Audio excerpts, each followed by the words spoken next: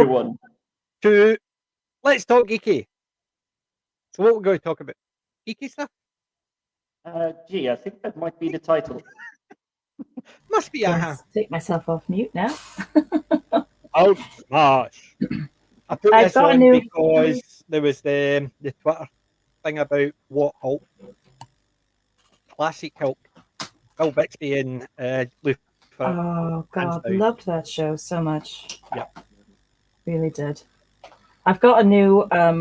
I've got our new outro actually, PJ. He's ready to go here. Any Buffy the Vampire Slayer fans? yes, Buffy. Our new right. outro. We need to see it. Arg. Arg. Yep.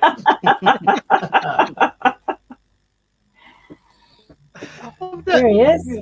Yeah, Nosferatu. Aye, that's superb. Season 1. It's superb. I love that one. I saw the stuff on Facebook as well as Twitter. It is a superb figure. I'm dead jealous. So, I'll just have to stick with my Ash v the Evil Dead. I'll need to dig him out so he can give it there. Yes, I know. I love Nosferatu. I just watched it again the other day. I've not seen it for years. I have seen it, but it was probably around the time I saw, what was the one? The old sci-fi one with the android, the old C-3PO. Oh, God. The one about the city. I can't even remember the name of it. Don't worry, I know the feeling. I am sure it will not be the only name you forget this evening. About R2-D2 sitting in a chair, but feminine. Your image. Yes, I know the one you mean. And I can't even remember the name of the movie. Flying Cats. It's something like, it's not like, it was a 1932 or something like that. Metropolis. Thank you, Colin. Yes, yes. I could Metropolis. picture the image and I couldn't think of the It was literally just sitting there and it just went. Metropolis. Yeah. Front cover in my mind. I was just going, where is this within this? Yes, I could picture it. That was the problem. But I think I saw the Nosferatu and the Metropolis. It's Metropolis. Anybody got a spare set of teeth that I could borrow? Necropolis. Necropolis. Try some wine. Yeah, but yes, Grandma, you were first in. This time you beat everybody. So, and thank you for and keeping us actually right. I knew somebody would know it. It just went. I love those opening titles. I like the music you found for those. Really good. There's a wee teeny glitch at the front of it. You can sort of see where I've taken an image out, and truthfully, I can't remember how to put the image back in. So you sort of see draft or something like that. Just the glint. So I've got about 3 or 4 of them. Depends who's on. So that's what I think. I like the red. Yes, I think the red works because it's very comic book one. That's a very comic book one, and the red sort of sticks out a lot more. Yes, it does. Yeah, I like that. I like to take part credit for that because I did that experimental one, but I just can't get the the copyright or what was it called? The right to actually play it on someone else's channel. Yes, well done, Jim. Yeah, as you can see, like, with some of mine, they've got the icon for the website because you're allowed to use them as long as you keep the icon on it. Yep. Doing a happy dance. Yeah, I had a great day. I went down and I got enough DVDs that it will last me another 2 weeks. I'm only going to do 4 or 5, maybe, because I went down and picked up a load. Some of them I've already added to my collection because it's season 2 and stuff like that of things I've already got. So I've already taken them out. But I've got 4, and 5 for 3 weeks worth. I already had 4 for tonight, so this is out with it. But the ones I got in the new charity shop are sitting there, and they were some of the greatest things. I'm going to change one so you can see one of them tonight. Oh my god, I was so pleased. I was sort of jumping up and down. So somebody unloaded a huge. Yeah, so it's usually after someone's unloaded this massive collection that they've had of something. Or well, some of them, yes. But the thing is, this is a charity shop I've never been before. This is the one that I went. I was saying there's a new one opened up, and they did it sort of in the Boy Scout just to advertise it to get people to come in. So I went down to it today. I was glad I did. Cool. Very glad I did. For me, the hectic week at work, and literally by the time I just put off the headphones, like, oh, let's go out and see if there's something. I can literally see across the roads and everything. It's like the charity shop was just like closing and just dragging everything in. It's like, I'm not going to be able to find something. The one I did manage to raid had been completely wiped. There was obviously a lot of Christmas, shall we say, jumpings. And I do have a nice choice. I will say a nice choice, but one of them is literally feeling like the American 1800s gold rush. It's like, I find one gold coin. Well, I found a couple, as you say. I found a couple of nuggets. Yeah.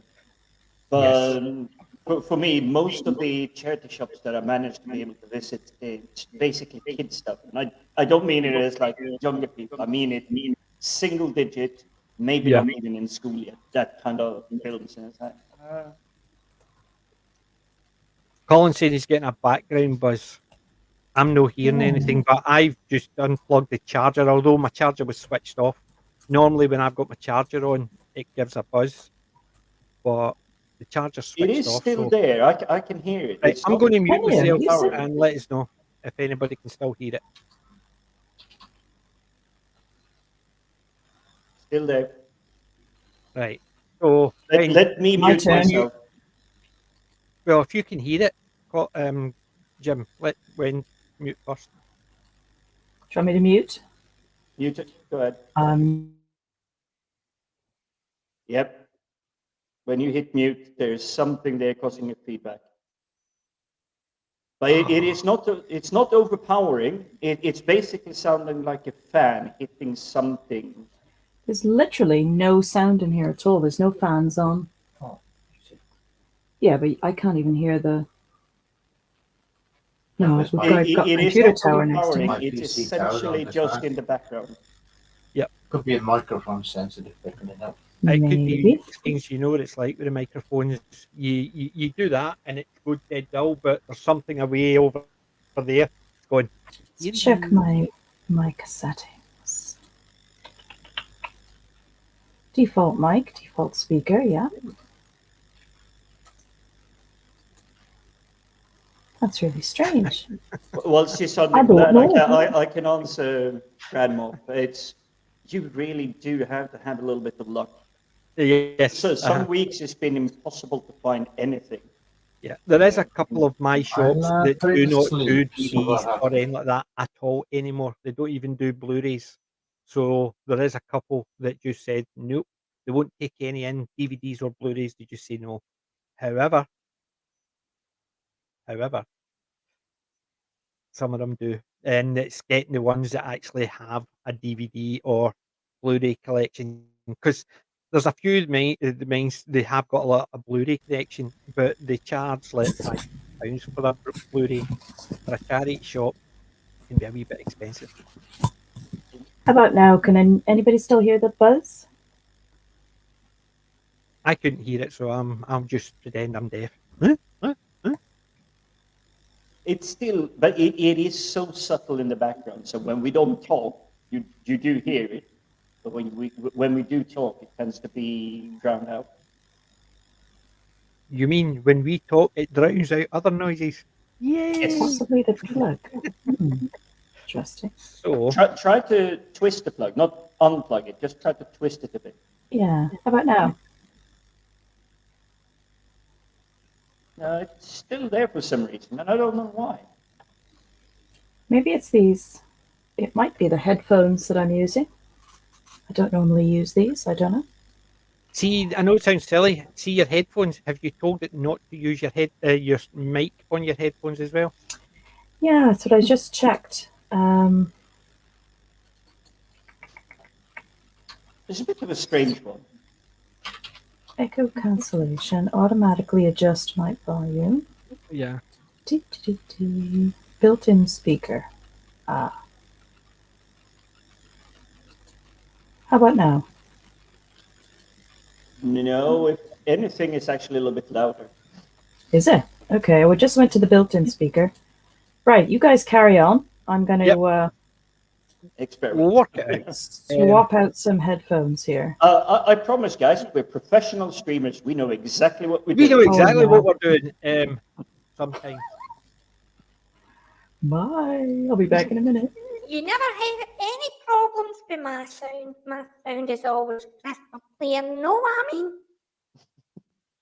I will say it did take me a year into lockdown to not have a constant cutout, because whilst the company pay for the high-grade, professional, long-duration, Jabra headsets and everything that are meant to be able for these long-hour team calls, they were useless. And my setup now, okay, my sound system that you cannot hear, that's an expensive 5.1 with subwoofer and everything. So I can sit here and thoroughly enjoy a film, surround sound, the whole thing. It's top-notch quality. But the streaming equipment, the headset, I think I got for 21 quid. The microphone was probably 9 quid. The soundboard is probably the most expensive one at 28 quid. And it has a few funny buttons so I can do laughs and cheers and applause. Yeah. Well, I'm the same. My was £16, and that came with the soundboard. So it's nice and cheap. I got it on eBay, second hand.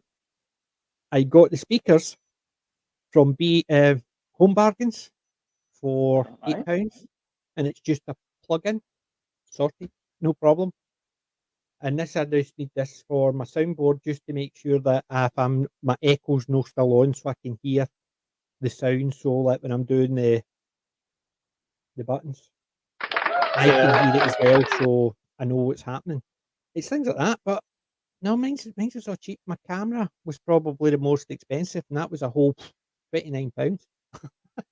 So my camera is a Nex Ego, and it's ultra wide, so it's not too far away, but it allows the background to be displayed a little bit more. £15 on Amazon, I think. See, that's not too bad. I'm actually doing fine, mate. So, right, enough technology, because technology is going to kill us all anyway. It's going to become sentient, get us all, if we're lucky. Now Colin thinks I'm echoing, but I am echoing because I am in a massive room, unfortunately. I cannot get rid of that, but I do have it dampened as much as possible, unless it's literally the reverb that you're meaning, which is going through PJs. How are these? There's no buzzing now. I still couldn't hear anything anyway. I'm just deaf. What? Eh? What?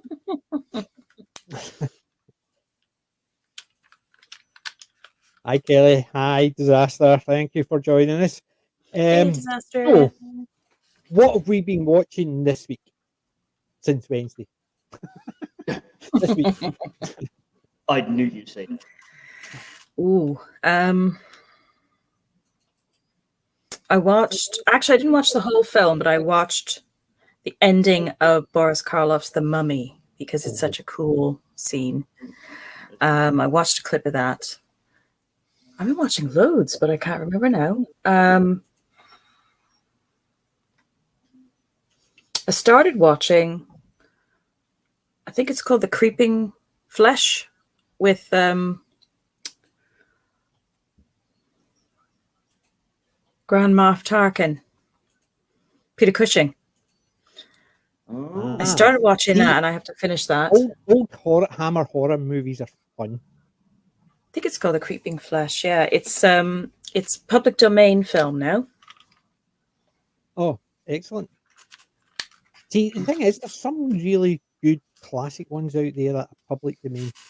And I love watching some of the classic ones. Nosferatu. It's Count. What is it? Count Alucard.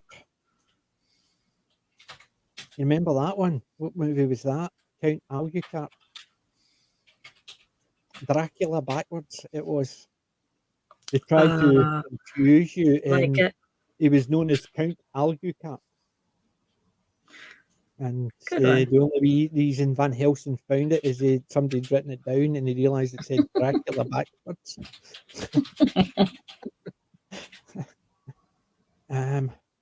So yeah, some of the classic horrors are just fun. I've been watching some of the older ones again. I watched rewatched Forbidden Planet again. I watched them again. Yay! Yay, I know. Them. And I watched Cactus Jack. And I watched that today. Cactus Jack, Kirk Douglas Western. And if you like Westerns and you like cartoons, Cactus Jack brings the two of them together. It's not like you've got a movie with cartoon characters popping in, which has happened in other movies throughout the past. You've got ones, somebody's dancing with Mickey Mouse.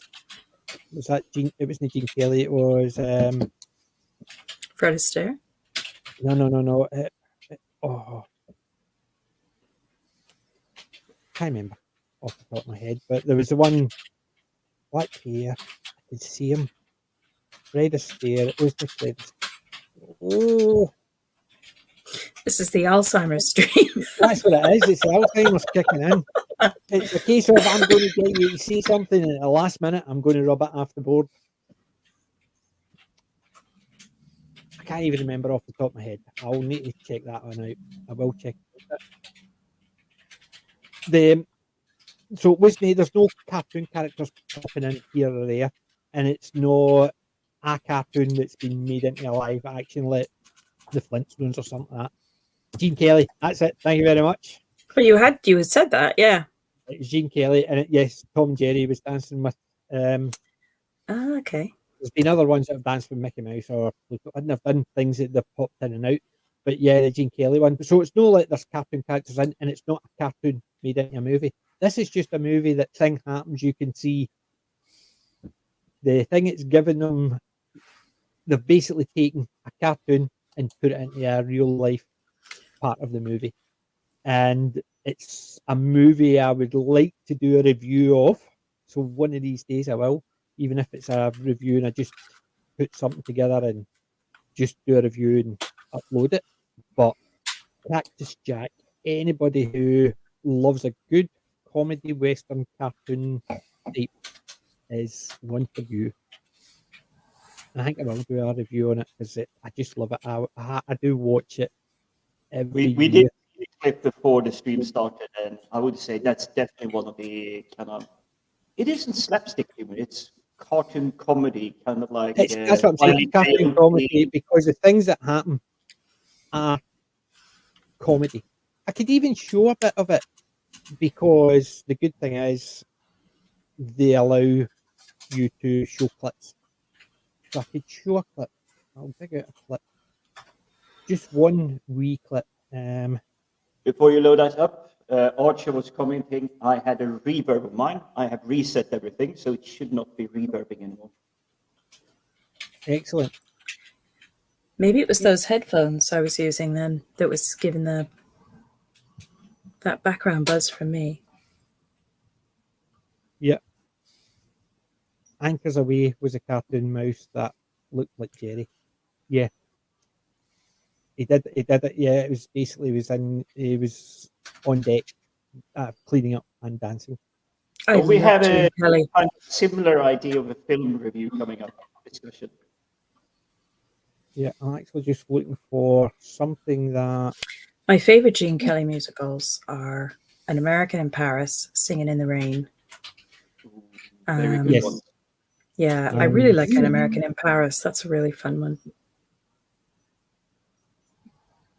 He was so wonderful. Yeah, Gene Kelly's just such a a wonderful. He's a good actor. He's a good dancer. And he's got a humour to him, his own. Even when he's dancing, and it's a fairly serious movie, you can just see the quirky smile, and it's just he's just so charming. He is so charming. I mean, Fred Astaire is wonderful as well, but there's something about Gene Kelly. He just, all he has to do is look at you, you know, from a female point of view, and I was just like, ooh, I'm on the floor. Love him. Yeah. Right, I'm going to show this one. Right, I've got it up. It's a clip. It's going to be on my clip, but it's not for a couple of months. It's going to be up. So I need to actually do the share. I actually forget. My head's definitely not in the game because I'm actually saying, how do I do it? I just did it. So right, it's one called Blasting Powder, right? And this will show you the type of humour in this.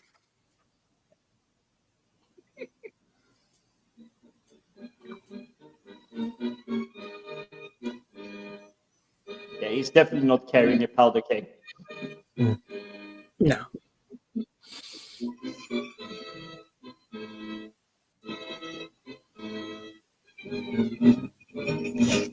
So even the thing is, they sped it up when he's going backwards and forwards.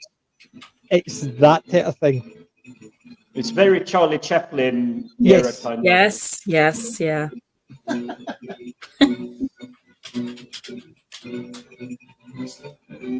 Darren likes that one. Yeah. But this is a type of movie I love it all the way through because these wee bits happen all the way through it.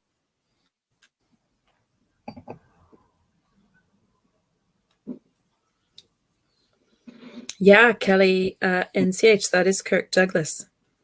Yep, that is Kirk Douglas, yes. Which I know from PJ earlier. Uh-huh. And the thing is, you look at some of the other movies he's done.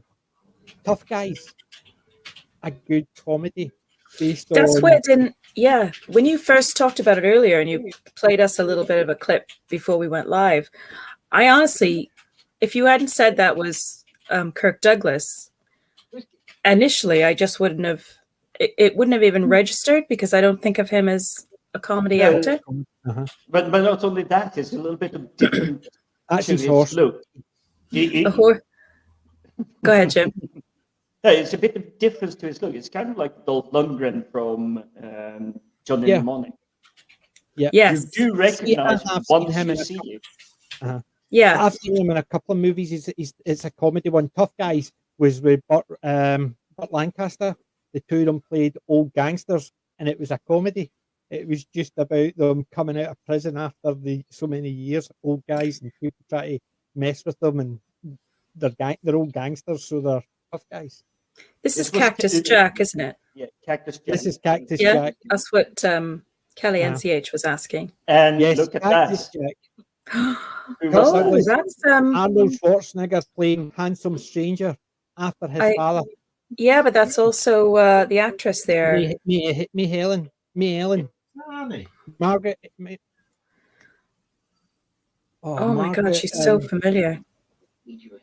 Is it Mary Ellen or Arnold? Yes.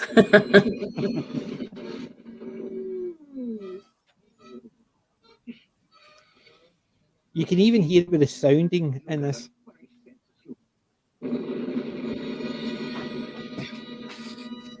What's it called? The when you see a human face in something that isn't a human, it's any. I know. I can't. Yeah, I'm drinking the wine. We definitely have the old summer stream at the moment. It's just gone. But it is that. And Margaret. Thank you. But it's that human characteristics, and you saw the horse realizing that hang on, the gunpowder is crawling this way, it's on fire. It kicks him out, just like a human would. It's like, I'm saving. Yeah, but you look at that. There's even subtleties in that wee clip because it finishes off with him saying, "What did you do?" So he's blaming the horse for the explosion. But what did they have the horse doing prior to all that? Yeah, he was in the toilet. outhouse. Yep. So it's basically, what did you do in there? It actually has a bit of almost like a Blazing Saddles feel as well. Uh-huh. Yeah, it does. It's just one of those movies that there's some comedy. There's ones you would say, no, they're not going to do that one. Come on. And they did those jokes. And it is just the Indians in it. You have well, judging by that tiny little giggle, it's probably something that couldn't be shot today. No, it wouldn't, because like Nervous Elk is Paul Lind. Oh dear, Paul Lynde. Wow, I remember him from Hollywood Squares, and yeah, he was. I loved his comedy. He was so funny. Yes, well, he's in this. And there's wee bits, and then you've got Smash Fingers, Robert Teaser. So, two white guys playing. They were, yeah. I mean, they're a little bit culturally insensitive these days, but you know, it's of the time it was made. Yeah, and it's done as it's a comedy, and it's meant to be silly. Yeah, but exactly. You're not going to no point in watching anything, otherwise. My people are the best light cavalry in the world, and you can imagine what happens. It wouldn't be done today, let's put it that way. But it's just so funny, and the thing I'm definitely going to do a review of this. This is just one of those ones. And remember, the old guys, a lot of the old one is drunk and he talks, and that's part of the joke, is the fact that he always acts drunk, and he's just, that's when he's acting. He always got parts of the drunk because he can play the drunk so well. He's in it. Forrest. Oh, I know who you're talking about. Foster Brooks. Yeah. He always talks like that, and he's yes, and that type of thing. And he's in it as well. And you've also got a guy doing the telegraph agent, Mel Tillis. And Mel Tillis, yeah. He's got a bit of a stutter. He always had a stutter, Mel Tillis, yeah. And he's doing things like that. And yes. Into it, and it is funny. Like, so when he's going to tell Handsome Stranger that telegraph, he's tripping up, and then he starts singing it. I think, like, and it's just the way it's done. It's just so well done, and it's just a fun. You can sit back, relax. Don't need to it's just a light-hearted thing. Yeah. And the good thing is, seeing this is bringing forth one of my favorites kind of western to the forefront. And no, it's not Silverados or Three Amigos or any Butch and Sundance Kid. It's a Mel Gibson film. Yeah. And I just love it because it's the cheeky humor, it's a stellar cast, absolutely everything. I've been thinking of doing a review on it, but I literally do not know where to start because they what's the name so of it? much fun. It's called Maverick. Maverick! Oh God, yes. Yeah, I haven't seen it, but I believe it or not, I haven't seen it, but you mentioned that the other day, Jim. Yeah, that's definitely one on the list. Yeah. Mavericks is a good one. It's the same as the Support Your Local Sheriff. Mm-hmm. Who's got James Garner in it. Yeah. Not playing a Maverick, but I think Gardner is in Maverick as well. Yeah. See, there you go. Colin beats to it. Yep. I have this inner image of Colin sitting there. It's like, okay, it's the live stream. I have my encyclopedias. I have my geek books. I have Google ready. Anthropomorphizing. Thank you, Colin. Yes, anthropomorphizing. Yeah, it's. I haven't even had 2 glasses of wine yet, but obviously they've done their job. Yep.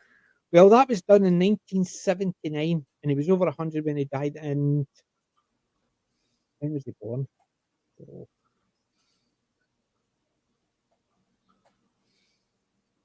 I'm just waiting to see what age he was when he did it. Oh, Jodie Foster was in that as well. He was 103. Yep. He was 103 when he died. Just reading Kelly's comment. Yeah. He was 103 and he was born in 1916. So this was Yeah, he had 1979. a good He old was run, didn't he? 63 when he did this movie, and he looked great considering he was in his 60s. Christ Almighty! Yeah. Well, he was the original sort of Hollywood, the real Hollywood hero Yep. that really did seem like a hero off screen as well as on screen. Like he was just, you know, he got, you know, he lived that long, and he just really just grabbed life by the you know what, you know. He definitely proved himself both on and off screen. Yeah. It is something I feel it was a little bit more wholesome. Obviously, the main people I grew up with was not the Rat Pack. You know, the younger version of the originals. The like, basically Estefes and stuff like that. The young guns, they used to call them. Young guns. Oh, yeah. They did have a more checkered history. There was definitely drugs and a lot of weird stuff going on, but I'm not sure if you can call it the generation before or like the previous gang. They seem to be having a little bit more wholesome, like trying to be nice, trying to be friendly, approachable. The whole thing before Hollywood became full of itself. I know it sounds wrong because I met plenty because I'm such a geek. I love attending convention, meeting them. I do hate the stand in line for 2 hours to get an autograph and like a handshake. I do like ones where they had the more intimate ones where you get 2 or 3 minutes to just have it like a quick chat, best film, what you felt. I've got a good convention story. Speaking of smaller venues, it's from a while ago. It's from the 80s, the early 80s, I think. Went to a convention in New York City. And the dealer's room compared to like the big cons would be like the size of a postage stamp, but it was big enough for us back in the day, you know, so it was a good size room. And I was sort of touring around the dealer's room, and I used to have this when I could actually wear heels without ending up in A&E. I had these wonderful cream leather high-heeled boots, and I had those on, and I used to sort of really get dressed up under the cons, you know, and I was walking around, and all of a sudden from behind me, the British sounding voice said, "I like your boots." And I turned around, and it was only Anthony Daniels who was guesting at the convention and talking and signing autographs. And I was just like, I turned around and I looked at him and I was just like, thank you. You know, I was completely starstruck. And Star Wars fans knew who he was. But because he was relatively, you know, unrecognizable because we didn't have the internet then, you know, not to the extent that we have today. So most people didn't even know who he was. So he was wandering around the dealer's room completely, you know, himself, having a walk around. But I'll never forget that as long as I live. I just heard nice boots and I turned around and I was looking straight into the eyes of Anthony Daniels. See, that's ideal. Because That's it's so so cool. A few years ago, well, when I'm saying a few years ago, considering my daughter just turned 34, she wasn't even, I would say she was about 3 at the time. It was the day we had gone up to see something being filmed the day before. So they were still shooting it, and it was but one of the actors when it played was Ian Forsyth. It wasn't Ian Forsyth. It was McDonald. Ian McDonald. It was a good character actor in a lot of Scottish TV shows and stuff like that. And he was in this thing. He was a bank manager in it, so he always played those type bald cash. He was very well known at the time. So me and my ex and my daughter were sitting there, and she kept turning around going, and we going, "Turn around, leave the people alone." She's turning around. and we turned round, and he's sitting behind us, carrying on with her. And I turned around and goes, "That's that guy we went to see yesterday. Silly. What would they be doing in McDonald's?" He's there with his family. He's carrying on with my daughter, 3-year-old, and sitting in McDonald's. And I just basically, I turned around and says, "Sorry, she's annoying you." I says, "Loved you in the play last night." He goes, "Thanks very much." He says, "But leave her alone. Kids are allowed to be kids." And that's a good attitude. Yeah, and it was just basically, he was there with his family, and she was just turning around and he's waving back. That's why she kept turning around and ignoring her food. Somebody actually more interesting. Yeah, right. The parody. There's Parody Jones, and his daughter is Anne Margaret Charming Jones. Parody Jones, there's also a character called Avery Simpson in it. Both of them were named for Avery Brooks. No, Avery Brooks. Oh, God, the name's going again. Anyway, it was Chuck Jones and Tex Avery. That was the name because it was a very cartoon operated or type of movie, and that's why the two characters, Parody Jones and Avery Simpson, were named such as a nod to these cartoon makers because of the hit movie. But Parody Jones, yes, that's Charming Jones's daddy, and he did. Yeah, I've seen him in things. He was even things on like Morecambe and Wise. He would come in and he would sit there, or he would be in their movie or something. He was always in different things all over the place, and he always played the drunk. he was so good, though. He really was. Yeah.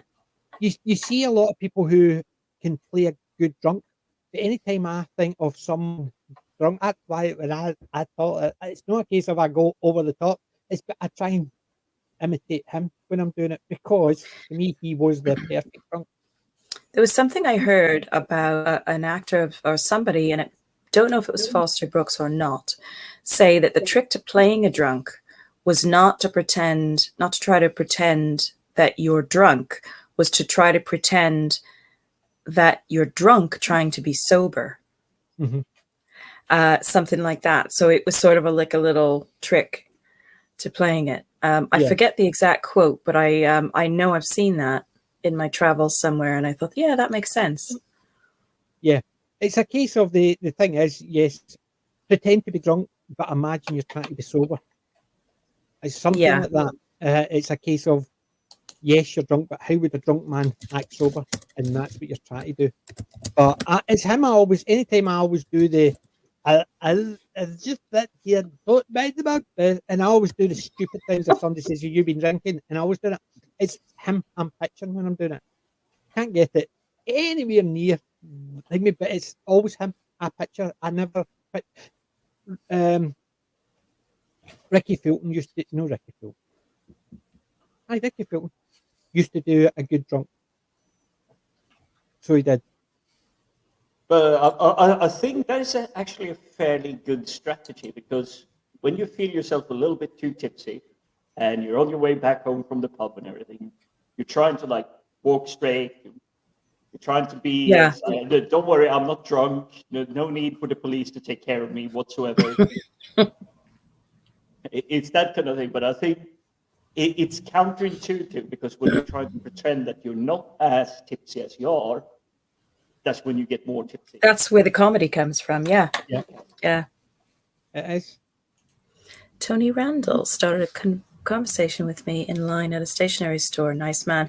Oh, that's cool. Oh, that's really cool. I remember Tony Randall. Yeah. Yes.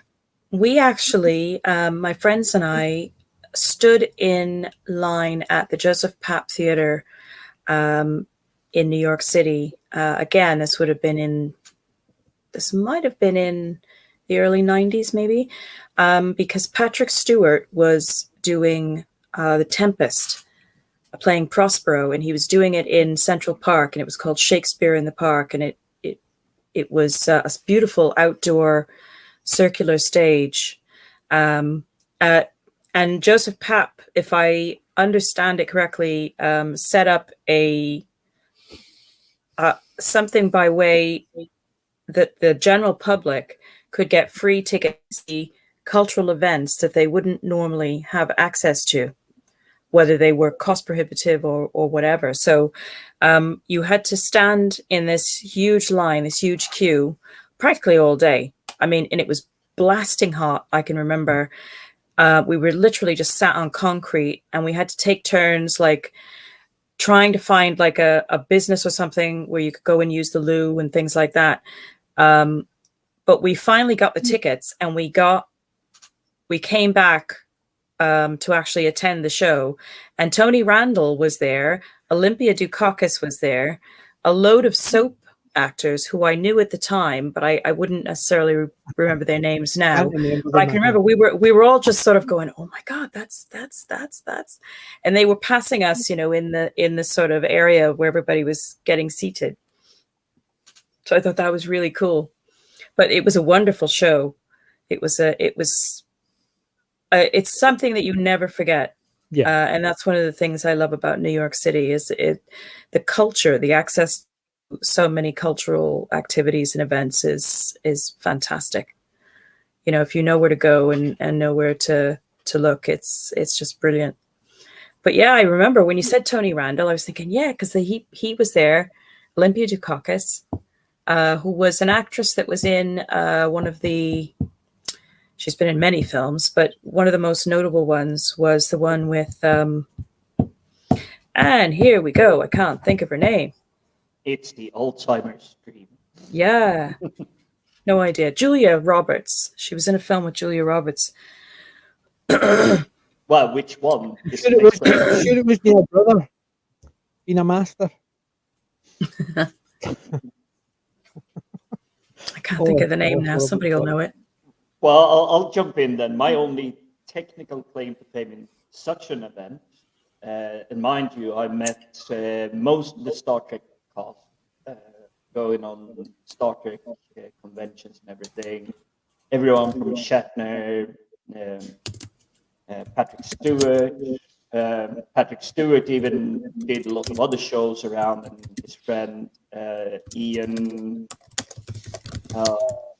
Crap, the last name is gone. So yes, it's definitely, let's forget the names this. But the one that stands out to me in terms of meeting a celebrity, and I'll see if the chat or any of you picks up on this. There is a famous person that has written something that I think everyone in the stream, in the panel, and you guys love. His name is Richard O'Brien. Him and his family stole our seats in the theater. Oh my God. I was literally sitting this far away from him. I was sitting in the seat behind him. And my ex was just nudging me. Like, literally jabbing the elbow into my ribs. It's like, do you know who that is? Let's see if there's anyone clocking who Richard O'Brien is. I recognize the name, but can't put a face to it. I won't say. He is the writer of the Rocky Horror Picture Show. The Show. very live theater thing I was sitting in the theater watching. He stole our seat. And the Crystal Maze guy. That's where I recognise the name from. Okay. The Crystal Maze. Although I knew he played the butler in. He did in Rocky Horror, yeah. Uh-huh. Well, that is really something. Because I used That's to cool, love Jim. the Crystal Maze. Don't like the new one. But It's the old one. It's hard. That's a tough one, isn't it? It's like, do you go up and like tell him off for taking your seat or what? I'm going to give my autograph. That's a tough one. Yeah. All I remember is because I literally had perfect like back of the head. It was like the ear sticking out, but there was no like facial features. It was, even if I was trying to lean, I couldn't get like a side view. But obviously my ex was sitting a seat next to the side, so she got a good, clear like sideline and everything. She could definitely tell who it was. Oh my God. Sorry, I got so excited. I can't talk. Excuse me. That's definitely the standout. And this was, like I said, it was like a South London, not mainstream theatre or anything. They were testing out the current cast just to see were they up to actually moving up to the central London theatre stages and everything. And little did I know that theatre that we had literally 20-minute walk down the road, that's one that is being used to trial the things that go up on the really big stages. So they tested the cast, the crew, the lighting, everything. But yeah, it was a good night. And for anyone that has not ever been, at least not here in London or the London region, the audience dress up. They really do dress up. Yeah, God, it's so much fun. I'm aware of that, and I've never seen it on stage, but even I'm aware of that because a few of my friends have been. There was a lot of feather boas, and it looked like a drunk football match with, where there's like beer cans and everything outside the stadium. There was tons of feathers outside the theater when you went. Hello. Here's Buddy. Seems Benji's already come up and said hello. Buddy's decided to as well. Oh, hi, Buddy. Hi, sweetie. Oh, his ears went up. You had another curry again, had you? You can taste the fish. Is that better? And all the junk I've seen. Right? That should be enough. Oh, Kieran Hines is definitely one that I would like to meet. Yeah. Do you know it was my mum and dad used to always beat me when I always used to say I've met him or I've done. Makes no difference. My mum, she went to school with a singer who, remember Lena Martell, One Day at a Time, Dear Jesus. In the UK, it was 70s, 60s, 70s, 80s. It was a big one. Well, she went to school with her because she always used to say she was not religious because it was actually it was a folkish type of song. But she always used to say, Liza Minnelli, they were very friendly with the family because they used to go on holiday to Rothie all the time. So they saw her grown up, even though she was on stage from when she was like 6 or 7, Liza. So, my mum and dad knew her and knew her family, and obviously when she passed away, it was thingy. But things my dad used to do the circuit around Glasgow. He used to play the guitar and sing, so he was in a lot of the pubs with a lot of the big bands who made it, like for instance, stuff like that when they used to do bits and pieces. So he knew a couple of the guys who used to be in different bands and stuff like that. So he always used to sat in a pub with him. Used to sit and gab to him. Used to sit and gab to her. Shut up, you two. You're old. You're not meant to actually remember things like that. But it's that type of thing. You're paid to go and meet your fans. I work for them. Thank you. But that's parents for you. Make sure anything you think, just go, nope. It's the same as Tom Baker's another one. One of the guys come up. He stays down in England. He goes, because I think I'd posted pictures of my new room up on Facebook, and he goes, "You're a Doctor Who fan?" He says, "I says, ah." He says, "Look what I got when I was 5." And he brings out a book, a Target book. To John, lots of love, Tom. Oh my God, that would be. He says, "I met him when I was 5." Holy cow! Yeah, that's a nice piece of merchandise. That is. He says, "I'm keeping it." Oh God! Remember me in your will. Basically, just brought it up just so he can actually go, Mama. So yeah, he met. Well, that's not very nice. If he's, I thought it was hilarious because he said that. I think I would have done. But I just thought, yeah, so and so, yeah. But that's the thing. Excuse me, guys. No matter what, it's fine earlier. They're all memories that can you imagine nowadays people having that type of memory? Sorry, I'm like, I'm not drunk, You're really. talking about memories on the stream where we're literally suffering with struggling and getting the words and the names correct. Yeah, I know. But no, it is that impact, and I think we may have been quite fortunate. Hold on. Hold on. Do it again. Make him over this way. Right.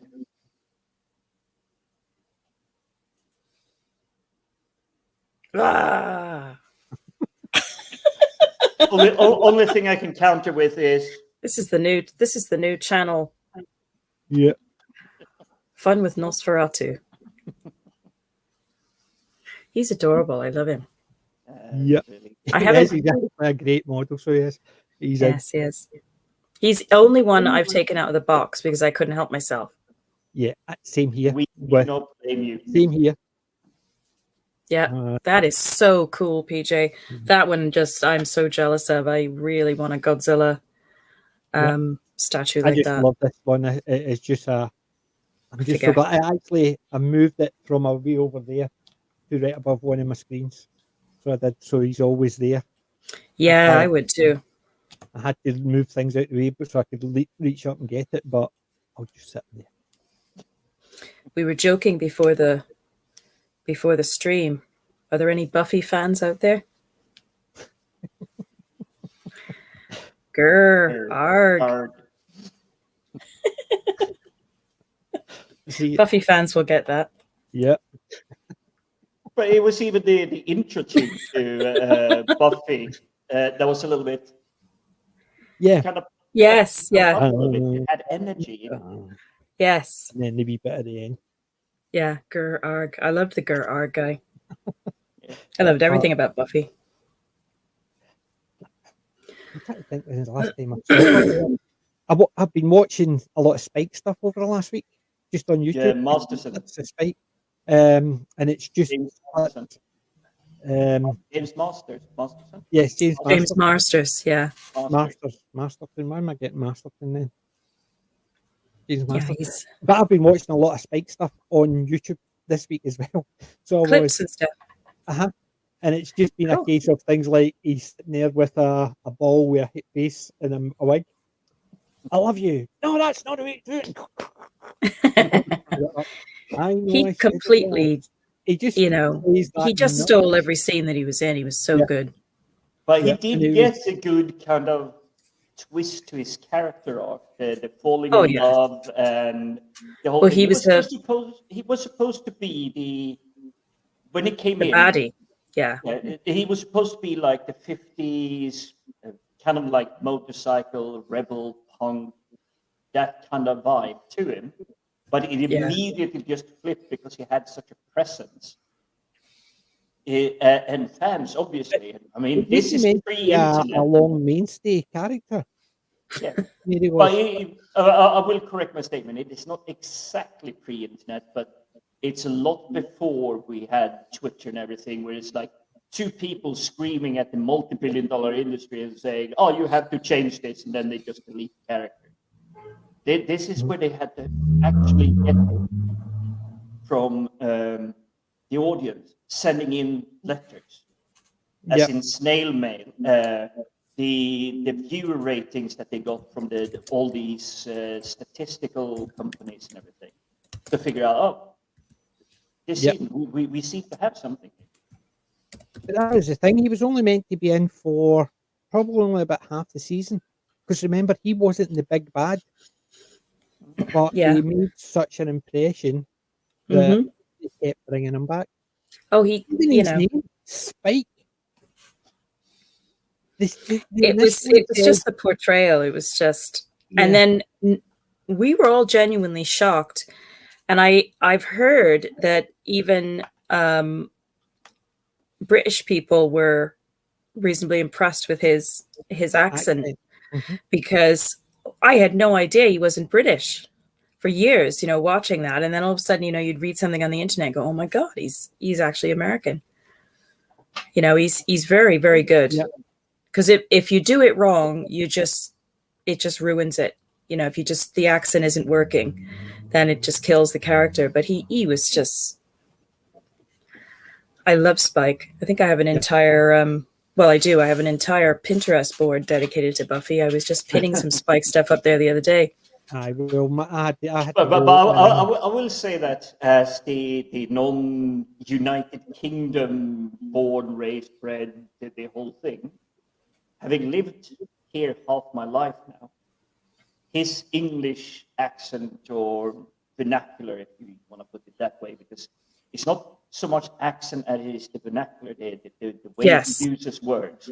Mm-hmm. It would fool me. If I hadn't seen it before, I would just gone, oh, British actor. Yeah, he's one of the very few that could pull that off and actually fool you. Yeah. His accent was good. And Roma Scott, I didn't actually think, because when you hear an accent, you can hear the different variations on it. So I heard a lot of English accents, and I never thought his sounded as if it was put on. No, but it is the combination. You can do a tweak and sound more Scottish, but part of having, say, a Scottish accent is the use of word we and lass and bonny. It is the capability of weaving these words within and then still maintaining the accent across all the things you say. Yeah. It's the same idea with Hugh Laurie. A lot of people didn't. And the people nowadays still think. House MD. I love the first couple of seasons because of just. I nearly picked up the house in the charity shop. Isn't Laurie also Jeeves and Wooster, which is with Stephen Fry, if I remember. Stephen Fry used to do. Stephen Wooster. So he did. Him and Stephen used to actually have effectively a double act. There was a bit of Fry and Laurie, and that was the two of them doing their sketch show type thing. Yeah. There is stuff online where silly things like, what's your name? And then he's reporting somebody stealing his identity and stuff like that. So they're constantly having to repeat the name and stupid things like that. And it was a play on certain languages that had clicks. So it was playing on that. But yeah, Frank Laurie used to do a thing, and they used to do Jeeves and Wooster. Yes. And Hugh Laurie, come on, Blackadder.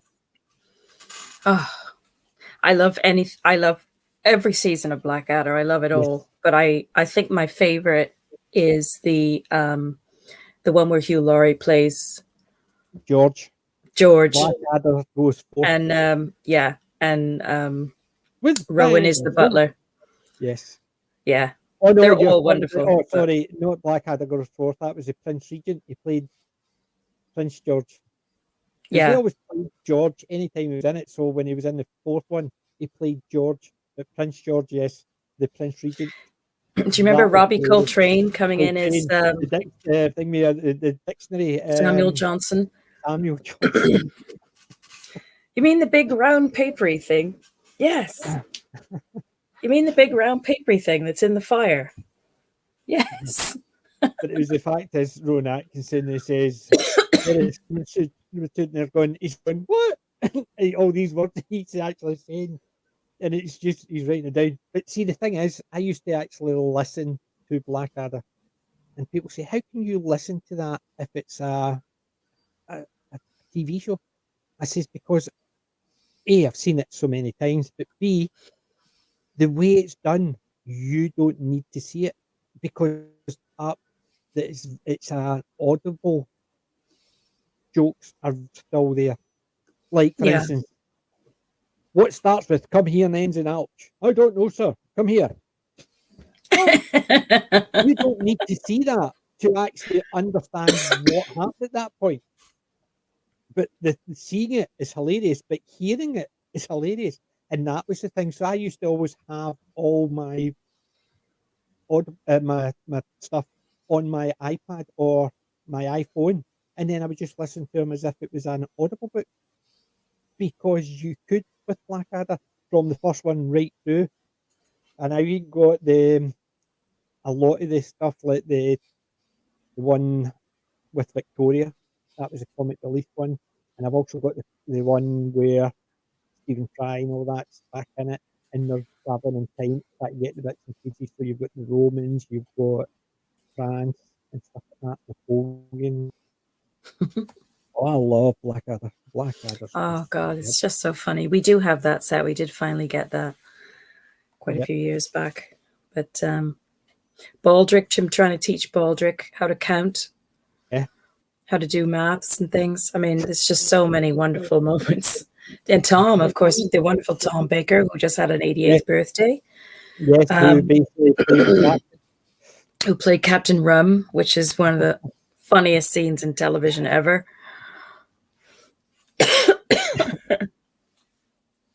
It's just a case of, when it comes to Blackadder, Ron Atkinson actually just nailed it. I wasn't a big fan of his Mr. Peter, but even I could understand why a lot of people actually really liked it. I like the slapstick. I just dislike certain parts of it, but the comedy aspects of it, I just couldn't be. I think it was just a wee bit too much for me. And I like the communications where Rona and Mr. Bean, it wasn't really any talking; it was all visual and stuff like that. I've seen Rona on stage. I've seen him on stage. So a lot of stuff where he didn't. He'd already done on stage, so I'd seen him on stage doing them before I saw them on the TV. So I saw him when he was doing it with Angus Deaton. But I'm surprised you didn't take a quick detour into Time Team when we were mentioning Baldric. Oh, I was yes, Tony Robinson. Yes, that's why. In effect, that was why they had originally approached him, because they wanted somebody who was an everyman, who didn't know about archaeology or anything like that. So they wanted their Baldric. And he was definitely really fooled me because he seemed so passionate about it on the time. Well, that's what I'm saying. He was actually interested in that type of thing. He wanted to do it, and that's it shows. Yeah, it really shows when you watch it. I always used to say to my dad, "Why is he asking stupid questions?" And my dad used to say, "They're only stupid questions because it's the type of questions you would ask." It is. There's going to be questions that you might not ask, but somebody is. So they're all the stupid questions that if you know the answer, it's a silly, it's a stupid question. But if you have no idea, I would say it's more facetious. The people who are watching it has got no idea. They need it's very much more facetious than stupid because. But that's what I'm saying. If you know the answer, it sounds like a stupid question. So if you ask somebody something that you already know the answer to, it sounds like a stupid question. If somebody else doesn't know the answer, it's not a stupid question. And that's what my dad put across to me is, have the kind of don't ask the questions that everybody else wants to know. There is no stupid question because stupid people do not ask questions. Yeah, spot on. Yeah. No such thing as a stupid question. Yeah. Only stupid answers. That's another thing altogether. Yep.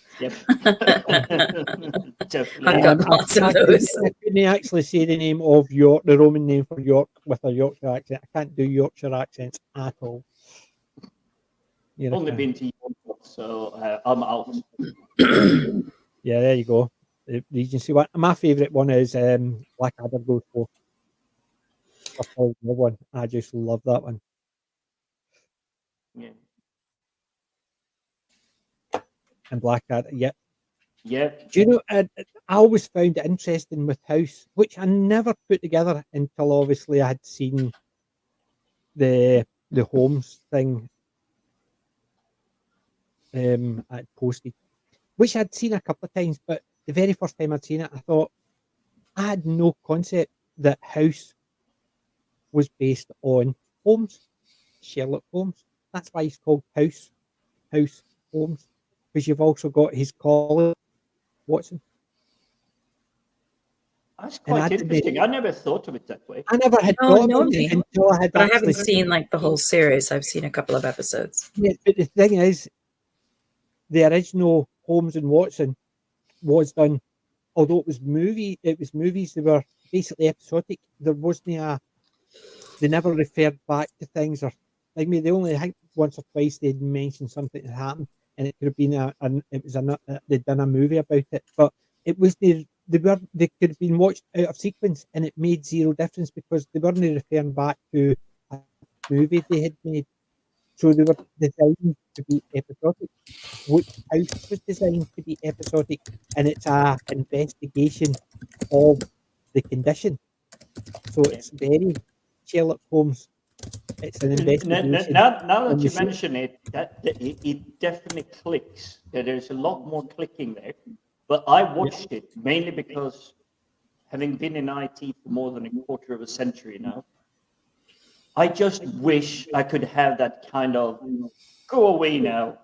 I will fix the problem. Stop harassing me. You don't need to talk to me every 5 minutes. I'm working on it. You may not understand what I'm doing, but stop. So don't ask me.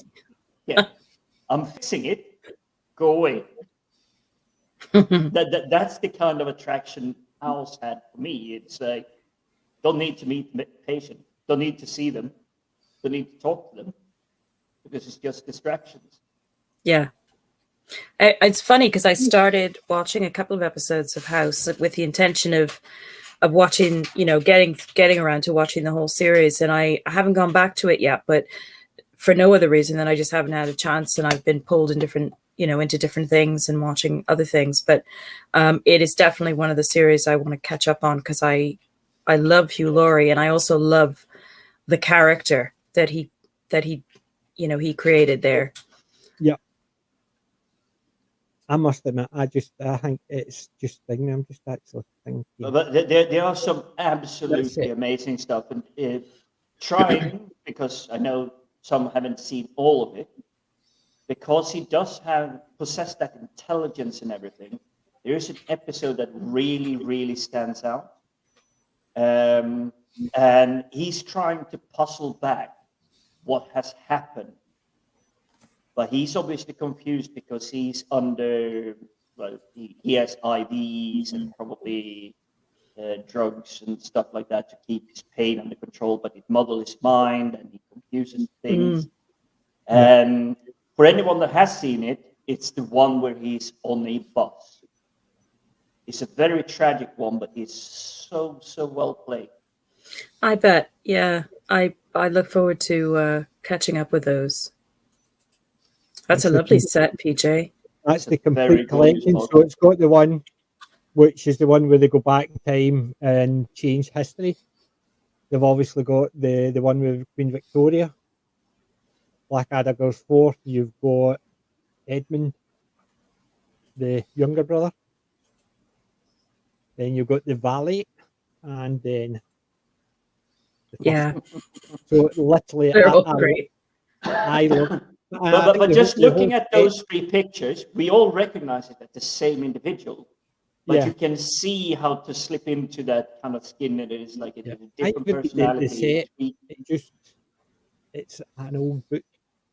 Yeah, it's a lovely presentation. I like it. Yeah, I forgot Rick Mayall as well, who is unforgettable. He's marvelous. Lord Flashheart was so much fun, so funny. That's the third series. Blackadder is one where if anybody says to me, "What's your name?" I always say, "Bob." Bob.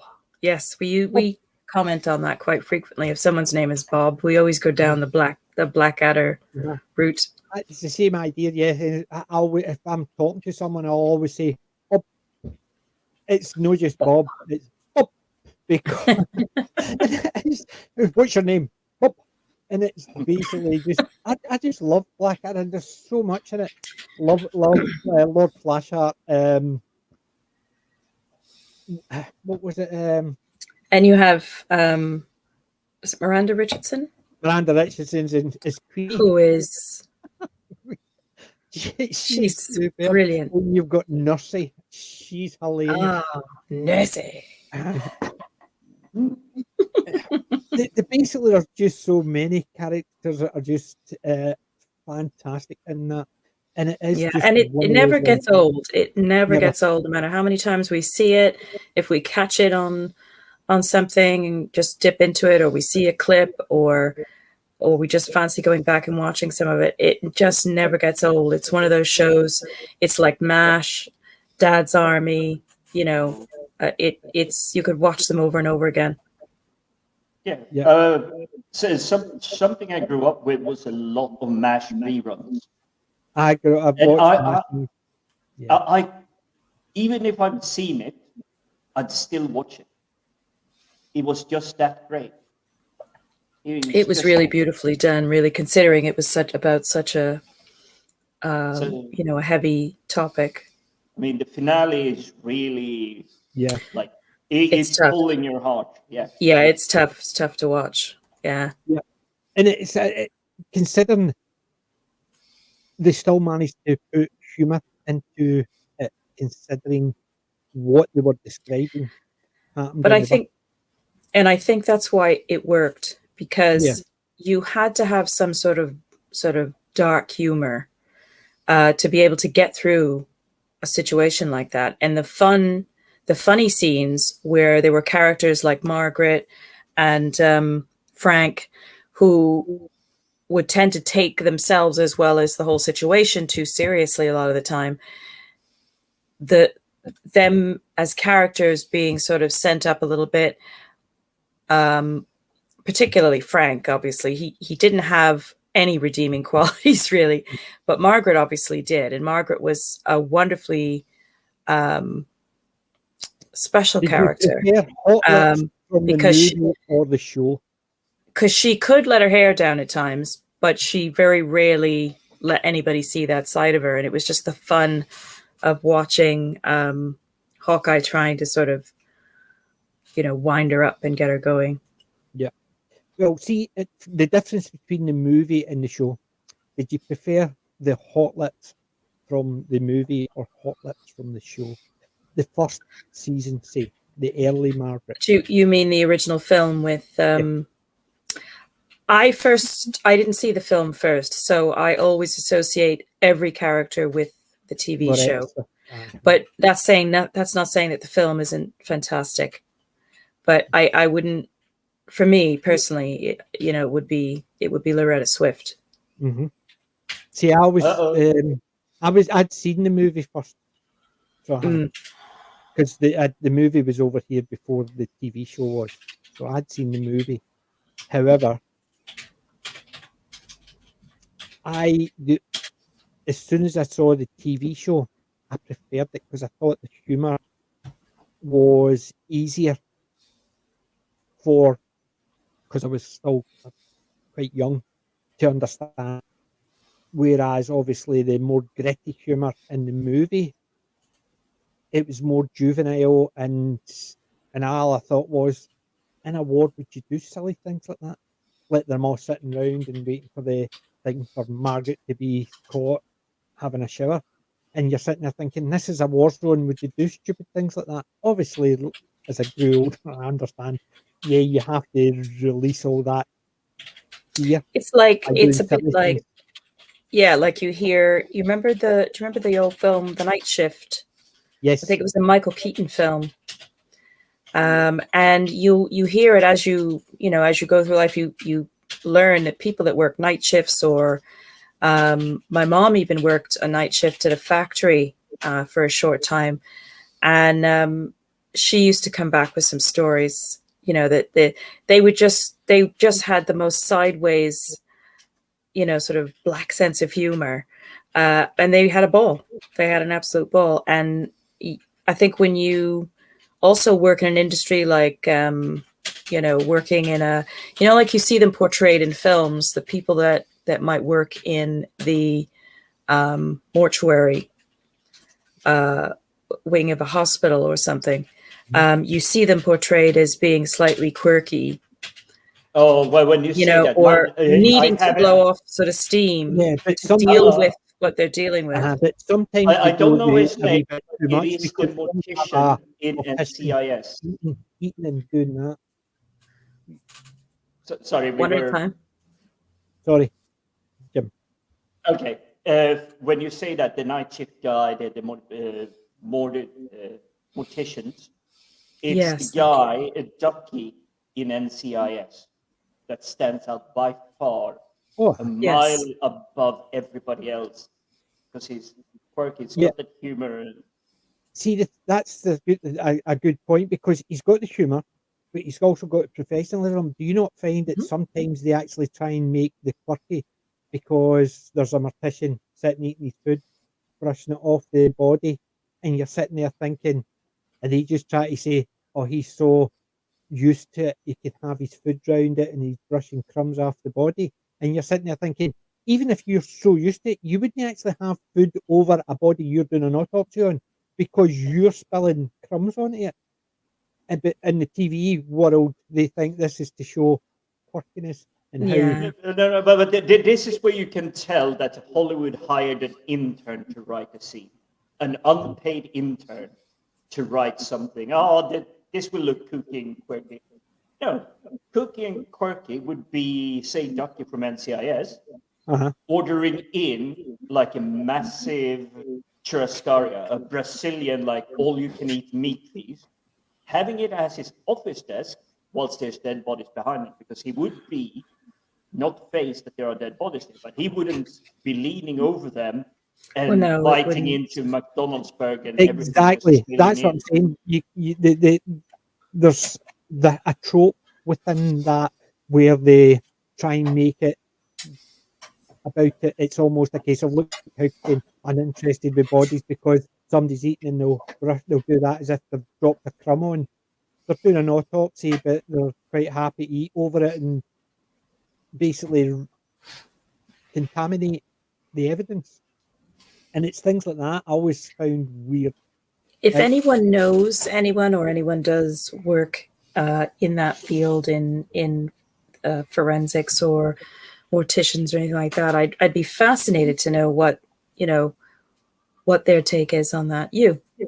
My wife, she's Did she? before that she worked in a funeral parlour, and I'm a Wow. monumental mason by trade. I used to make headstones. So what's her what would you say her take would be? Initially she was very freaked out by it. I can imagine. But as she was trained up and she was encouraged to go in when there's a body and stuff like that. So when she was getting in, if she had to maybe fix the flame, she was told, don't see a dead body, see a person. So she would go in and she would chat. I'm just coming in to do your makeup. I'm just fixing your hair. Don't worry. Your family's coming in. I'm just getting you ready. So I suppose that helps psychologically too. Body, see a person. Mm. And that's what it is. So she was shown. She was basically by the people who were there is that is a person you're dealing with. Yes, it may be a dead person, but it's a person. Mm-hmm. So don't think about it as some people say. Treat it as a piece of furniture because if it allows you to do it. But to me, that's a wrong way of looking at it because pieces of furniture. If I drop something in a piece of furniture and it dents it, I'm not going to care. But if I damage a person, I would care. Well, so yeah, if somebody's telling you to treat a body like a bit of furniture, I think you have to still treat the person as a person. And I think it might depend on the individual as well, because it might be so upsetting to think of them as a person. Maybe the way of dealing with it would be to take that element out of it as much as possible. But at the same time, I can kind of see the common sense of that advice. Definitely. Some of my family are in medical like me, so seen dead bodies, and they've seen someone who's been alive the next day they're dead, and it's the same again when you're dealing with that person. You're dealing with a person, and it's that type of thing. So don't think one day it's a person, the next day it's not, because your mind it makes it harder for your mind. One day it's a living person, the other day it's a dead person, but it's still a person. So it is language. As someone that has lost both mom and dad, it took me forever to twist the grammar around from referring to them as alive to they have existed. It is that tricky thing of like setting your mind to what has happened, and I think that is what hits people the hardest. It is so many new things to learn all at once. They used to be here, but they are no longer with us. And it's all the way of referring, I'll call them. And I have a feeling there is lots of people still, parents, friends, relatives that passed away years ago. They're picking up a phone, even though we have the smartphones now, and they're just starting dialing number. And it's like they realize they're dialing the deceased friend, relative. It's just muscle memory. It takes a long time for people to come to grasp with that thing. So I can understand even being in presence of a dead body or a person, because you say it really eloquently there, PJ. It's a person. They just don't happen to be with us anymore. Yeah, and that's what she was taught, and it's basically because I've worked around that area. I've never worked in the area where you're dealing with the person. I always worked in the peripherals, made headstones and stuff like that. So we'd meet people who were coming in to order headstones, and we'd talk about the family because they need to get information for the stone and stuff like that. So, and one of my friends, his dad was the grave digger. So we used to we got with him as well. When he started working with his dad, we would be up there helping out and stuff like that. Because I worked with my dad when I was a kid, and then went to work with him. He worked with his dad when he was a kid, went to work with him when they both left. And it's that kind of thing. We were round the peripheries of that, but with my wife, she actually got a job in it later on. So, and now she's actually a celebrant. She deals with funerals regularly every day. So she does, and she deals with the families. And it is one of the things when she was doing that aspect of it, it's dealing with a person that allowed her to come to terms with the job she had, and it made it easier. So when she's talking to someone, she's still talking about the person. She's not talking about a dead body. She's talking about a person, and that's it's a good way of doing it. Yeah. So stop. Let's stop the morbid one. Who can pronounce it on the screen? Eborakum.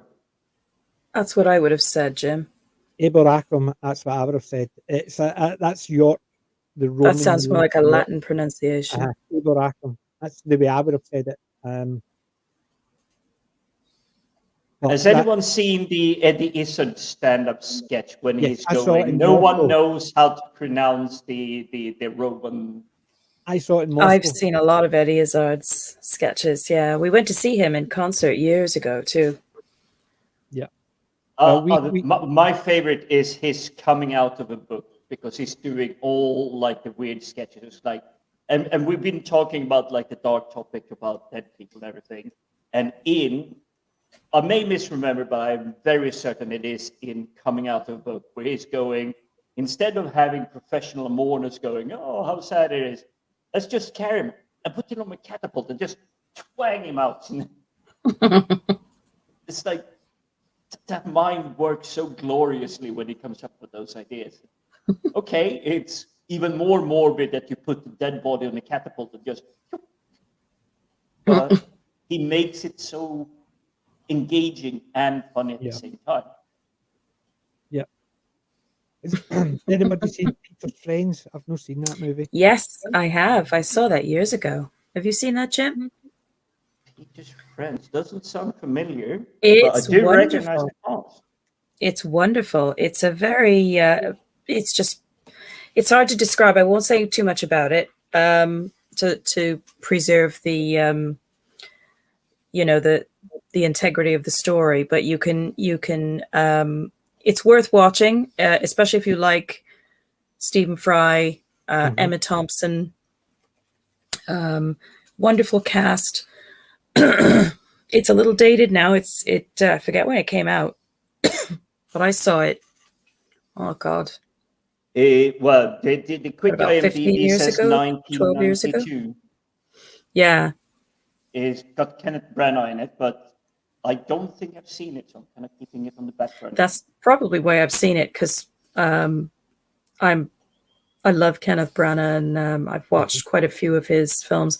There's a wonderful film that he did, Branagh did with Emma Thompson, called Dead Again. Speaking of the dead, that's a great film, in my opinion. I really enjoyed that. I recognize the name of that one.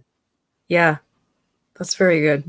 I'm trying to remember the actual movie, but I don't know if the title's been reused or more recently on another film, but if you Google Kenneth Branagh and Emma Thompson Dead Again, you'll see that film. It's really, really good. I enjoyed it. It's definitely one to put on the to watch list. And you just keep adding to it faster than I can actually watch it. I know, I've given up because mine is just gotten so... again. So that'll be the 1991 version. Kenneth Branagh. Let's see what it says. A woman who has lost her memory is taken in by a Los Angeles orphanage, and a private eye is enlisted to track down her identity. But he soon finds that he might have a past life connection with her that endangers their lives. It's superb. And I forgot, Kenneth Branagh he's doing an American accent, I think, in it. Yeah. And he's superb. Again, he's so good. He's one of those actors that you if you didn't know better, I don't think you'd notice. You wouldn't realize that he's actually British. But he's wonderful. I mean, I love everything he does.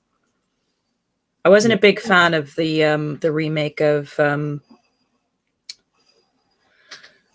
Wild Wild West. I didn't think that was very good.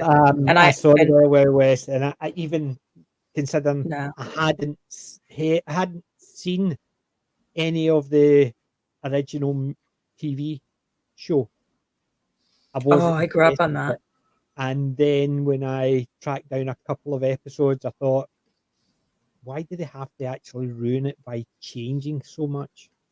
That's what was so beautiful about the original show. It was so unique for its time. And, you had Robert Conrad, and you had quite a few other very well-known actors at the time. The show was so good. And I was just horrified by what they did to it with the film. Which I was like, no, that's not it. The Punk Spider was just stupid. If that had been like a completely different film that had nothing to do with that, that would have been pretty cool. But the fact they were calling it, Wild Wild West and trying to sort of pay homage to the original series, it didn't for me. It didn't work. The other thing was something else. Poirot as well. There's only one Poirot in my mind, and it's going to be David Suchet.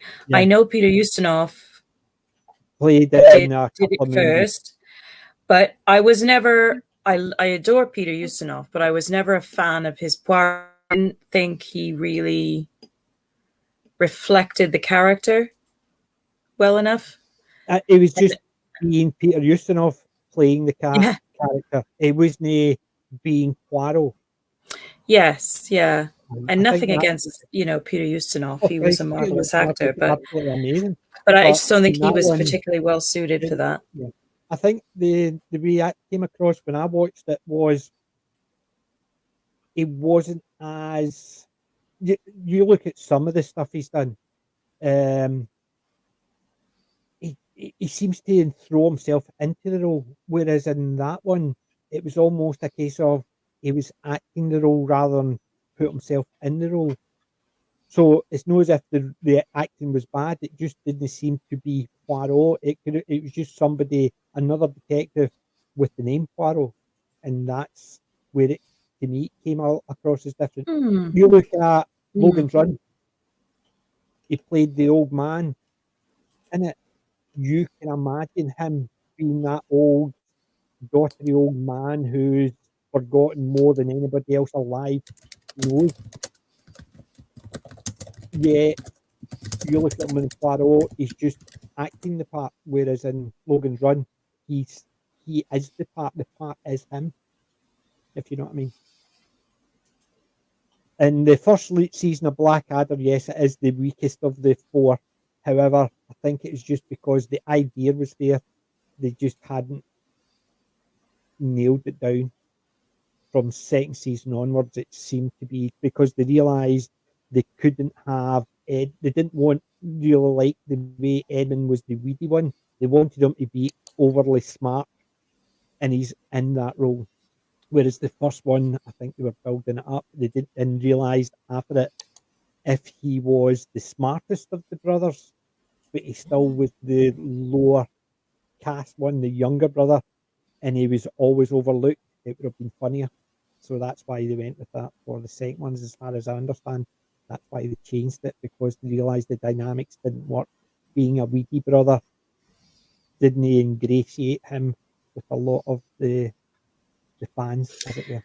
Yeah, this is interesting. I was just Googling agathachristie.com came up in a search, and talking of Poirot, I was curious to know how he was first intended. And the second point says the first description of Poirot was by Hastings in The Mysterious Affair at Styles.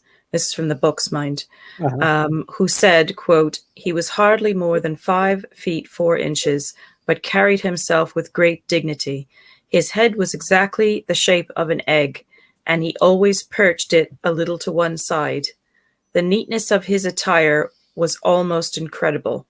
I believe a speck of dust would have caused him more pain than a bullet wound," which is just spot on, perfect description. Yeah, and that's how Suchet played him.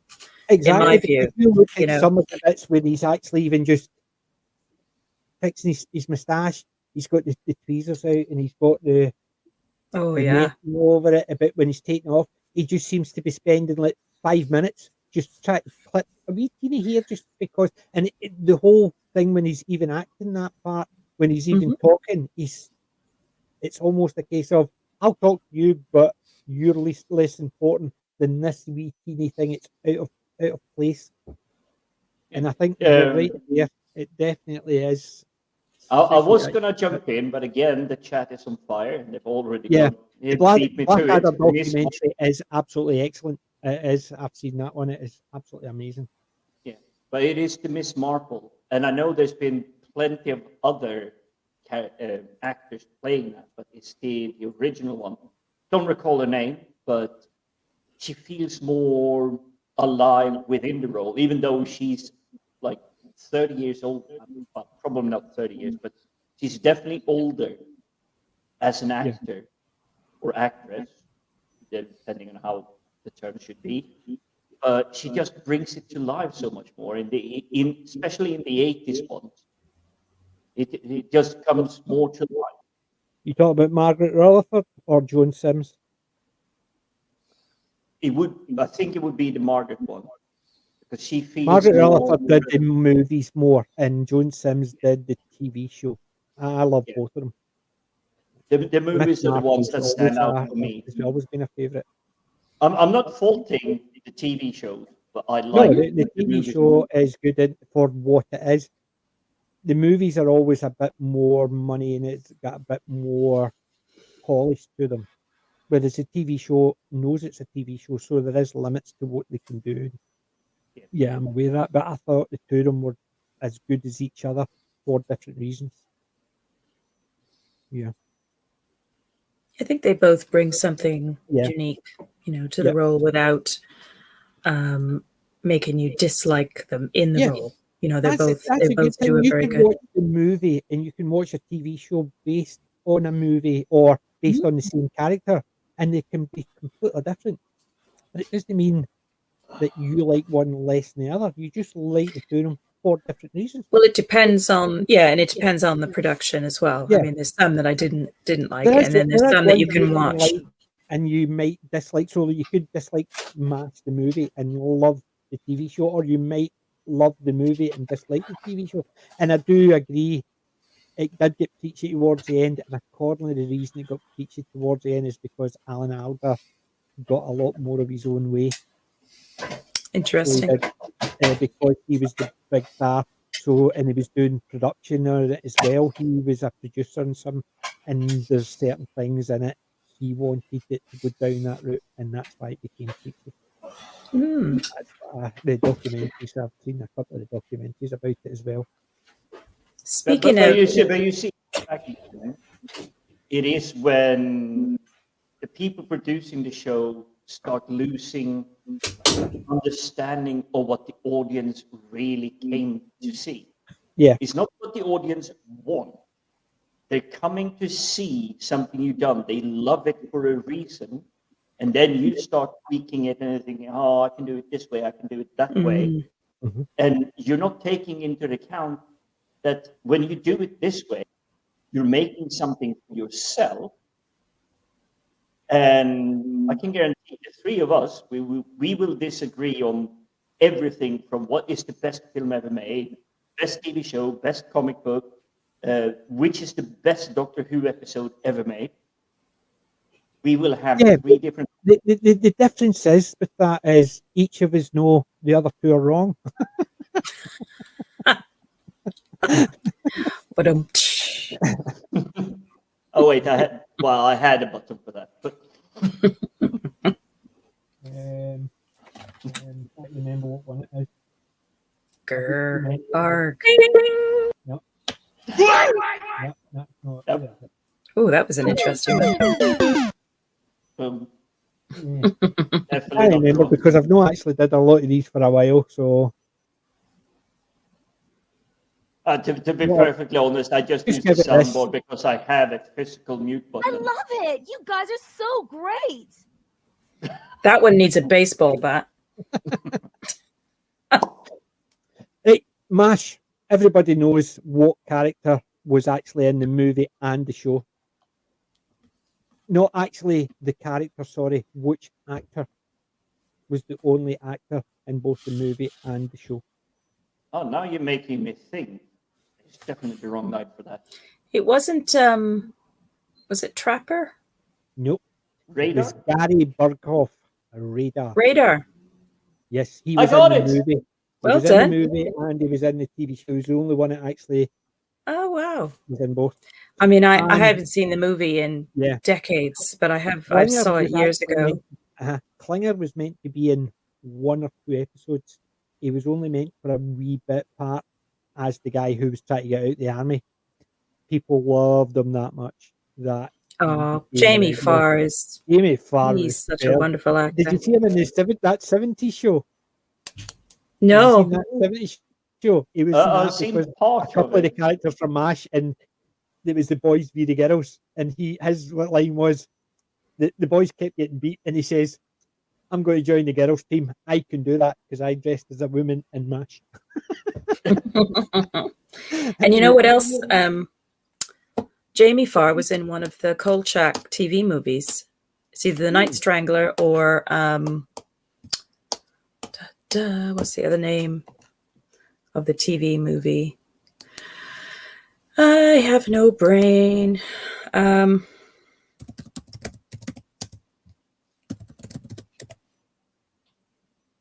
I think it was just called The Night Stalker. Yeah, The Night Stalker and The Night Strangler. I forget which one Jamie Farr was in, but I watched both of them recently, and he plays a great sort of quirky character in that as well. Very small part, but but the kind of an actor that definitely steals scenes when he's in them. He does. but I've not seen it. I don't think I've seen him. I've seen him in bits and pieces. He's been in things like he was in Columbo. He's been in a couple of episodes here. I've not seen him in a lot of things. I must admit, I've not seen any of the movies he's been in. Well, none that I can remember. Let's put it that way. But I was laughing at that comment. That to me is a way of acknowledging that an actor has played another part by doing exactly what they did in NCIS. When Gibbs was talking to Kate, she says, "What did Ducky look like when he was young?" And Gibbs went, "Acting." When that first happened, I went, "Yeah, beauty," because they did it right. Because it's like somebody turning around and saying, "What did you look like when you were younger?" And my mum saying, "An actor." Maybe someday she would know. I can't actually think. I don't think anybody was that ugly. They could be saying things like Danny DeVito. I will go with that one. But it's that type of thing you can imagine somebody just saying, thinking of someone, how do you describe somebody, how they look like when they were young, without actually a point of reference for the other person? So to me, that was the perfect way of acknowledging that Ducky or David McCallum has been in something else. And I loved that scene. So it was. It's definitely one of the best scenes in that because. But that is when the script, the director, the actors come together perfectly. They mesh one unit. They become something for the audience. Because someone that didn't clock that, the Kuryakin, it was just gone. Don't know who it is. It's gone. But for everyone that knows it, hey, it's a little bit of like a fist bump to you. As in, it's like, hey, we know you're out there. We know you're watching. We know you like this.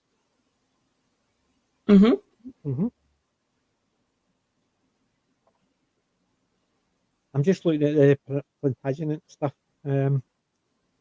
I was aware that it was one of the oldest ones, but I didn't realise it was still part of the Royal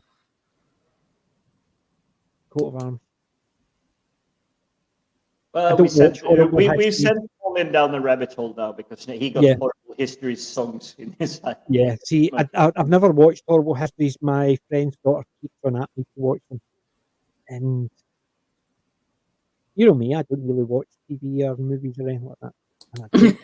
And it's just I've got so much on it, I've not got round to watch them. And I did watch one with her, and I did not like it. It was one of the newer ones, and it was that guy who basically turns around and says, everybody in English, they're all immigrants, and basically it's the reason you're thing was all white supremacists and all that. It basically just rubbish the English history, basically, and it was all to do with that, and I just did not like it.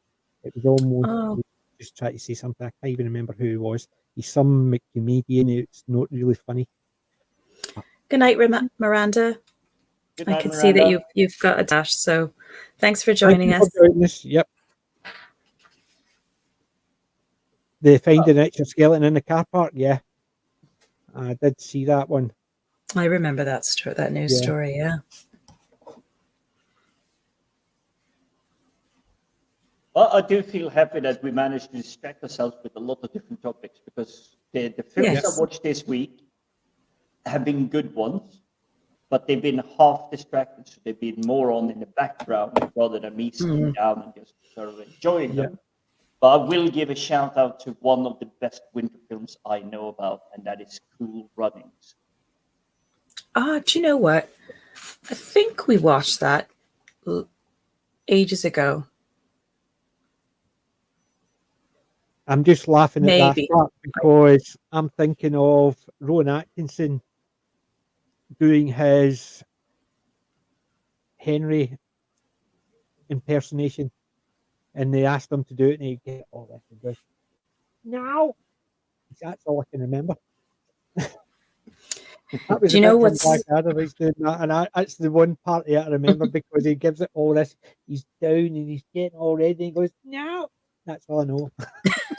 The whole speech now is the winter of our discontent and all that, but it wasn't. It was like, now. That's it. That's all I know. I was just noticing Colin just put a comment in. Said, "What? Never watched Horrible Histories. Cancel PJ. Unsubbing now."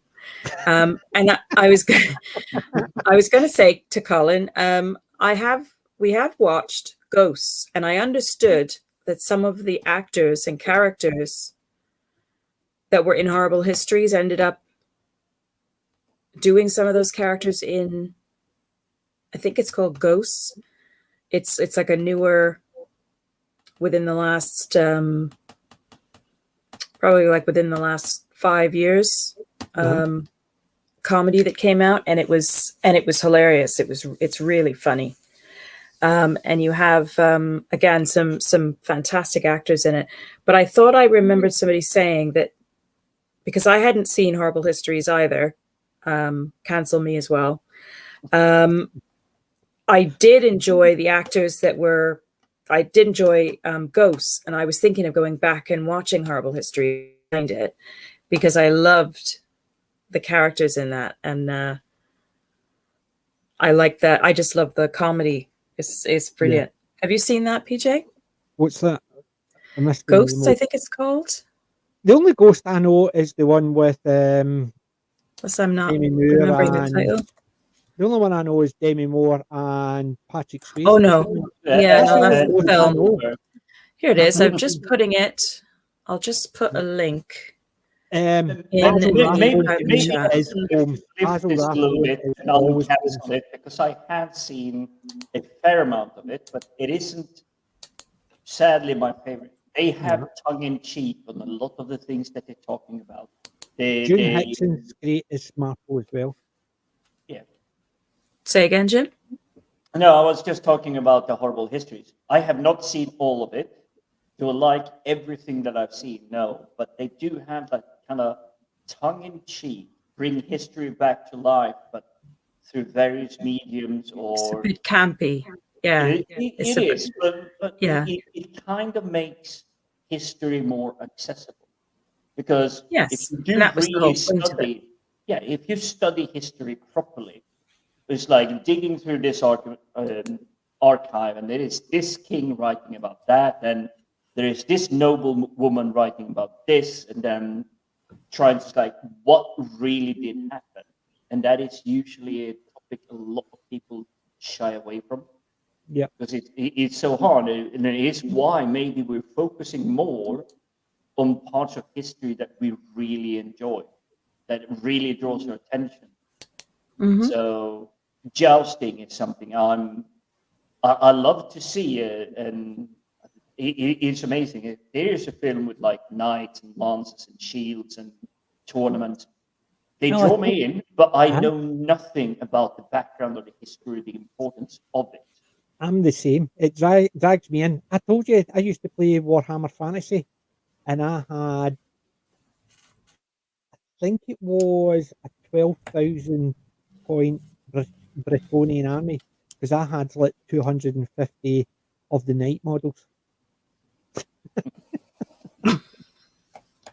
Just to keep you smiling. No judgment here. No judgment. I had over 250 of the knight models alone. I just loved that, painting them all up, giving them all.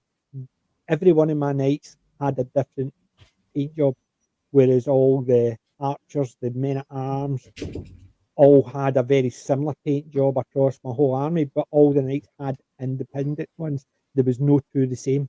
I just loved that, and I love watching knights, movies about knights and stuff like that. And how did we feel about Elementary? Did you see Elementary? That was the American version of Holmes. I saw the first season and I thought it was okay, but I just lost interest after a wee while. It was the same for me. We watched the first episode and it didn't really grab us. But that's not saying it's not good, because I think I've heard some really, really good things about it, but it didn't grab me either. It just, maybe because I'm just a little bit of a Sherlock snob. I don't know. Yeah, a Holmes snob. That's where it got with me. I just felt it's good, but it's just no Sherlock for me. And the the I'm too. 1970s Murder on the Orient Express was a good movie. We can't deny it. Mm, It's just the yeah. Poirot in it was just not how we pictured Poirot. So I'm just trying to catch up. That reminds me that Doctor Who episode in Peter Capaldi's run, Mummy on the Orient Express, was actually really good. It Yes. really captured the vibe, Of you know, that, and the feel of that. Yeah, and that that's was what they actually aimed one of the for. really good ones. Yeah, and that's what they aimed for, wasn't it? It was to play to that type of movie trope, as it were, and Mhm. it worked.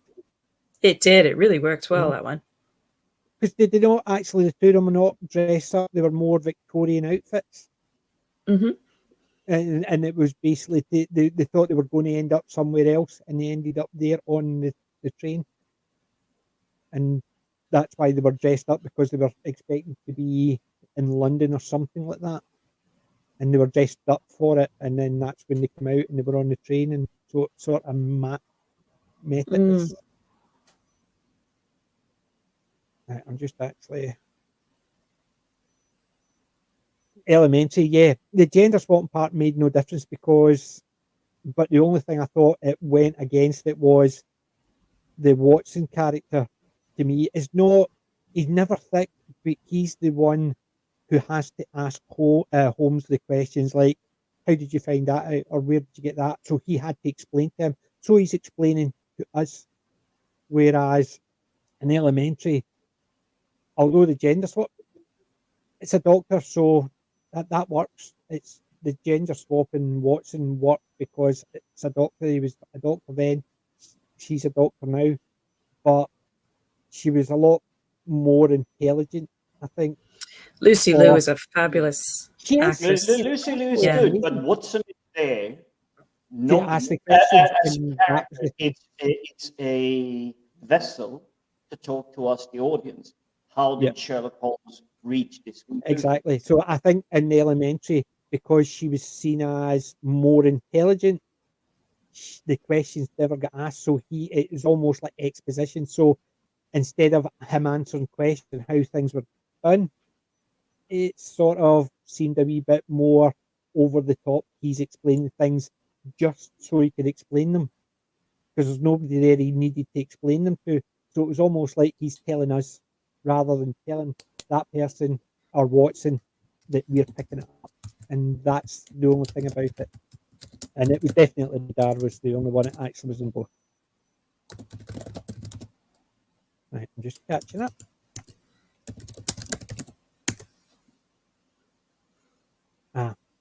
Yeah, I've got some like that. It's just got the shows on it, nothing else. There's no extras, nothing, unfortunately. I'll need to dig out a couple of Jamie Farr's other stuff. So I will, just to catch up. Wow. David McCallum's in-laws. That's cool. That is very cool. Mm-hmm. See, I was never that lucky. Even my mum and dad knew people and or went to school with them, and they became famous later on. Me, I only know people who are out there already and I've never met them. Mm. Come on, friends, be famous so I can say at least I know him. I'm doing what I can, but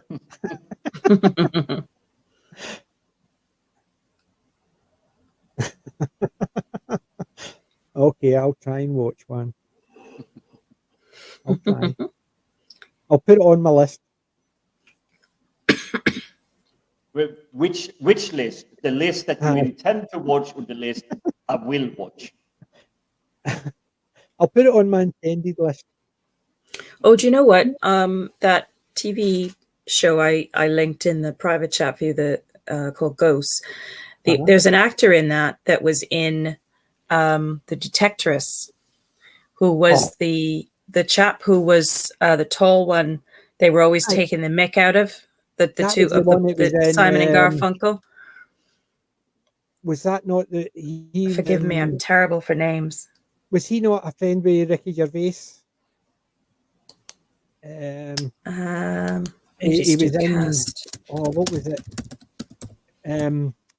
The Invention of Lying. He Don't was in The know. Invention of Lying. I'm trying to remember his name. Invention of Lying is definitely a Gervais one.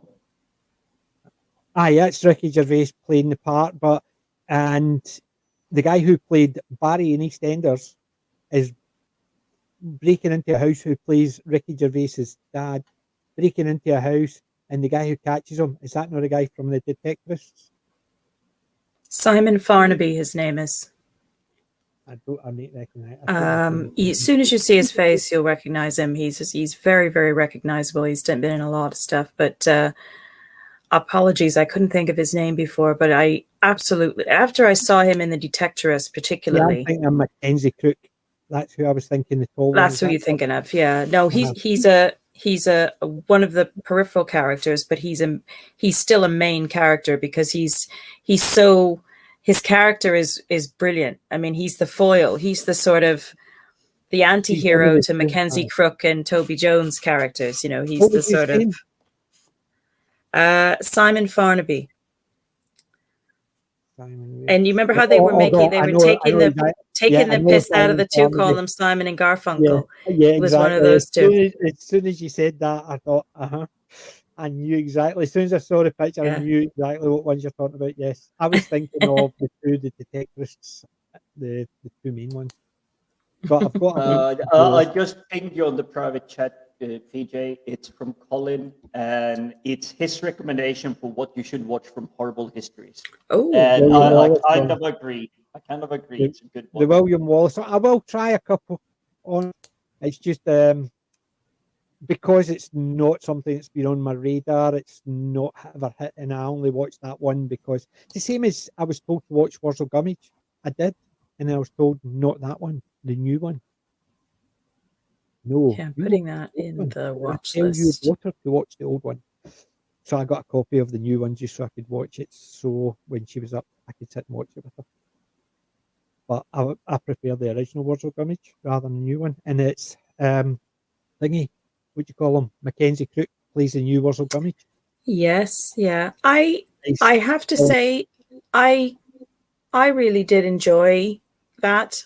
It wasn't bad considering it was all about Wurzel, so it wasn't as bad. But I was expecting changes here and there. Yeah, but I hadn't grown up with John as Wurzel Gummidge, so that's totally, you know, I wouldn't even consider that, you know, meaning I wouldn't even consider my opinion of it, you know, as able to be taking both into consideration. So, you know, I just like Mackenzie Crook as an actor, and I did enjoy it as a standalone story, you know, like the new one that he did. But as far as how it compares to John, I can understand, you know, people would say, oh my God, no, you know, it's only John. I'm trying to think what the Britain. I would need to actually check what. Thanks, Colin. I've bookmarked that YouTube, or I've actually subscribed to the YouTube channel now. I have as well. It won't let me save that video to a watch list, which is very interesting. It's grayed out on mine. I don't know why, but see if I recognise any. But I shall bookmark it. I did have a few of those. Even my kids had them because I bought a lot of the farmyard stuff, the Britons.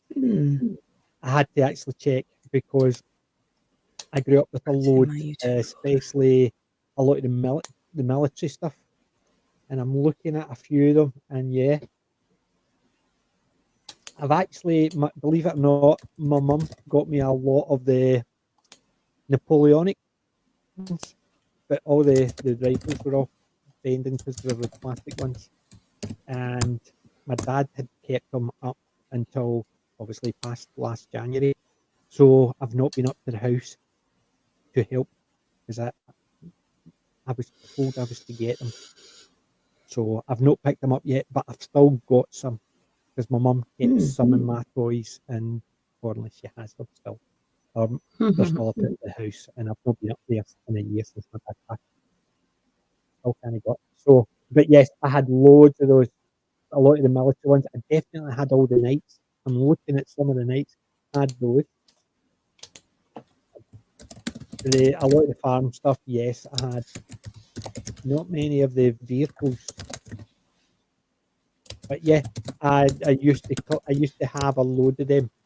So yes, I can say yes to that one. I just had to check because when I was a kid, I played with toys. I didn't actually bother about makes and models. Even now, when I see them, that's when I find out what the make and model was again. So thank you for the. I know what ones there. And see a lot of those Britain's toys. I was saying about I went up to the toy museum up in Callendar. Yep. And they've got loads of them because obviously it's the whole family's toys throughout the years, and they've got a load of them. They've got rooms full of them. Next time I'm up, I'll take pictures. So it was.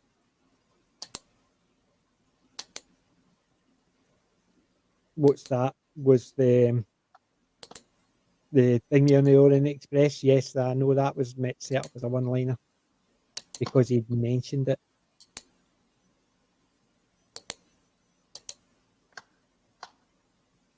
And it looks like we have lovely attention again. I've just zapped them and reported. So there we are. Yep. Yes, Thank you for exactly the views. They were all meant to be us because it was to show the doctor, instead of actually doing something, he could tell the companion what's happening so we could find out what's happening. And the same for Watson. He was for Holmes to explain things. Tony Robinson in Time Team, he was the one asking the questions we would ask. And that's exactly it. Nowadays, they don't. They just sit down and sit and talk to each other. And it's not explaining stuff, it's just exposition because the person who they're explaining to was there while they were doing it, so they don't need to explain it, so they still sit down and explain it to the person that knows. So they're basically just giving you exposition, and that's the difference. It's not a case of these people, this person's doing something, this one's going, what are you doing? What's happening here?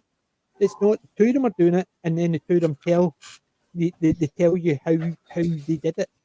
So who are they telling? And they definitely lost the art of being able to cleverly bring the audience along with the story rather than, oh, don't worry, sit down, grab your popcorns. Well, we've got our porno guy again. So we have. I will subscribe to the Horrible Histories YouTube channel. I will search for that and I'll subscribe to it because I'm actually rewatching a lot of Time Team when I've got spare time on YouTube. So I've got all them. I've got the lot of Time Team. So sometimes it's just as easy just to fire up the time. So yes, Horrible Histories. I will check it.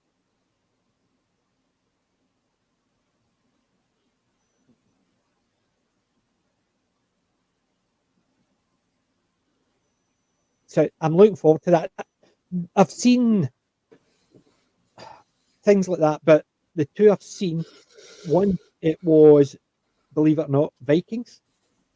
There was it was about 3 years ago, and it was up near my sister. They had an open day, and they had put a bit off because they were going to do a reenactment, and it was Vikings. So it was just a load of guys all in thingy, and taxis and all that. They had their round shields, and it was just that, and we sat watching that up. And the other one, I don't remember, it wasn't nice and nice and the River Jason, but it was, I think it was just 2 or 3 guys. I've seen them, we went to a King's night for a Christmas party, and there was 2 guys dressed up doing it in the middle of the dance floor where we were all sitting around eating our Christmas meal with our fingers because it was all laid out bits of chicken because it was obviously you were all meant to be at a banquet.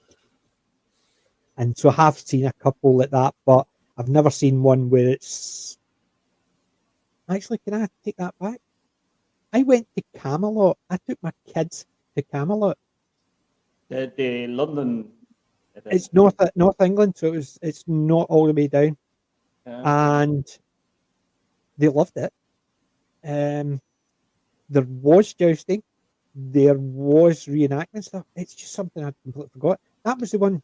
Ever tell you about the time I got called a doorface git by someone I'd never known and never even met, because I went on a roller coaster and roller coasters never bothered me. So I was sitting right in the front, and this roller coaster, and so I'm just sitting there. It's a roller coaster. It's no scary. It's a roller coaster. So I'm just sitting there, and I got off. And as I was walking past the crowd, all I saw was one girl go, "There's that doorface git." What did he say? What'd she say? There's that doorface git. Basically, doorface. Oh, right. Okay. I wasn't getting that. I was sitting on a roller coaster. Well, you were just chilling. Yeah. I was just sitting there because it didn't scare me. Yeah. And it didn't excite me. So I was on it because the kids wanted to go on it and they weren't allowed. So one of my kids was coming on. So I'd already paid for the ticket. She couldn't go on. So we decided and I was going to come off, and she says, "No, you just go on, we'll watch you." So I managed to go on, and I was on the front seat. So I'm sitting there, quite the thing. Didn't scare me, didn't excite me, didn't ding me. So obviously I didn't have a smile on my face. And it was a girl from Scotland. That was obviously not allowed. It's not allowed. And she basically, there's that doorface git. I knew she was from Scotland based on the word she used. But yeah, that was in Camelot. So I have seen jousting and all that. It just completely went, it was only when I was talking about it, I realised,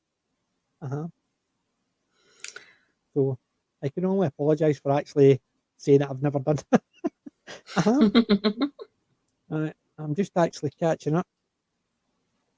Yeah, but actually what I do is I block them and then I also report them. But I did as well. Yeah. I done the report for each one. I can report them as well. What's It's I gonna unfortunate. say? It just gives me an extra view. But Well, see, when you're in and you're putting Why it not? in, see if you hit the like button as well. That'll do me a biggie. Thank you very much. Cheers. Yeah. Yes, if you're going to actually come in and actually give me an extra view, give me a like as well. Colin says my stomach won't let me anywhere near a roller coaster. Yeah, I do like rides. I do like roller coaster. I like roller coasters, but there was a ride that I used to love whenever the fair came round in the summertime. You know, we get the big carnivals come around, and it was the one that had like a central, had like arms coming off it, almost like a spider, and then it had like 2 or 3 other arms, and then it had the rotating seats, and it would kind of go like that. I loved that thing. I could go on that 100 times. I don't know if I can do it now. Only once. There's a massive difference between roller coasters. The original intent was, and there's probably someone that's going to go on Wikipedia and correct me completely, but the original one was basically like a mining rail car. And there was no loop-de-loops or sudden twists and turns. It was basically you just riding up and down. It was a little bit like, that makes sense. You know, it had to start. Slow speed. You had a little bit of fun and you went around the track. But now, today, they're so convoluted. You go upside down and left and right. I've been on a number of roller coasters, and there was only one that freaked me out, and it was only when I was on it, and it was halfway through it, it freaked me out. It was down in Blackpool. I think it was called the Revolution. So you would go down, circle, and back up, and then you would do it backwards. And that's all it was. I think it's called the corkscrew or something. No. It was just literally you went. It was down, me neither. Down and up, and then you did it backwards. The backwards thing would freak me out. I think I don't mind going forwards, but no, neither two of them freaked me out. But I'll tell you why I got freaked out in this one. The reason we went on it, me and my friend, I was in my 20s. So it was one of the guys I used to go to school with. I'm still friendly with him just now. We went down. So we got on it and it was all click, click, click, click. And it went, boom, down, spun and back up. And 2 of us are sitting next to each other. That was actually quite good. So we're stopped. And the guy's walking up and he gets to me and goes, click. Oh my God! And see, going backwards, You could have I been. was paying attention. You could have It been. was just we were fairly tight, yeah. and he just got to me and he got the because it was one it came down round, and he just got to me and just went click. Oopsie. I was holding on, and that was the only time I got freaked out, and it was literally I knew fine well once he did it. It's not as if it was loose. It was just it was a click, click, click, click. He's obviously come by, thought that's still a wee bit loose. An extra click would do. But and yeah, it's a case of. But were you thinking, oh my God, I just came very close yes, to. But yes, that basically went. Oh my God! That's the only time I've ever been freaked out. I can remember. Go ahead. Go ahead, Jim. The only one that's really, it wasn't really freaking me out. I'm not afraid of roller coasters or anything, but this was called Aladdin's Carpet or Aladdin's Magic Carpet. Not Disney related, but essentially it's a flat platform, 2 arms, and they can operate independently. So obviously you will get diagonal, so someone is sitting very high up and another one is sitting very low down. But what it used to do, or the operator used to do, the last time I was there, they flipped it all the way up, and then they let you go from sitting normal to you just hanging head down to the ground. But they always did that because at the carnival fair, people have a lot of loose change in their pockets. You could just hear the stole my thunder there. Yep. Yeah. And they always did that, but it had really flipped turns. So you could be sitting on a plane like this, but then they just twisted it. So instead of sitting up, you were just facing head down. Yeah. And what they would do is the 2 arms would go up, and then that one would come down. Yep. So this one's still there, but that one does a rotation, which means everybody's actually going, whoa. But you were standing in line and looking, okay, you're doing that. But then you realize the operator on the ground is the guy that chooses. It's the right arm. No, it's left arm this time. I've been on that, and Kelvin Hall used to do it, and it was years ago because me, my ex, my brother, and his wife were there. My ex was pregnant with my youngest, and they wouldn't let her. Oh no! What she did was she borrowed my sister-in-law's jacket to hide her bump, and then went on it. The 2 of us went on it, and that's the one that was years ago. Massive health and safety red flag. Yeah, no. I think it's just called the flying carpet, as Jim was saying. But yeah, that one, and yeah, as soon as I went on it, first thing I did was my brother, here, hold all that, because I knew fine well that was upside down. I ain't losing a penny. It was funny because when the carnivals used to come around, they set up, and we used to go down there as kids, and they had a ride called the Swings, which was that big it looked like a big umbrella when it was working. It was like the big central bit, and then all you would be doing would be just sat on these little pieces of big chains. Yeah, and you would hold on, and the thing would start to spin, and it was almost like a centrifugal activity. And the great thing is, instead of going on the ride, we used to hang around underneath, because all the money would come flying out of their pockets, and you'd find you'd come out of there with probably at that time maybe $5, enough to go back and buy, and it wouldn't be in bills, it would all be the coins, because the coins would fly out of their pockets, not their actual wallets, but just like change would come flying out of people's pockets, and we'd be down there picking it all up, and then we'd have enough money to go buy a ticket to go back on one of the rides. Is that what we would call the sticky wall? It's a circular one. We called it the sticky wall as well. So yeah, but they did a fight on it in a TV show. What was the fight? See if I can find a picture of it. The sticky wall was basically, it was the one. It's all circular. They're all against the wall, and it starts spinning. Oh no, that was Roundup. They called that Roundup. We called that the sticky wall. They did a fight sequence on that, and I'm trying to remember the TV show. Well, I would not want to do a fight sequence in that because you're literally being pushed to the wall at 1.3 G. So 30% stronger than gravity that holds you to the planet. I'm just going to put it in the private chat. I found a link to an image of what the swings used to look like. Ooh, that's a big URL, but it's just a Google image search. It's kind of what they look like. Yeah, they basically, I know exactly. That was the ones I was saying. It was like chains. It's just all we used to have them as well. I'm just looking to see if I can find the fight on the Man, I would not want to be the health and safety person at that carnival. I haven't seen those things since, but that's not to say that they're not still around. But now that what I know about health and safety, risk assessments and things, I'd be like, nah, no, you're not putting that up. Those things are still around. They are definitely still around. And well, again, I might be more daredevil than you, but I just like them because it's like you just spread your arms and you just fly around. Yes, I'm only talking from an official point of view. I would definitely. I can't remember if I ever went on them or not, or if I was too chicken to go on that one. But I did like some of the rides, but like the one you were talking about, the sticky wall, we called it the roundup. I didn't like that one. That one freaked me out. This is a picture of the sticky wall, but the TV program I was thinking of was Chuck. They do a fight on the TV program Chuck on the sticky wall.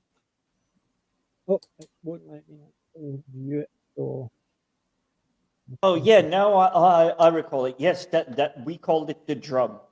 It's basically a centrifuge. Yes, that's more the. I can't actually get a larger picture because the pictures obviously must be no longer there. Is that? Yeah, that's it. Yeah, I was too chicken to go on that one. I was just like, nah. We used to do that.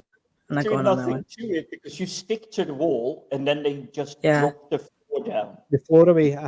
Well, there's a fight sequence on that type of thing. The two of them are trying to crawl while it's doing that, and Morgan unplugs it, and the guy goes boom, and falls. But that's something my dad always wanted to do, and he never got around to doing it. Once he's retired, he always planned he wanted to do an archaeological holiday and never got around to doing it. So that sounds awesome. I would go for something like that if you get the chance, because you'll regret not doing it. I would love to do it still with that, because I'm right-handed. I think it would be detrimental for me to try it, because it would make it worse. It would make it more of a hindrance, and it would mean that I'm more likely to not like the holidays much. I would love to do a dig for some distance. God, yeah, that sounds really awesome. Your own coaster. That sounds ideal. Speaking of roller coasters, I did find a couple of YouTube channels there's actually more than a couple of people that actually just go and film roller coasters all over the world. They get in it and then they actually film point of view shots, and they're really awesome. But after a while, I have to turn it off because I start to get a bit like watching it because they're going up and down. Geeks and Gamers have got one like that. I think they said they've got a channel which does all the parks, and it's all to do with coasters and rides. I love it. I love the idea of it. It's just so cool because you get to really see the point of view of what it's like to be on it. But like if you watch too many in a row, at least like for me, I was just like, okay, I need to stop now. We were in Vegas, right? We were in Camelot, right next to New York, and that had the roller coaster all the way around at the top of it. But also, what's the big tall one? Is it the Spire? Right at the top of that, they've got 2 or 3. One that actually goes as if it's going off the edge and then stops dead and brings you back. They've also got a roller coaster up there. Those two I didn't go in because I've got a fear of heights, believe it or not, and I can conquer it for a lot of things when I'm on a roller coaster because it doesn't. But when you start high up, that's when my fear of heights goes. But if it's a roller coaster, you start on the ground and do all that I'm okay with, because I'm on a roller coaster, I'm strapped in, and I'm aware of it. But if you start all the way off the ground and it's all up there, nope, nope, nope, nope, nope, nope. Oh, As someone that loves flying, I do have fear of heights. I do, but I've flown so many times that I've come to realize that it is only a little bit of distance to the ground that you fear. When you get too high up, your brain doesn't register it anymore. It stops being that fear of heights. But I do relate. It's like I'm up on the ladder and I'm just like starting to shake. It's like, really? I wouldn't even stub my toe if I'm falling from here, but my body and my brain is just going, this is danger. Danger, Will Robinson. Run away. Yeah. Well, I signed up for a charity abseil one time. It was here in the UK, and it was off the Newport Transporter Bridge. And when the day came to come down, I was just pumped. I was like, yeah, I can't wait to do this, because I'd always wanted to try abseiling. This was obviously a little bit of a different type. This wasn't the kind where you're sort of bouncing down the side of a solid structure. This was just sort of like open air abseiling. So the thing with the transporter bridge, like I'm sure many others, is that it takes so long to go up the steps to get to the very top, to where you had to abseil off of. I'll have to look up the height. What is the height? Height of Newport Transporter Bridge. Let's see what the height is. 54 meters. So about according to that. 150 feet, 175 feet maybe. Yeah, so that must be it then. So I got to the top eventually. And I was starting to get nervous, but I was all right. You know, I was just like, okay, I'm good. I can do this. And I was watching other people go. They strapped you all up. I mean, you could not make a mistake, because you had so many safety lines on you. You had a big red safety line, and then they talk you through all the safety stuff and everything. But it wasn't until it was my turn to sit on the edge of that rail and climb over, where my hands were still holding onto the edge of the rail and my toes were sort of on the edge, but beneath me, where I had to let that leap of faith to just let go. Mm-hmm. My knees literally started knocking. I mean, they joke about your knees knocking, but I was actually shaking that bad. But as soon as I let go, it was like, oh, this is wonderful. And I didn't want to come down. I felt so at peace. I can't describe it. It was just like you're just above everything, and you just felt completely at peace and relaxed. And I followed, the instructions they told me, of how to come down and everything. And they said, don't rush, take your time, enjoy it, so that's what I did. But by the time I got back to the bottom, I wanted to do it again. But it was the anticipation, and it'd probably happen again, of that one little second, that leap of faith of letting go of that structure, knowing that there's just ropes holding you, that trusting that moment was very hard.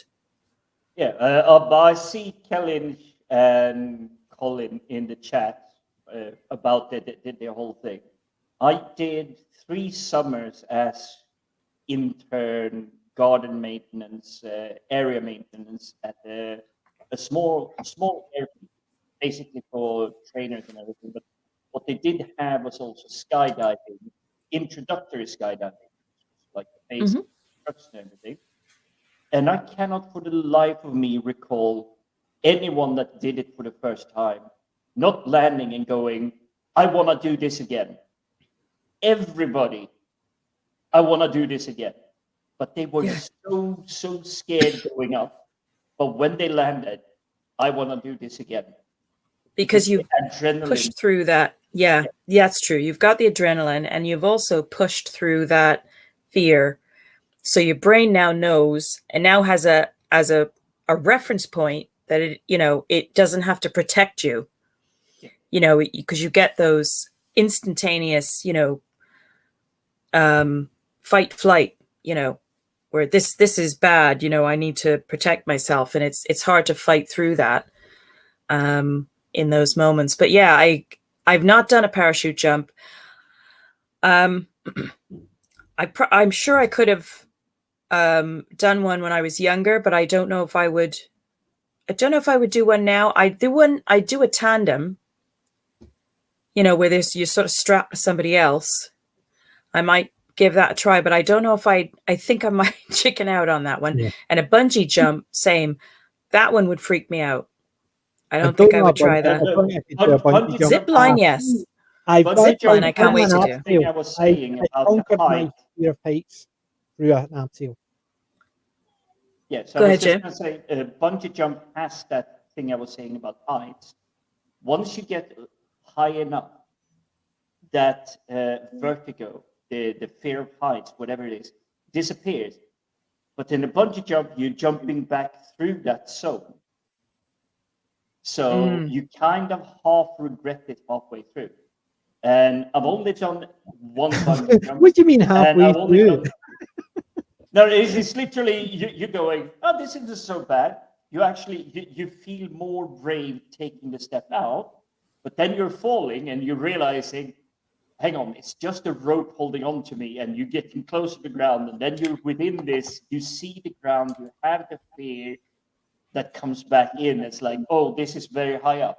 But it goes so quickly. At least for me, it was the yoink back up. So yes. It's stretched, and then you're going back up. You feel when you reach the end and the G-force pulling heavy on you, blood rushes to your head, your arms tingle and everything because the blood pressure is high there. But it's when you go back up, and it's like, no, I was there. I know. It's like, no, I want to stay there. Yes. Yeah.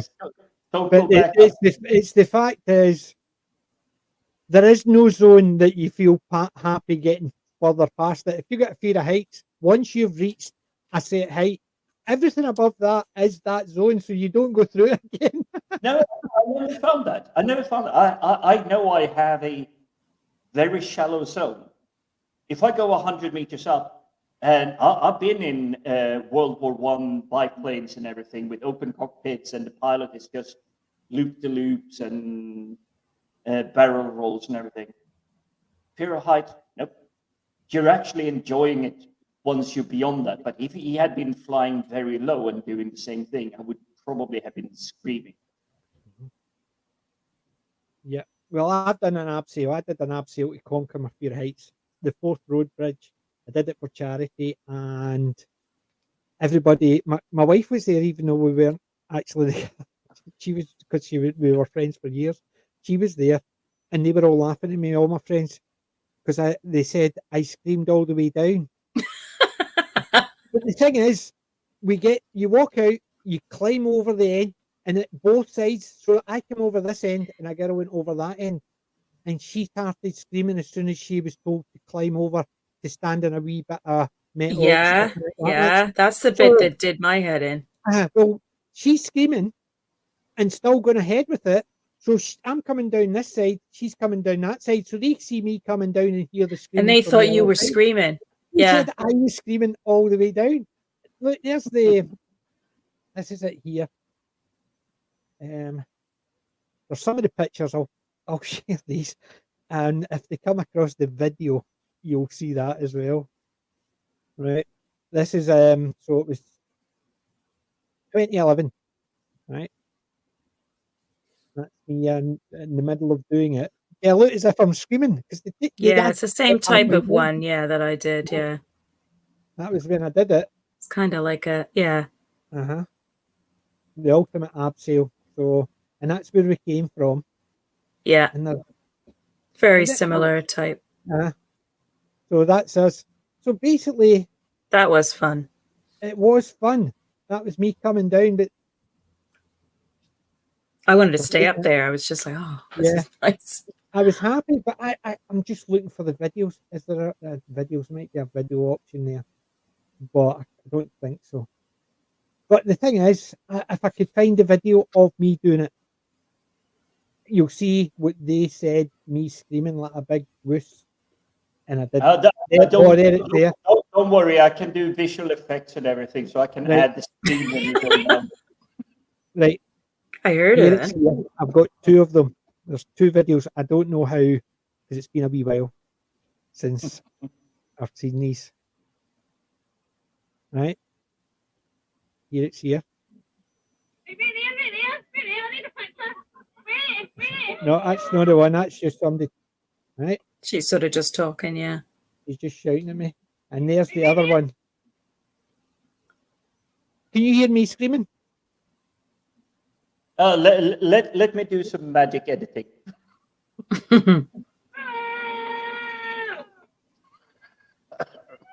But I was coming down, and it just at the start, that was when the girl at the other side, you could just see the rope at the back was just starting to go tight. So she was screaming as she was coming. I got blamed for years. And I was just going to say that must have been hard to live down and prove. Yeah. It is very difficult to live down and prove. Believe me. And well, I tell you, I was I'm sure they're used to seeing all sorts of reactions. So I'm sure mine was nothing, but I can remember my knees were literally knocking just at that moment where I had to climb over that railing, and I was so aware of how high up I was, and just balance on that little tiny bit on the other side and then let go, you know, and it was that was terrifying. But then once I was up there, I really enjoyed it. But it is a normal reaction. Yeah. It's a normal reaction. But as a Viking, and I will give you this secret, even though it sounds to everybody else as a scream of panic, you just have to say, don't worry, I'm a Viking. This was my battle cry. Yeah. See, the thing is, I would have to rename it my oh shit cry. See, the thing is as well, because I knew I was doing it deliberately to conquer my fear of heights. So we had to go across this wee teeny bridge out to the first thing before doing it. And they said, okay, who's going first? And everybody went, I said, me. Because when I was younger, I had abseiled. So I had when I was younger. So it was a case of probably no more than 3 flights up. We got taken to the edge, we got all strapped in, and then we were shown how to abseil down this straight piece of mountain. But we were all strapped in, we were all aware, so none of us actually felt thing because we were all kids. Probably about 14, 15. Blair Vaddock, if anybody remembers. Because we went to Blair Vaddock and went to Fascally with the school, so it was one of those people. Blair Vaddock was the sailing, so it was Fascally. I still remember it was great, but we did abseiling, so none of us felt scared. There's 1 or 2 people went, oh, I can't do it, but when they're just watching everybody else doing it and they realised they're strapped in. So the abseiling part didn't freak me out, it was the heights. And as soon as we got into the middle and they says, and we thought, we were expecting a wee gate, so there was a gap, and then you just had to get all strapped in and then step off. Nope. So there was this thing, probably about 3 feet. That's just the walkway we're on. And in the middle of this walkway was a chair. He strapped you in and says, right, climb up the chair and step over. And there's this wee square thing. It's a part of the girder which is all the way along, but it sticks out about 6 inches. And he said, step onto that. You want me to stand up on a chair on this wee bit of the bridge and climb over and step on that? Sorry, when did anybody tell you my name was James Bond? But you see, I have a trick. It's worked for me. I can't say it will work for you, but whenever you are at a group event like that, just like you said, you volunteered first. I always do that myself. When there's a group activity and there is like danger, because you're not really exactly in danger. Yes, 1 in 10 million amp sales may result in some kind of injury or something. They're not super extremely super foolproof and everything, but to beat your own fears and insecurities, I always step out first, because standing behind and knowing that you're going in the middle of the line or at the very end of the line, you heard everybody scream as they and it's sort of gotten into your head then. Yes, it builds up in your mind. So that's why I'm always stepping up first. You may think it's a Viking tactic, but I'm just going, no, I don't want to stand up there for 10 minutes. I don't want to have to listen to all their neuroses. Yeah. So that's usually when it is stuff like that, I step up first, because I don't want to hear what the others are up to. They can hear me scream. Yeah, like a girl, just go down. But I was wanting to conquer my fear of heights, so I eventually goes right. But it was the idea. Really, we thought there's going to be a gate. It's easier. You're all strapped in. You just need to step off. However, I did one after I'd conquered my fear of heights. Me and my wife had been down to Wales, Mount Snowdon, and here it's here. Right, so I climbed up first. Let's see if I can get the one I climbed up first. That's not it. There's just so many. Some of them are actually saying that I have to clear up with you. There it's there. Right. So this is what I had to climb up first to jump off.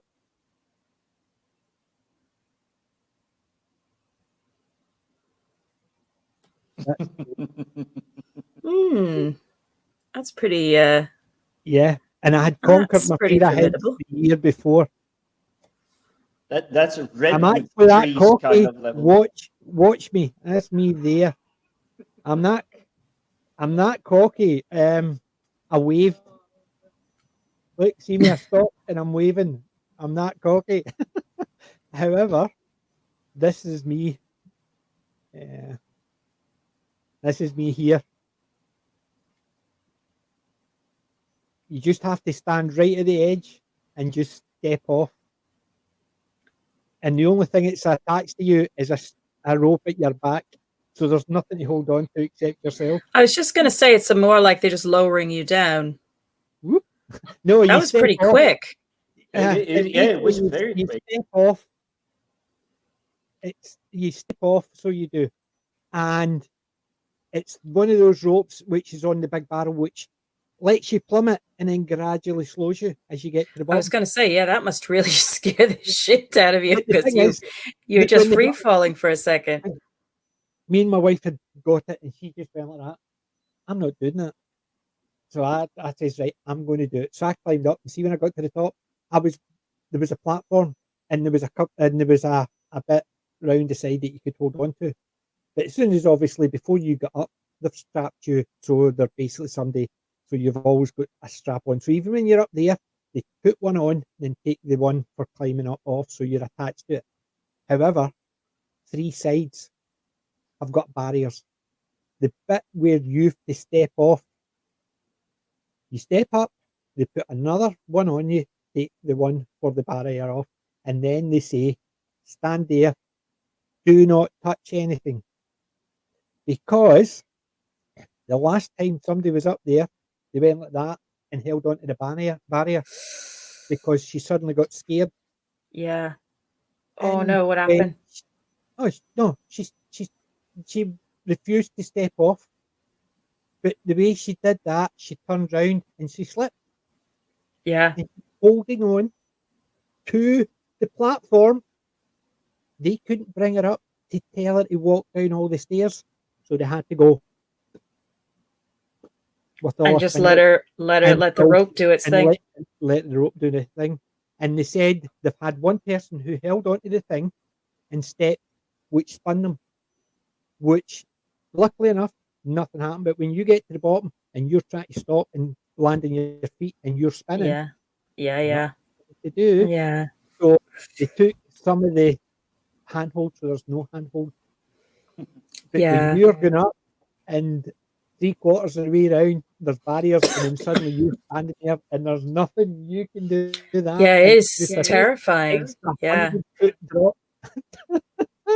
Yeah, your brain is just like, what the hell? I swear I didn't color coordinate the T-shirt for this evening, but thinking about what we're talking about. Yeah, pretty good at Pretty bad good decisions. bad decisions. Yeah. I was swear, thinking that I when I did was at not the top plan of the. it. Yeah, I was thinking that when I was at the top of the transporter bridge. I wanted so much to do it, and in that last sort of split second, I was just like, "Oh my God, I'm really doing this." But I can see why, like, Colin mentioned something further back in the chat about parachuting, and he said it is that peaceful feeling when you're just in that, in that you're free falling, and you're just in that wonderful space where you're just there's just you're completely disconnected from the earth, and there's just I can't even describe it, but the one that I did, that's how I felt. I was just hanging out up there, and I was just really enjoying looking around. And it's not like the views were that fantastic at that one, but it was still really interesting to be up that high and just relax. Yeah. I wouldn't have enjoyed it as much if all I remembered of it was being frightened. And it was the walk up the big staircase, which was more exhausting than frightening, but it started to get frightening near the top. When you start to get really near the top and you're trying not to look down, and you're thinking, Jesus. But yeah, the one I was thinking I would love to try one day, and I don't know if I'll get an opportunity now or not, but is the kind where you're, the rappelling, where you're kicking off the side of a structure, because I don't know what kind of shape you need to be in. I mean, you've got to be in reasonably good shape for that. That's a controlled abseil, because unlike the abseil that we did, where it's free fall and you're controlling the fall, you have to actually support your weight. It's not so much support your weight as you jump out, you have to release that, which allows you to drop and then stop, which allows you to swing back in. So it's a control. So you're having to start, stop. Whereas when we were doing it, it was a case of you were releasing it a wee bit at a time. That's right. And much easier. That one, you have to time it as you jump out to release. Yeah, more coordination needed. Yeah. So it's a lot more coordination. That's why when they're doing it with amateurs, they don't allow you to do that, because that way there's no swing against something. Because if you push out and you push out maybe with one foot, you could spin round, and as you're dropping yourself, you would come back in, and it could be at the back of your head and stuff like that. That's why they do that. And Colin, I am aware, I've said my name in the streams in the past. I've shown my Judge Dredd badge, which has got my surname. I mentioned my name. I'm okay with it. It didn't actually say my address, thankfully, but I'm an Ayrshire boy, so. But yeah, I did notice that, but don't worry about it. Miranda was just saying in the chat, I'm terrible with heights. I almost had a panic attack on the Eiffel Tower, but okay on a plane. That's what's interesting, because you just don't get the sense on a plane that you do like in like I'm the same. Like I tried to go up into, I think it was Empire State Building in New York City. And I can remember going up there with friends years and years and years ago. And I was pretty freaked out. I didn't really want to go too close, even though everything's like caged off and all that. I didn't feel right going so close. Somebody mentioned the London Eye earlier in the chat, and we were on that as well on our honeymoon. And it took me a second to get up the nerve to go to the outer part of the egg that you're in, it's like an egg-shaped dome. And then once I walked out there, I was sort of a little bit more comfortable, but it is a weird feeling when you're not used to heights. That big building, though, I will say, obviously I was probably 15 years behind you going to the Empire State Building, but They had shut off the top floor because it was too cold. It was too breezy. It was really bitter cold. So they shut it off because they were fearing people dying from hypothermia rather than anything. But the floor we got was really high up, but it was literally, I could see like a good 20 feet in front of me when I was standing at the cage. It was like, even if I managed to fall through the cage, which would have been impossible, it's like, there's no way I would roll all the way across that 20 feet and then across. But yeah, it was really high up. It was an impressive view of New York City. Yep, I've I've seen the Empire as well, and it's basically right up to the pillars with all the, and they're saying people, and you're sitting there thinking, how the hell did they manage to climb up that distance from here and nobody noticed them? But something that does give me vertigo is that it's the famous photograph of the guy sitting and having the lunch on that I've beam. got it. Oh my God, yeah. That's one of my favorite pictures. Photo, but I would not ever do that. Yeah, ever. I don't think I. I've got a variation on that one for the pandemic. You want to see it? I've had. This is one of my favorite ones, and as soon as somebody actually put the pandemic spin on it, that one. Very good. Very good. Yeah. Can you imagine? No safety ropes, nothing, just hanging out. Yeah. Having their lunch. I will unbelievable. I will give props to the police officers stepping out there and just going, sorry guys, you're breaking the law. Yeah. Especially since all they would have to do is just go blink. Yeah, but it's the same as watching things like Harold Lloyd doing some of his stuff. You ever seen any Harold Lloyd stuff? Yes. Because he used to do it, and he would do it. They would do it in such a way. They would go to a building, and then they would build a platform. So when they were filming, and they showed it at an angle looking down, there was nothing there, but there was the platform with all the ends up. So if they fell, they were falling onto a platform, and there was all the barriers to stop them. But what they did was they built the platform high, so when they were filming from above and looking down, there was nothing there. It looked as if they were at the edge of a building climbing because of the way the camera angles were, and it was so well done. Because you imagine if you were sitting Empire State Building and it didn't have the barriers, right, and it just had a low wall, say, right, you could stand 10 feet away from it, somebody slightly above you, but if they tilt the camera slight enough, they can have it so you can't see the wall below the camera, but it will look as if there is nothing next to you. So you're almost as if you're right at the edge of the building, standing there looking down. And it's all we do. But we have to give him a little bit of leeway because he is of the Buster Keaton era. Yeah, but it's the same type of thing Buster Keaton would do as well. If they were doing something from high, they would do it in a particular way and do the camera angles. It looked fantastic. Anybody seen the Ozarks? I've never. No, never seen that. I saw a couple of the first episodes and it hooked me, but there was a lot of other TV shows that I had in the backlog, so they overtook it. But it is definitely not on my it is on my, yes, I will watch this. See, I've been up the Eiffel Tower, not the Eiffel Tower, sorry, the Empire State Building, and this is since I've conquered my fear of heights. As long as I know there's safety stuff, I'm okay. So on a plane, I'm fine. Been on a helicopter, I've been on a couple of helicopters. However, before that, 4th, 5th floor in my old office, it was all glass fronted. So if I had to fix a computer, I would walk up through the windows backwards and go along and fix the computer. Yeah, along and walk that must away have been weird. because I couldn't walk up to the glass and walk around the side where the keyboards were at the back of the desks. Because your brain was telling you you're going to fall out. Yeah. Because it was all glass right down to the bottom. So if it was glass halfway up, it wouldn't be an issue because there was a wall there.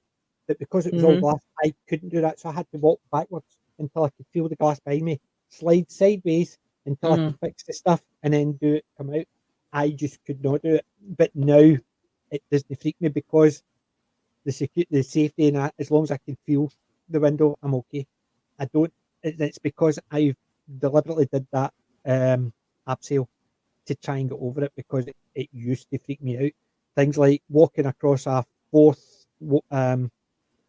the corridor in the fourth floor, and although the wall was 4.5 feet, 5 foot tall, there was no glass, and I could feel a draft. And because of that, I had to walk right across against the wall. So even that used to freak me out. But after I decided, no, I need to conquer it, and I found a way of conquering it by doing it for charity, doing it for a charity of something that my mum passed away with. And I said, no, I'm definitely doing it. And once I forced myself to do it, it made it easier. And then I could it tends to do that. Yeah. Because if I hadn't done it then, I wouldn't have done it at all. I still see photographs, and they just, I know I have no investment. I'm not the individual physically there, but you've seen those truck drivers driving up these really very shit, and you're just going, nope, no, go away. I do not want to see this because it just hits you so powerfully. But I will say, being as brave as you are, PJ, conquering the fears, charity, whatever it is such an odd experience. So I did a low-level bungee jump. I did the lowest level of parachute he jumped jumping. off the bed with his tights still up. Yes, and I had the pillow cover just no. But it's such a weird thing. But the reward, you cannot really describe the feeling that you get. And it's like I said, I was working summer just mowing the lawns and all that nonsense around an airfield. But every time one of these people that did a tandem parachute jump, skydiving, there was not one that ever said, never again. Everyone, because so high on adrenaline, whatever it was, I want to do that again. Really hard. You could see them shaking because the adrenaline was pumping so high through them. Yeah. But all of them wanted to get back up and do it again. Yeah, it's funny. It's a funny feeling because that's exactly how it felt. It hit me. So, like you say, it's that little rush of adrenaline, and it's also, I think, your brain. You've pushed through that fear barrier because your brain is trying to save you. Your fight flight is kicking in, and when you push through that, it's like almost the next time you do it, it's going to be a little bit easier and a little bit easier again if you do it a few more times. Yeah, because you've done it the once, and it's like your brain is more. There is a reason that there is a term for the people that do this over and over and over again. We call them adrenaline junkies. Yep. Yes, yeah, definitely. Yeah, I mean, it looks great fun. It looks great fun. I was just laughing at Colin there. He never got to the Empire State Building when he was in New York because he got distracted by Forbidden Planet, the book. Yes. When I was in New York, I managed to get to the Empire State Building, but I spent half a day in Forbidden Planet. And look So did I. Yeah, that's like the Mecca. Yeah, and it's one of the best. It's so shiny. Yes, it is superb. And he's still in the box all those years later. Oh, yeah. My Judge Dredd. So it is. A little bit of a reflection. Oh, yeah. The reflections are actually terrible. It is an absolute. That's brilliant. Beautiful figure. So it is. Even the box, you could just sort of see the image on it. And it is actually, you can see the image on camera, just with that slight thing, because when you're actually looking at it, it's so dark, you can hardly see it. But I got that in the Forbidden Planet in New York. My favourite Cool. place with him there. So, Yeah. oh, I'm just breaking everything now. I actually no damage. My 1/12 scale Judge Dredd. I actually do it without damaging it. I'm putting on upside down. Shows you how bad it is. Don't break it. There we go. Right. Okay. Don't want it to drop it. I've actually dropped it. This is something getting back into collecting a few bits and bobs and everything is like you take it out and it's like, oh, I'm putting it back in. I dented the corner or something.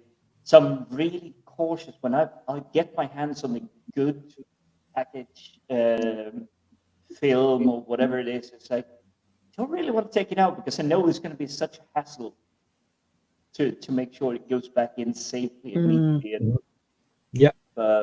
Yeah. Well, yeah, I basically was take that and I thought, nope. So I just bought one so I could take it out. But that's the other option. Buy two. The clock where it's hanging and it's just a tick. Yeah. The Harold Lloyd film with the clock is amazing. That amazing that Jackie Chan did one because of it. He did his own. And it was because of that. That's why Jackie Chan does a lot of Buster Keaton and Harold Lloyd type of humour.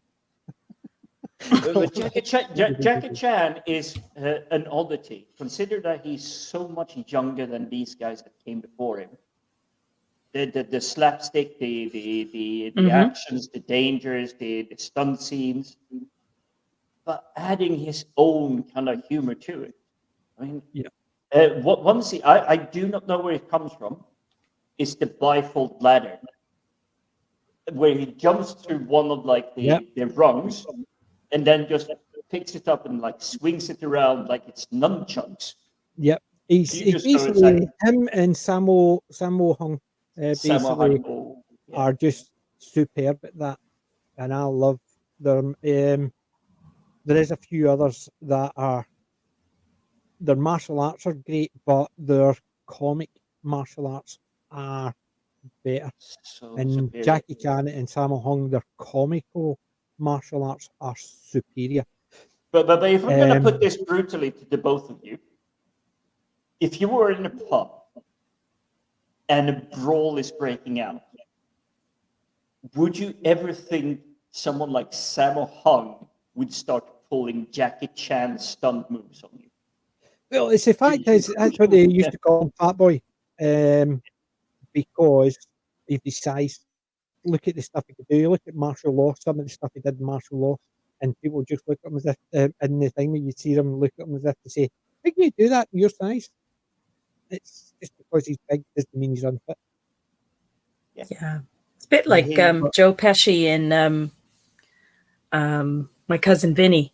You remember when he goes after that one guy that redneck dude or whatever that keeps having to go at him or something. You got the money, and finally he jumps up and just twats him right in the face. And he's only little, Joe Pesci, but it was that intensity, the energy. Mm-hmm. Yep. Grand Moff, I'm the exact same. I used to play a game years ago. I'm sure it's one of I was talking about it, the thing where you have to go across the crane and down, and it was just below you, it's just cloud and mist. I couldn't play that part. I had to get my nephew to do that part for me so I could get over the chasm because I couldn't even watch the game. I couldn't even watch the screen while I was playing it because the height was just even I know was on a computer screen which was sitting in front of me. It used to freak me out. I could not play it. I could not do it. I 100% get that, and I love playing the game called Minecraft. It's essentially just a massive box of Lego, but the individual you move, the character, you have to be there so you can like attach one piece to the other. Yeah. Laws of physics doesn't really apply because you can literally just build a massive bridge of just dirt and it will hold up. But it is when you're getting really high up and you go like to the edge and you're trying to place the next piece so you can walk a little bit further and place the next piece. I get vertigo from that. I Mhm. don't know why, but I do get, because it's like inch. That's the thing. Inch, It shows you how good the animation or even the pixelation is if you can get vertigo looking at a picture. Because if it was blurry, you wouldn't feel the same. But because it's sharp, you think, oh. Yep. That was Buster Keaton. He did that one. Jackie Chan also did that one. So he did. Yeah. And Kelly speaks to it. They always do. I'm catching up. But this, hold this message for a few seconds. This is a really amazing game that I came across. They've had tons of bolt-ons, downloadable contents, DLCs, and all of that. Very, very interesting premise of the game. You're a secret agent being airdropped in to a city that has been quarantined. It's completely cut off from the rest of the world. It's a zombie outbreak. But you're not just like James Bond going in, guns blazing, shoot whatever is in front of you. No, you have to be clever. You have to climb rooftops. Even if it's literally just like the yawning, well, whatever it's called, coming out of like top of a grocery shop. A yawning, yeah. Yeah. But it gives you vertigo so easily because you're up on the rooftops and edges and everything, and you know that, oh, I'm only like 7 feet up off the ground, but it gives you vertigo so easily. But I will say, playing through the game is really worthwhile. And if you, like you, PJ, you can't do the quick movements and everything anymore, just grab a YouTube channel doing a playthrough. I'll have a look at it, but it's no, if it freaks me out, no. But no, you will be mostly on the ground, like the rooftop, but every now and then you have to go up on the construction cranes. Yeah, because you need to go and get some stuff up there, and then sorry, Grandma, but hurry for Harold Lloyd. As soon as I mention the names, I'm not listening. That runs around my head all the time. Anytime I mention the programs or something, I just hear the tune. I know it is not. Sorry, I'm no sorry. Isn't it? Sorry, not sorry. Well, I'll give you a worse one when it comes to good. I think it's 60s theme tune, and it's Gone Fishing. The whistling thing.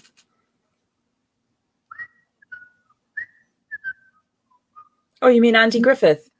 Andy Griffith's Gone The Fishing. Andy Griffith Show, yeah. Oh, God, yeah. That's a real classic. That always I've got Gone Fishing DVDs. I've got Gone Fishing DVDs. I'm sitting there thinking, I can't remember any. I know he's right, go. You're correct, When it is Andy Griffith Show. That whistling is unmistakable. It's definitely still on. You know, when I was growing up, and it was just something that we just all grew up with, and that whistling, just everybody knows. You know, who grew up in that time frame. Always See, I've seen a couple of Andy Griffith stuff. TV. Yeah. And then I'm on the bus to school or anything. I'm just sitting there and just humming or whistling it. And it's like, stop. I need to get ready for physics class or whatever it's on this morning. And no, it's one of those that just digs in and it sticks. Doesn't go away.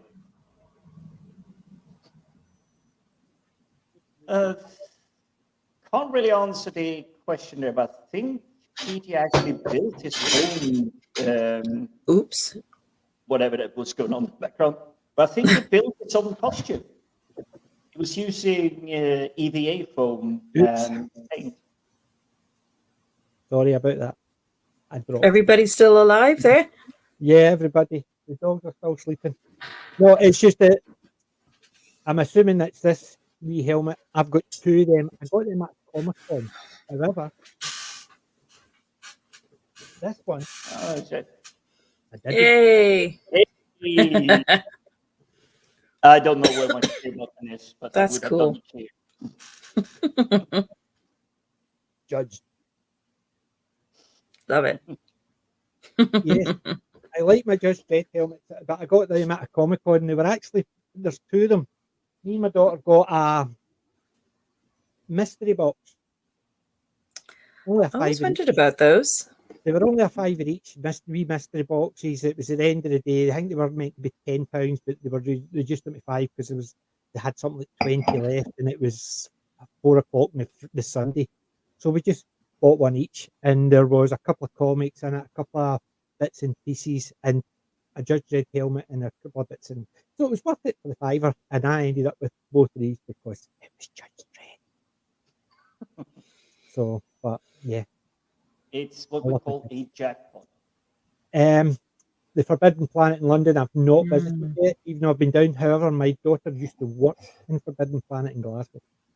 It is a really good shop. So you have 2 floors. Top floor usually has the more exclusive gadgets, so like the Terminator arms and whatnot. But if you go downstairs, you have the books and the comics and all that. Yeah. There's a teeny. Go ahead. Sorry?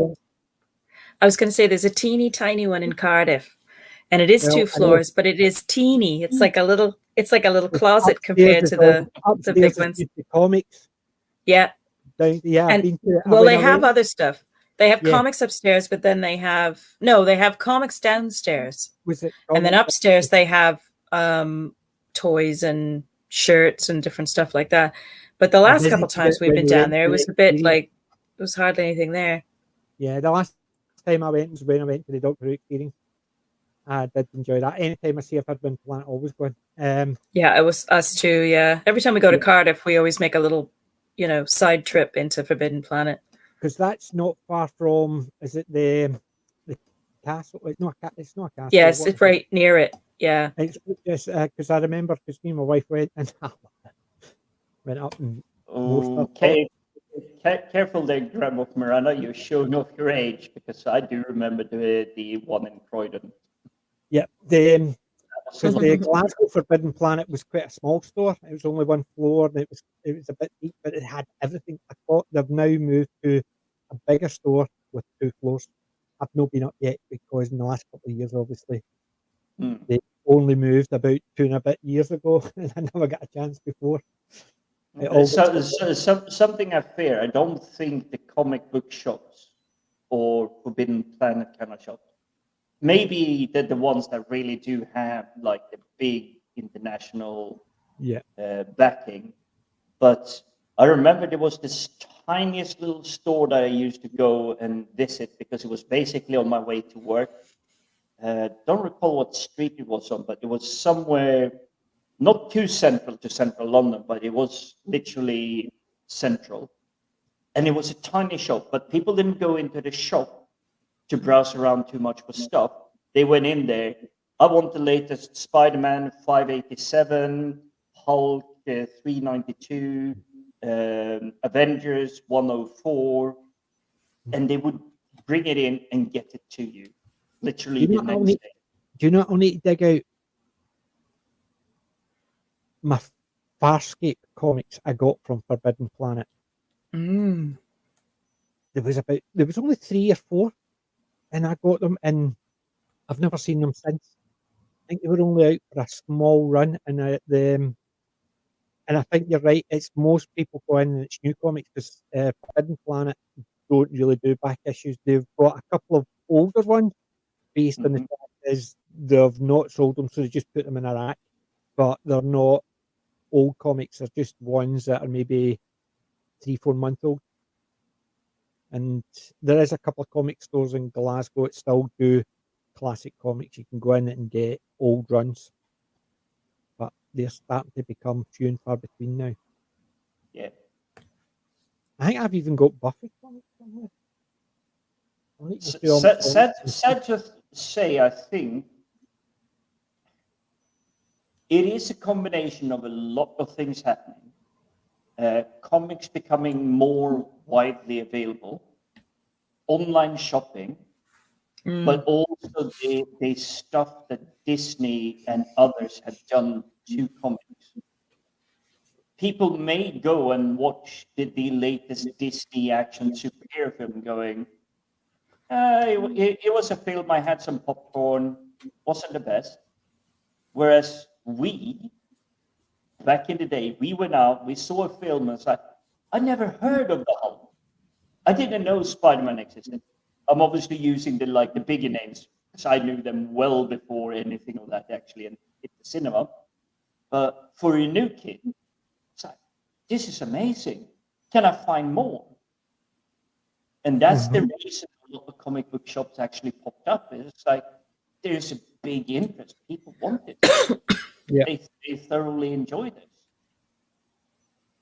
So for me, the big part of growing up was more the fact that comic book shops existed, and I got input from other medias, and then I supported the businesses they were running, selling comic books, toys.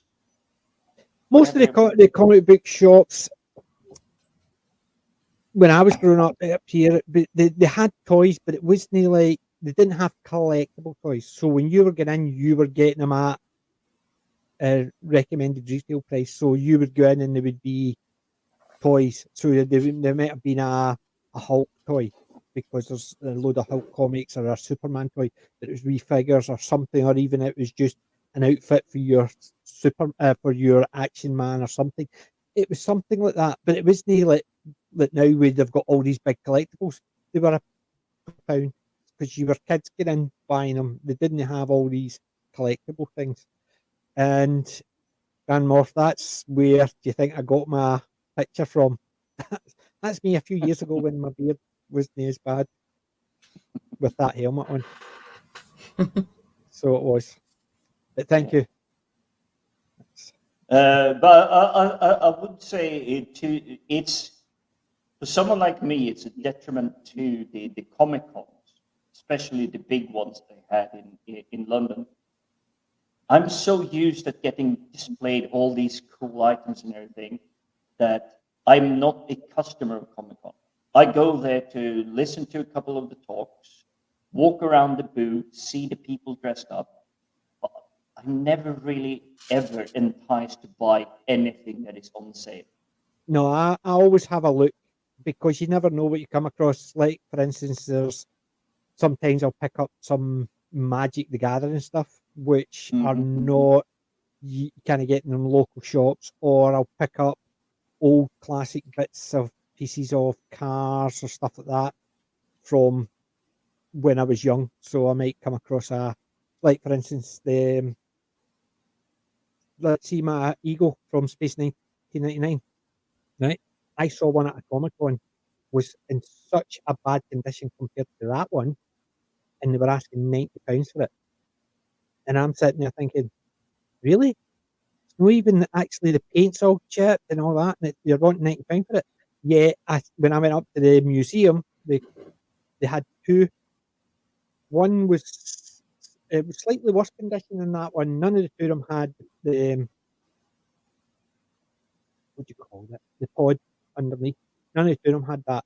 One of them was blue. The two of them were green, so it was the same colour as the one I had. So they were probably about the same condition, if not worse. And they were only wanting £25. And that's why I don't really like buying at a Comic Con unless it's something specific.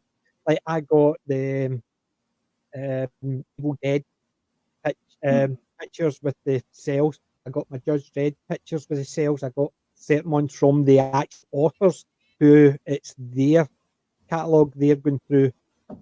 I don't mind that because, yes, I might pay a tenner for a screen print of the guy's original work, but it's the guy whose original work he's selling. So I don't feel too bad about that because, he drew it.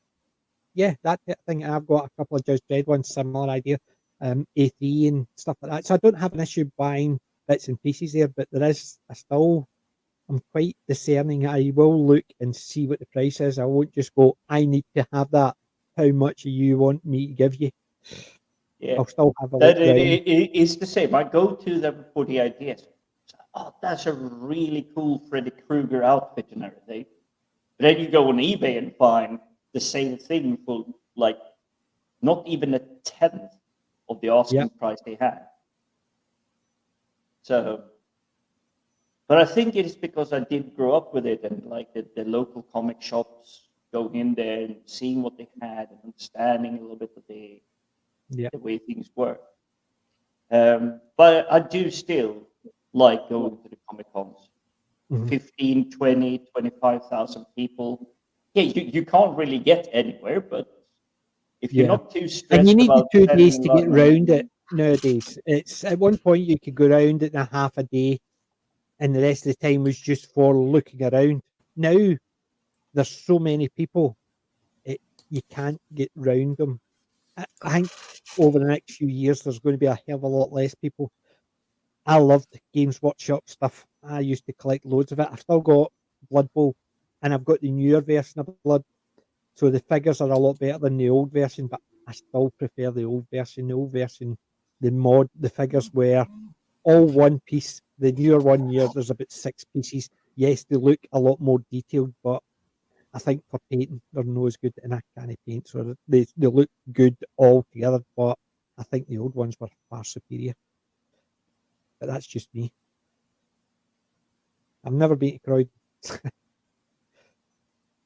I love going into bookstores, and same as charity shops, I always check the DVDs and books. That's why I got a couple of Warhammer 40k books last week. So I did. I never showed them, but me and my father-in-law went to Cardiff about a couple of years ago now, and we went into I think it was a big Waterstones bookstore, and it was huge. I mean, it was like the ones I was used to, like the big Barnes and Noble multiple floor bookstores, you know. And we were like 2 kids in a candy store in there, you know. Yeah. If they'd stayed open until 2 a.m, we probably still would have been in there if we could get a train back. Yeah. That was the time he took me down to see Les Mis, bless him, because he knew I loved Les Mis, and Darren couldn't make it, and he took me down there. We saw the play in the Millennium Center, but which was wonderful. And then the big highlight, though, was wandering around the bookstore for a couple hours. Yeah. See, that's always fun. I always still do that. Because even though I prefer audiobooks now, just because my eyes are starting to go and I can't bother constantly changing my glasses, I still buy the books because I like my comics and stuff like that. So I still read them, but I'm a hell of a lot slower. But audiobooks are obviously dead easy for me, but I do still like going through a bookstore to see if there's anything there. Grand Morph, when I went to the first time I bought a Judge Dredd, a 2000 AD t-shirt. I used to have a load of t-shirts, but it was usually the stuff you could get in generals and like clothes shops. There wasn't a store that used to sell t-shirts, and you obviously didn't have eBay and all that when I was saying me. And when we were down in London, I bought 2 black shirts with just line, and it was Judge Dredd, which is still one of the images that I use. I've got it actually in my work on my work computer, and it's the one Judge Dredd sitting on the seat with the log book. But I had that in just black and white, and I had the other one. It was just the 2000 AD logo, black and white, and it was literally just. It was only t-shirts I could get, but they were my favourite t-shirts. This was before my kids were born, so you can imagine how long ago. And that's when I was down in London. So I remember my first t-shirt. But yeah, I do like, even now, I still pick up bits and pieces. I've got my fleece. I've got one of the other fleeces, which is a 2000 AD one as well. I do still like getting.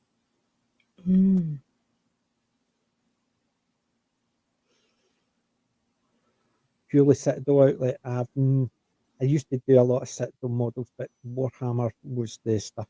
But I used to do war stuff from all over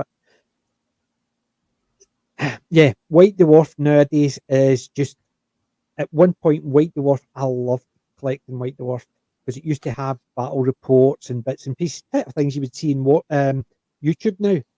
But nowadays, I noticed Warhammer stopped having battle reports and advertise. It was all ads. So it was a case of, here's a new model, and here's how it's set up, and here's how to paint it. And I'm sitting there thinking, I don't want to know about that model. I want to know about the battle reports, so how the army works. But they didn't do that. They just advertised individual models, and it was nothing to do with how they all work together and what would be the best army to play. It was a case of, here's a model, here's a model, here's a model. The White Dwarf used to be great at one point. And it was never all Warhammer. They used to actually have everything in it. So you would have 40k, you would have Battlefleet Gothic, you would have Empire, Epic Battle, Warhammer Epic, you would have 40k, you would have Space Marines, everything. It was Games Workshop stuff.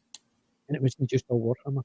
And I loved it. But it started going down even when I was still playing it. I wish I still all my figures. Sold them all when I got divorced because I needed the cash. Oh. I know. I'm gutted. I would have all my shelves would be full with Warhammer figures. That's but God. Oh. But it's something I've seen in recent years, which I am not a fan of, is the predatory nature. So you can get this really tall figurine. It's assembly, and you buy like the first two parts for 99p. Nah. But you sign up to a subscription. It's like 50 weeks or something. And every week it increases £1, £1, £1, £1. So to complete it at the very end, you're paying something like 60 or 70 quid just for 2 or 3 missing parts. And they've chosen those parts so carefully that your figurine does not look complete. And then you realize, oh wow, I spent £400-500 building it. I never fallen for one of them because I always go like, okay, it looks good. I would be interested, but then you realize it's like a scheme or something. And it's like at the end of it, you paid well beyond what you could do just buying it outright from eBay or Amazon. But quite a few of them popped up recently. So I would say be very careful if there is a subscription fee to build something you really love, because at the end of the day, you will be paying far more than it's really worth. And this is something that Games Workshop used to have early in the days. It was really stupidly prohibited, like expensive, to get even like a low budget army. Just a couple of Space Marines was like 70 quid. And then you had to buy the paint and the brushes and do all the work. Just to buy the starter set. Well, they have improved in recent years. So if you're curious about, say, Warhammer, you can actually start for roughly around 30 quid.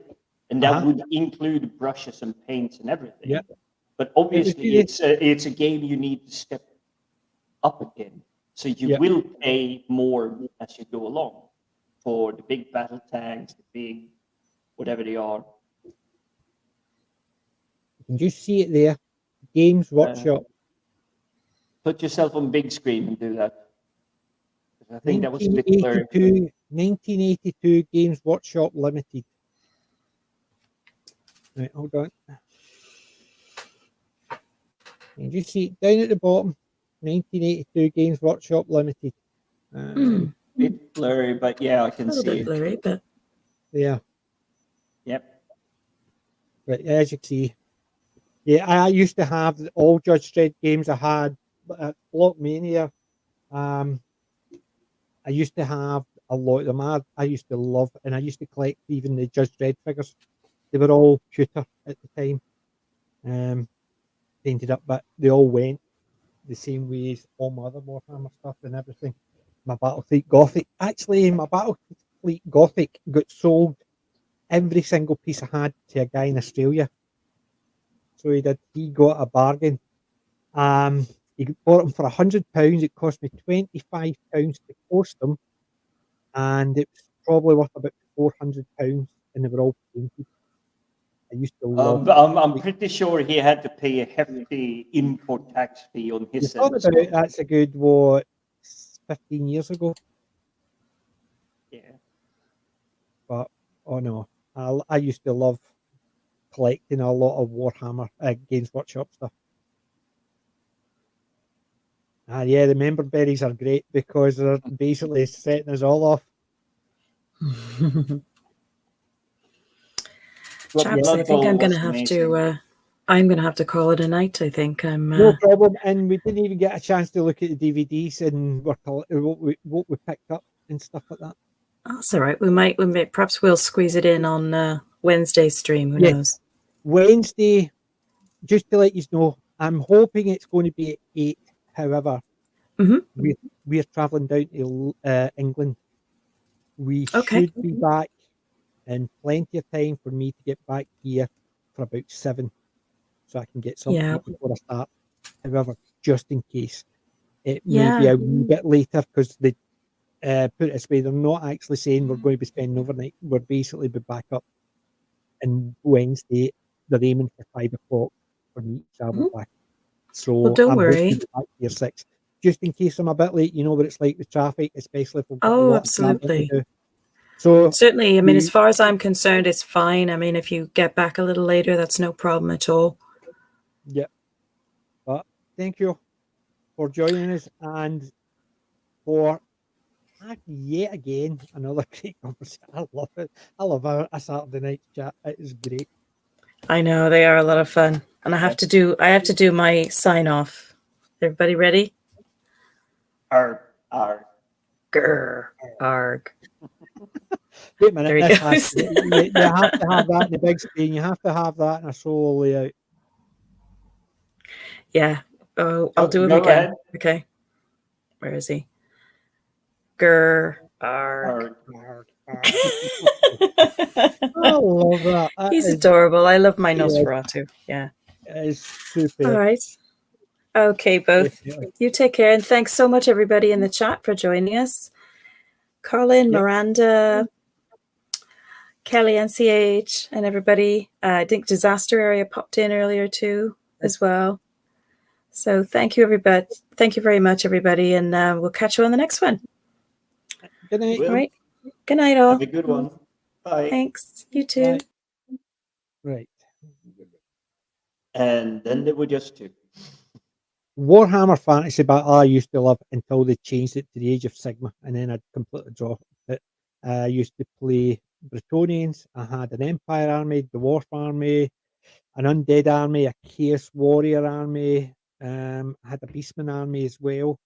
I had a load of 40k as well, but Fantasy Battle was my big Bretonnian army. I had a 12,000 point Bretonnian army, and I loved it. Yeah, you see, I admired them from afar because they were just so expensive. Yeah, well, I wouldn't say expensive. I would say I spent my money on comic books like mad. If anyone here remembers them. Well, I never read Mad, but yeah, I used to have comic books. Basically, it was 2000 AD and stuff like that. Lord and stuff I used to collect.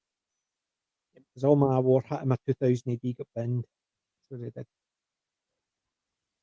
I did have Skavens, but I didn't have an army. I just used to have a unit because we would do, was it Mortime they used to call it? It was effectively Necromunda. It was a fantasy version of Necromunda, so you'd have teams.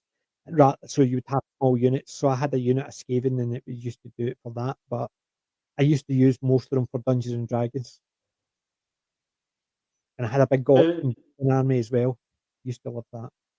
This is the interesting thing. Remember that? That was basically, it was a battle one. It was all about orcs, and it was Gorka Morka, it was called. It was just all goblins, and they had the trucks, and the orcs with the trucks and stuff like that. It was a 40k.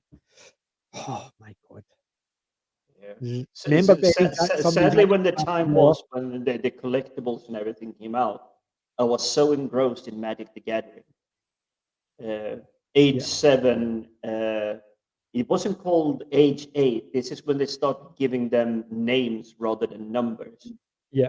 But that's when it was like, oh, the collectibles. Oh, I need to save up for this card, and I need a couple more of these to just like build the perfect deck and get the excellent rotation I needed. But yeah, no, it's good times. But I was definitely aware of everything like Warhammers, collectibles, and everything. But Yeah, I remember the Snotlings as well. Like the Orc and Goblin. Sorry. It's just basically, I used to play all these. So I did, even my kids, I used to have, all my kids had armies. One of my kids had an Orc and Goblin army. The other one had Chaos Warrior army. And then 40k, she had Chaos Space Marines and had the Imperial Guard. All done like Rort's Drift. So it was the one with the pith helmets and all red. I had them all painted up. All the tanks. I think Colin in this point that he did the message that was just on the screen. It's probably because they're going anti-woke, anti-fan, and more woke. Is probably why they lower the prices, because there are fewer people buying. Yeah. So they need people coming in. Oh, it's not that expensive. Oh, you can be a fan too. Yeah. Because it used to be that it was a little bit. It was meant to be an investment. If you did play a battle, it was a little bit. Yes, you put a lot of effort back into the army that you had. Yeah, that's the thing. They not necessarily pay to win.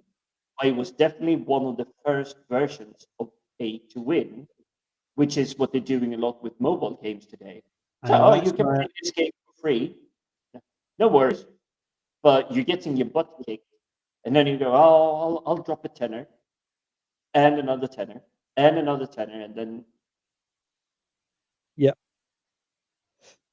That game, Grand Morph, you're talking about, it was the RPG game, because you also had the sheet where you had to say what bullets were in each chamber of the 4, because you could not two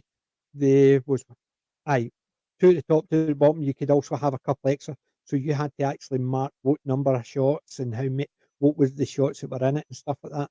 Yeah, you used to get the lawgiver as well. The lawmaster. You could get judges on the pod. You could also get fatties. You could get the ape gang. There was a load of different things. I remember that one. They were on computer. I had a load of them. But I missed something. I think I've missed. I've jumped. Yeah, it's on there. I've seen a couple that actually paint miniatures as well, but I still watch the ones that play the games. Although the Age of Sigmar ones I'm not as keen on, but I still watch ones that play Necromunda, Blood Bowl. So there's a couple of channels that I watch for them. Yeah, I do have a couple of airfix.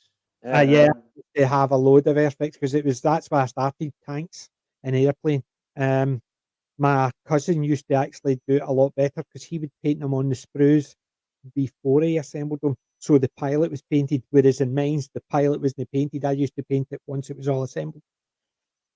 He got me into the fact of painting things in the right order. So after I'd seen his and how great his looked, then I started painting the stuff in the inside before I put the glass on, and then I painted the outside separately. But yeah, I started with Airfix.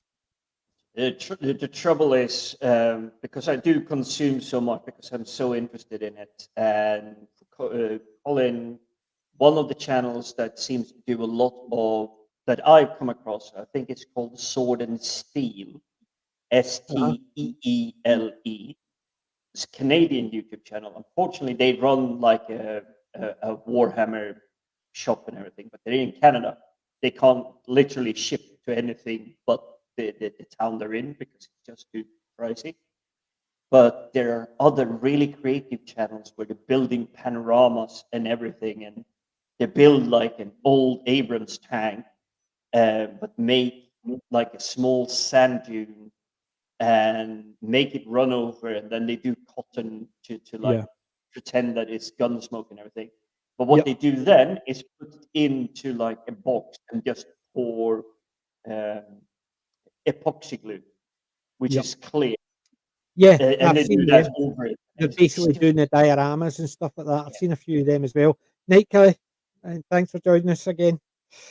But yeah, I've seen them. There's basically the one with the train station. You seen that one? They Yes. built the train station with the flickering lights, with the zombies, and then they did the epoxy covering it. So actually, it looks really good. I do like a few of them. I've seen a few of them doing them. Some of them doing big ones, some doing small ones. It looks really good. Yeah, they've And actually, something I kick myself with. It's like, I'm seeing it now on YouTube. It's so easy. Why didn't I think of it? But then you realize that they probably gave you a 20-minute video, but that's them doing the project over 8 or 10 weeks, because it do take such a long time to get all the details correct and all the assembly and everything. yeah. I've seen that guy there. Has he done his second video yet? Because he was building a Warlord Titan, which was going to stand 6 foot, if I'm not mistaken, because he had limited to the size of his garage. And he was literally basing it on a model that size. So he was going to build it up using the figures I've got and stuff like that. So yeah, I've started watching his, but I only saw his first video on it when he was talking about it and how he was going to assemble it. Rollmaster. I don't think I've read any Rollmaster. Have you read any of the Rollmaster ones? Critical tape. I don't recognise the name. No. Well, it's partially familiar. Oh, sorry, Rollmaster tables, the critical tables, yeah. Blood Bowl, the fumble tables and stuff like that, things that would happen and stuff like that. Or the Necromunda, they all had critical tables. So if you rolled, there's certain things would happen. It's the same as Warhammer 40k. The Chaos, Nurgles and stuff like that would have certain things if certain gods were mentioned. Is that what you're talking about? I got distracted. Including aliens, calling Martians. Yeah, I used to have loads of stuff. I had a wide variety right across the board because if I liked it, I bought it. And I must have spent a good 4 or 5 grand over the years on just the figures themselves. And they all went. Yeah. And I used to actually use all my Warhammer figures when I was playing Dungeons and Dragons. So anything I needed, I had. So if I needed a rat or a goblins or anything, knights, soldiers, bowmen, I had them all. And that's what we used to do. So yeah, I never got that deep into it. I had the basic starting army. I did have a tank. I can't really say if it was Sigmar or anything at the time it came around. I had the suicidal goblins, whose name I can't remember. The Doom Diver goblins, the goblin, the ones with the big balls. Yes, those ones. Yep. Yeah, I had them. Can't even remember the names off the top of my head. It wasn't the Doom Diver ones. The Doom Divers were the ones with the wings. I can't remember. Off the top of my might head have either. been because I'm still quite lost. I still the Doom have Divers had fascination wings. with the universe. The Doom Divers had the wings, so they were fired and they had wings. The ones you're talking about are the chains and with the ball and chain, and they would just randomly whatever direction they would go, and it was all to do with roll. I used to have a big goblin army as well, so I know what ones you're talking about. I just can't remember the name of them. I've seen someone doing a stub gun, and I can't remember where it was. It was a YouTube. Somebody was making a stub gun from Judge Dredd, and they were basically doing an instruction on how they built it. I would love to build one. I was planning to build a stub gun, and I was planning to build a Thompson submachine gun. No, I can't. Don't have the dexterity for either, unfortunately. It's a bit sad. I saw Colin's latest comment. I didn't have too much of like the figurines that you bought pre-made, but something we did have where I grew up with tin figurines. And I think Colin is probably going to enjoy it because it was mostly of the Carolina army, the Swedish 11th century musketeer. I might be wrong on the exact century, but I think it was around the 11th. Yeah. Do you know what I'm going to do? Where I'm going to Sweden dig out- actually went down and almost conquered Turkey. Sweden basically owned the entire Europe because the king, and I don't really know how, but there was a beef between one king and another king. But something I had growing up is you had these molds, and health and safety and all that outside. This was sold to kids about 10 to 12 years old. And you put a pan on the stove and you just chuck in tin and let it melt. And then you pour it over into these molds as a 10-year-old. Okay, I grew up on a farm. By the time I was 10, used to do that. I knew how to weld. I knew how to solder. I knew how to do all of these things. But looking back now that I'm antique, I'm just going, that is not something you should give to a 10-year-old today at all. Liquid metal, burning stuff. Yeah. I used to have Space Hulk, Hero Quest, Warhammer Quest, Space Crusader, not entirely sure. Space Marine, I did have. I don't think I had Advanced Hero Quest or Advanced Quest. I used to have. Do you know what I'm going to do for next week? I'm going to dig out a bit of box in that corner with a load of Warhammer figures, or figures, shall we say. I use for Dungeons and Dragons because I've got them for Dungeons and Dragons. I've even got a couple on that shelf there. So I have like a skeleton, a dragon, that kind of thing. I've got wee bits and pieces here and there that are I use for Dungeons and Dragons, and I'll dig them out for next week and we'll do that. But what I'm going to do, since we've caught up with the chat, there was definitely a lot of. Basically, Europe was in chaos around that time. Yeah, it was. So what I'm going to do, since we've caught up with the chat, we shall do Pick of the week. Right.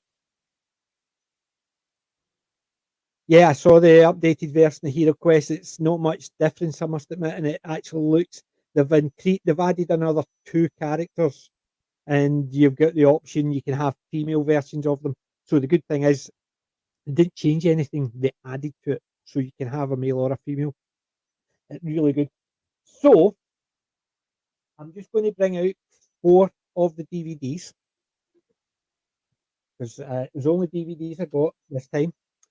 The first one was a John Wayne one. Angel and the Bad Man.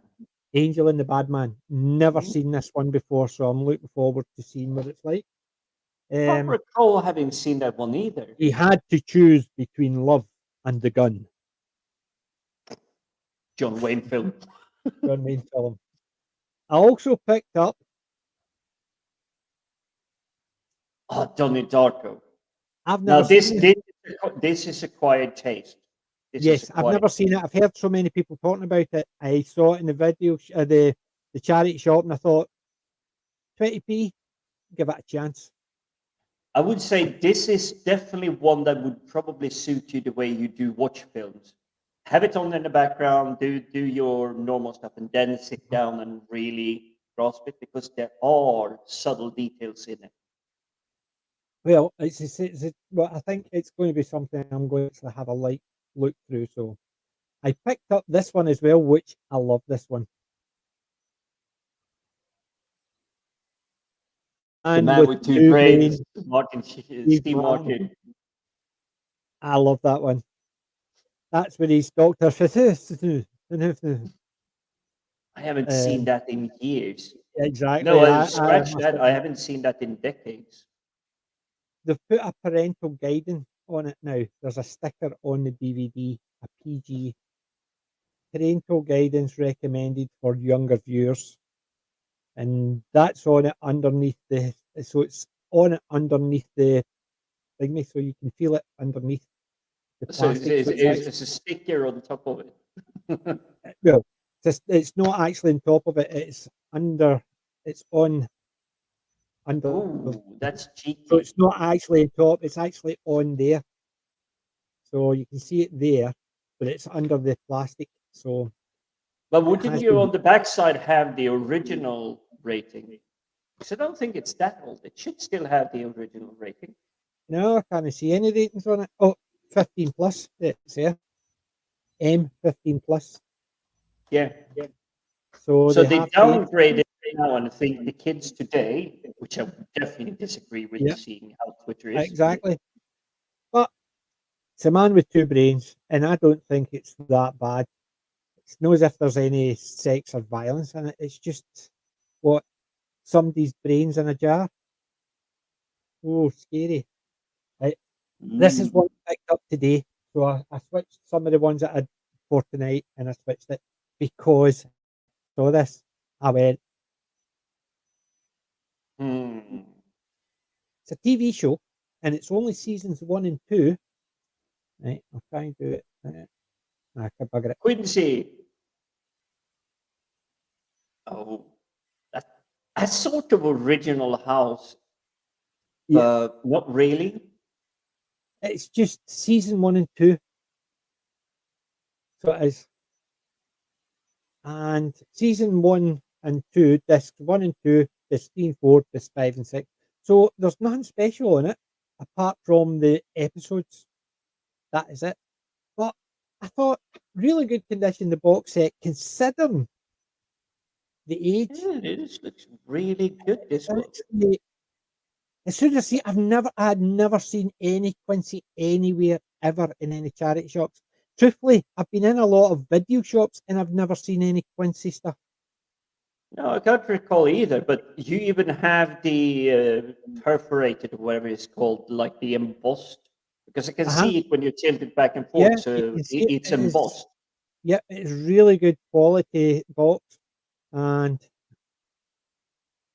yeah, I mean, it's Jack Goodman was great. He was great in the Odd Couple, but yeah, you can see it's just the shininess of it. It's just, I was so happy when that appeared. I went, pick that up.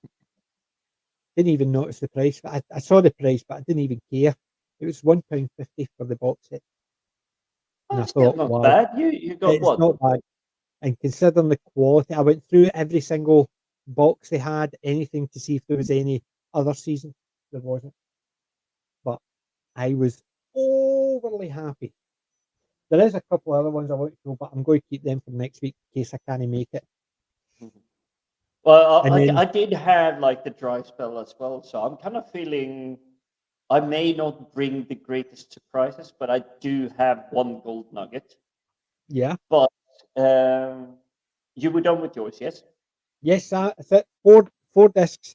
I didn't get anything else special. I just basically I've got another 8 there, but that's the next 2 weeks just in case I can't make it out. Yeah. So I was around the usual charity shops I go to, and they were literally drained. I don't know how. There was nothing really there. It was a lot for children, as in single digit age. But one of the shops I managed to get into, and I think there might be a story behind how this one ended up in a charity shop. Whether or not someone has a duplicate, they've already seen it. But I do not believe this is a film anyone just chucked into a charity shop and like, oh, this is an awful film. It's Christmas, but it is a really good one. Miracle on 34th Street, it's the exact one I've got. I love that one. And it's still in the cellophane. So see, the thing is, as well, people get DVDs because they don't watch DVDs. They basically just put them in a box, and that's when they go to charity shops. They've probably got it on their Netflix account or something like that. Not realizing that the Netflix account, 3 months later, when you want to watch it, oh no, sorry, we rotated it out of the circulation. It will be back next Christmas, so you won't have it. The next one is a film I've actually only ever seen once, but I do recall there being some fantastic acting and performances by the two actors. Mm-hmm. Lost in Translation. I've seen it once. It was a weird one. That's all I can say. It was a weird one. It's a weird one. So you have Bill Murray and Scarlett Johansson in, was it a Japanese hotel? I think it was Tokyo. In Tokyo. But I do recall that I kind of liked it. But I haven't seen it more than that one time. So I thought, well, I just remember it being weird because I think it was just because I was so used to Bill Murray and comedies and stuff like that, and it just seemed weird. I can remember it was a weird one. yeah. Same here, and it is. I haven't rewatched it since I saw it the first time, and I'm not sure when it came out. If my eyesight actually work. Doesn't have the year, as far as I can see. Oh wait, it's super tiny print, but it's early 2000s. Uh-huh. The next one is a film I actually never got around to see. Ooh. I was kind of getting around to go out and see it, and we have Steven Spielberg and Peter Jackson. And this is Peter Jackson after Lord of the Rings. But I haven't seen it on the streaming services. I haven't seen it pop up on TV. It's just not come up. But when I picked it up out of the box, it's like, wow, this is solid quality. Yeah. It's never really been touched. Tintin. I've got Tintin. I've not watched it. I've got it. Oh, it is the same. So Tintin, the captain, and Milou, the dog. I remember reading the books, but it was just the pristine quality. It was like surprising. It's nothing fancy. It's just your normal DVD. I just picked it up, and must have been something that no one ever really touched. It's like just been on the shelf, and then people just dumped it to the charity shop. I mean, there is not even any fraying on the plastic whatsoever, as if someone had used it or like opened it even once. Unfortunately, not in the original packing, so I might have to force myself to watch it. Well, I've not watched it. One of these days we'll watch it and just actually before a Saturday stream, because I've got it. I've had it for a wee while and I've still not watched it. It's because every time I come to watch something, I go, oh, I've not seen that for a while, and I put that in my. Yep, I think that's why it slipped through the cracks. I have never seen it. Didn't go to see it on when it was in the cinemas. Never seen it on TV. Never seen it on the streaming services, Disney Plus, Amazon. I used to watch the cartoon, and I always got it wrong because I always used to wonder why it was on a Saturday. Because they always used to tell me it was Thursday's Adventure of Tintin. It was only as I grew older I realised it was Thursday's Adventure of Tintin. I always used to wonder why they always advertised it as Thursday's Adventure of Tintin when it was on a Saturday. And then I realised it's Thursday. And it was just I was mishearing it for all those years. But I used to love it. Captain Haddock, the Thompson twins. Remember the band? Or the band is Thompson twins taken from Tintin. I don't recall that. I do recall the twin detectives. That's the Thompson twins. But there was a band called the Thompson twins after the two of them. Oh, really? I didn't know that. There was. I'm trying to think what they sang. But again, I haven't revisited Tintin since I revisited Asterix and Obelix. I've no. I need to actually rewatch some of that because I'll need to dig out. I've got a couple bits here and there somewhere, but right, where's the Thompson twins songs? Right, The bowler hat and all that. But the Thompson twins used to sing, "Doctor, Doctor, Doctor, give me the news. I got a bad case of loving you." The Lay Your Hands on Me, is that not Loving Aside, Sister of Mercy, We Are Detectives, You Take Me Up. They've done a lot, but the Thompson twins was just basically a group, and they were called after the Thompson twins from Tintin. That's where they took their name from.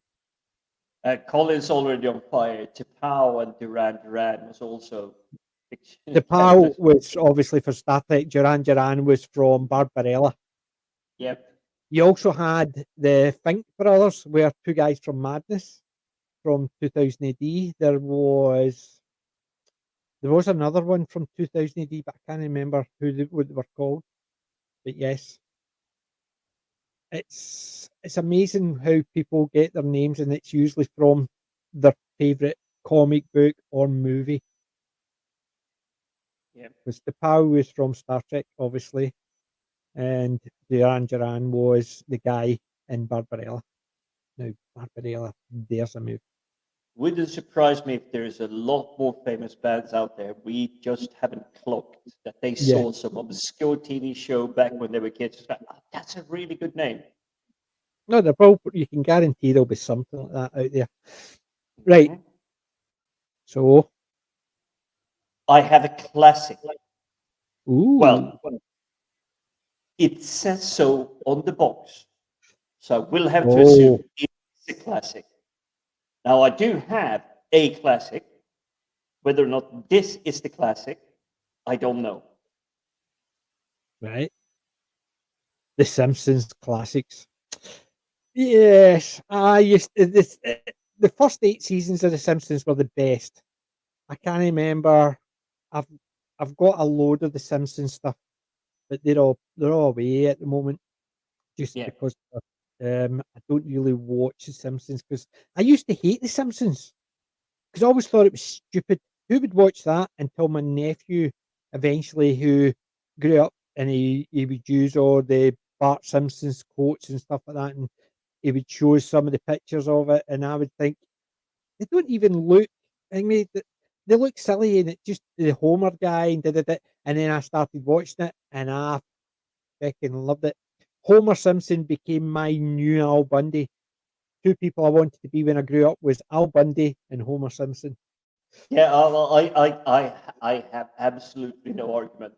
I would prefer to see myself having grown up as Angus MacGyver, if I'm going to be honest. No, see, I Al Bundy probably was the got one I more wanted to grow up. inspiration from Al Bundy sitting down on the sofa in front of the TV and just. Do you miss me?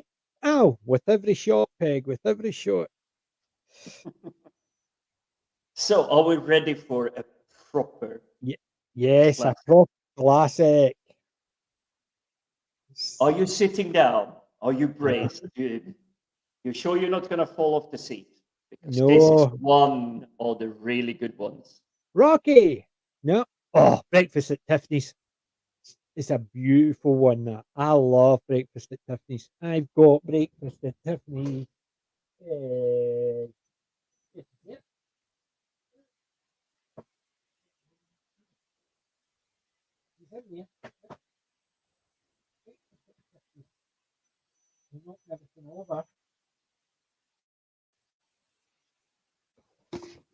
I've got a different version. Oh, I think this is more iconic because this is how you remember her sitting there, like the cheeky smile, all of that. But yeah, I think yours is. I've got the anniversary edition. It's probably not got any extra specials or stuff like that. There's no really any specials in this. There's a couple, but nothing major. But it's. All this one says is digital HD, so they may have done some kind of like work on the like retouching and like tightening up modern TV. This one says special features, making of the classic, commentary. The fifth, it's so Audrey,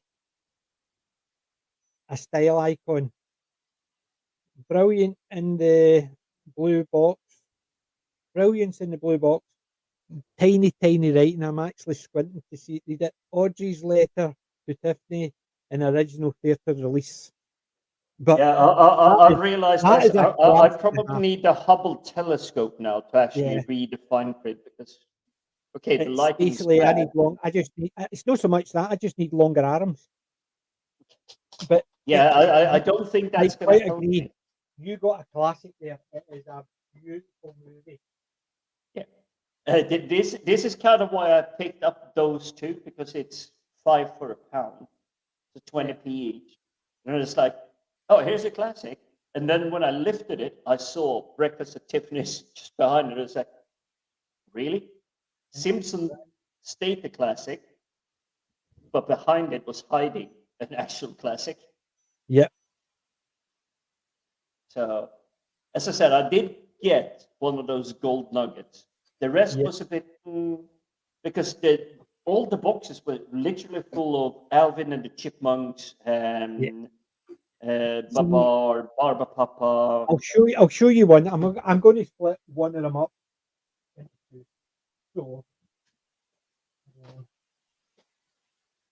I'll keep that one. Right, I'll keep those two. So I'm going to split one of the four into two because when you're talking about kids ones, I picked that up. The Ultimate Spider-Man Ultra Tech. It's basically Oh, I remember that era. Yeah. Archer, I wanted to be Peter Parker, so when I was growing up. I would have loved to choose Peter Parker as someone to grow up to be, but it just looked like too much work and too many enemies to fight. Yeah. But I was shot. Well, in Glasgow, there's no enough buildings tall enough to swing. I would have to walk everywhere. Imagine growing up on the countryside where it's like the tallest thing you have is like a 40-foot tree.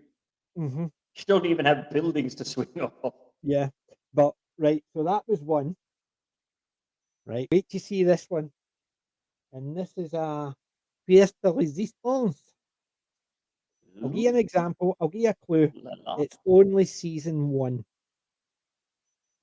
So only season 1. I need to put these up so I don't get them mixed up.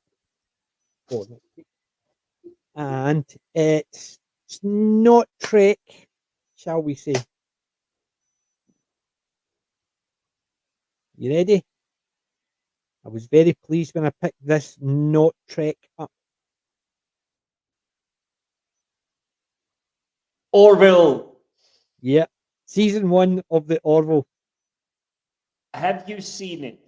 I've seen it. I'm waiting for it's March for season 3. Yeah. But the complete first season, 4 discs, 12 episodes. I know I might be biased. I know I might be gushing and everything, but with all the nonsense that was happening to Star Trek around this time, and this coming out, not being Star Trek, although all the hints, all the clues, even like the theme song, although they're trying to tweak it a little bit so it's not similar, so they avoid the copyright strikes and everything. The Orville is Star Trek of the 2000s. And I will say it's redeeming a lot of the Star Trek where it started to fall a little bit apart. So I like Enterprise. It's not my best one, but it was early 2000 and it started to feel like it's falling apart. It's one of my guilty pleasures. I don't think it's the greatest, however, and I don't like a lot of the characters. However, it's one of those ones I love to watch. Yeah, Voyager is a guilty pleasure. No, despite what anyone would probably just ramble in the chat. Oh, it was just Jerry Ryan, 7. No. She was one of the ones that I disliked. She was one of the ones that I disliked. I actually liked her, but not because she was like very shapely and like strapped in the tiniest like stretcher uniform ever. She had humorous moments and serious moments and everything. And I think the chemistry between her and the Doctor, that was really well crafted. But they had other characters on the side that actually played roles, art, even enemies. hostiles or temporary allies. They played it really well. They did it well, but I hate the fact that they just went, oh, we're 75 trillion light years from home. It's going to take us 75 years to travel home. We're going to have to become an intergenerational ship because none of us is really going to come home and everything. And 6th season, they get like 50 yards in travel. And then the last like 2 episodes is like who would go exploring side to side if they had to get from A to B as quickly as possible? You wouldn't go from A to B via Z, C, D, E, S. You would literally, if there was something as you were traveling that was saying it would take you maybe a couple of weeks out of the way, I could understand. But if you go from here to there, to there, to there, to there, and you're way there, you're going the wrong way. I will say there is one comment, but it's because I'm a coffee drinker. And I believe it's in the first season where Janeway is going, there's coffee in that nebula. Obviously, it's a trap, but she's just going, there's molecules in there, we can use them for the replication and everything, and I can have my morning coffee. I can understand, and that kind of sold this whole sidetracking, going on different adventures. Yes. If it was something they needed, but they still said it was about exploring, so they would still go and view things, and they would spend weeks or whatever, and you're sitting there thinking, really? Let's go away over there out of our way to look at that thing because it's interesting, because we're still explorers. But we're still going to go and get there as quickly as possible. You can't have both. You see, they should have been more subtle with the fact that it will take, at full speed, non-stop running, 75 years to go home. Oh, hang on, there's a planet. It's only 3 weeks out of the way. It's just like, okay, now you're 75 years and 3 weeks from getting home. Oh, there's another planet out there. It's going to take us 2 weeks to get there and then 2 weeks to get back because we can't travel through this. That was a little bit grindy. They could have played that part better, but even so, I really like Voyager because they managed to do something. We were so well versed within like the Star Trek universe. We had TNG, DS9. We even had the original series and everything. We kind of too familiar with the Alpha Quadrant, so they could, taking them to Delta Quadrant, introduce a couple of new things without breaking the rules. Yeah. Which sadly is what they've done completely in the STD nonsense. Well, I'm glad I've never seen it. But the thing is, as well, do you know what really annoyed me about Voyager was they were traveling in the general direction as fast as possible away from places towards another place. Funny how the Kazon kept picking them up. They had a faster ship. They had a better ship.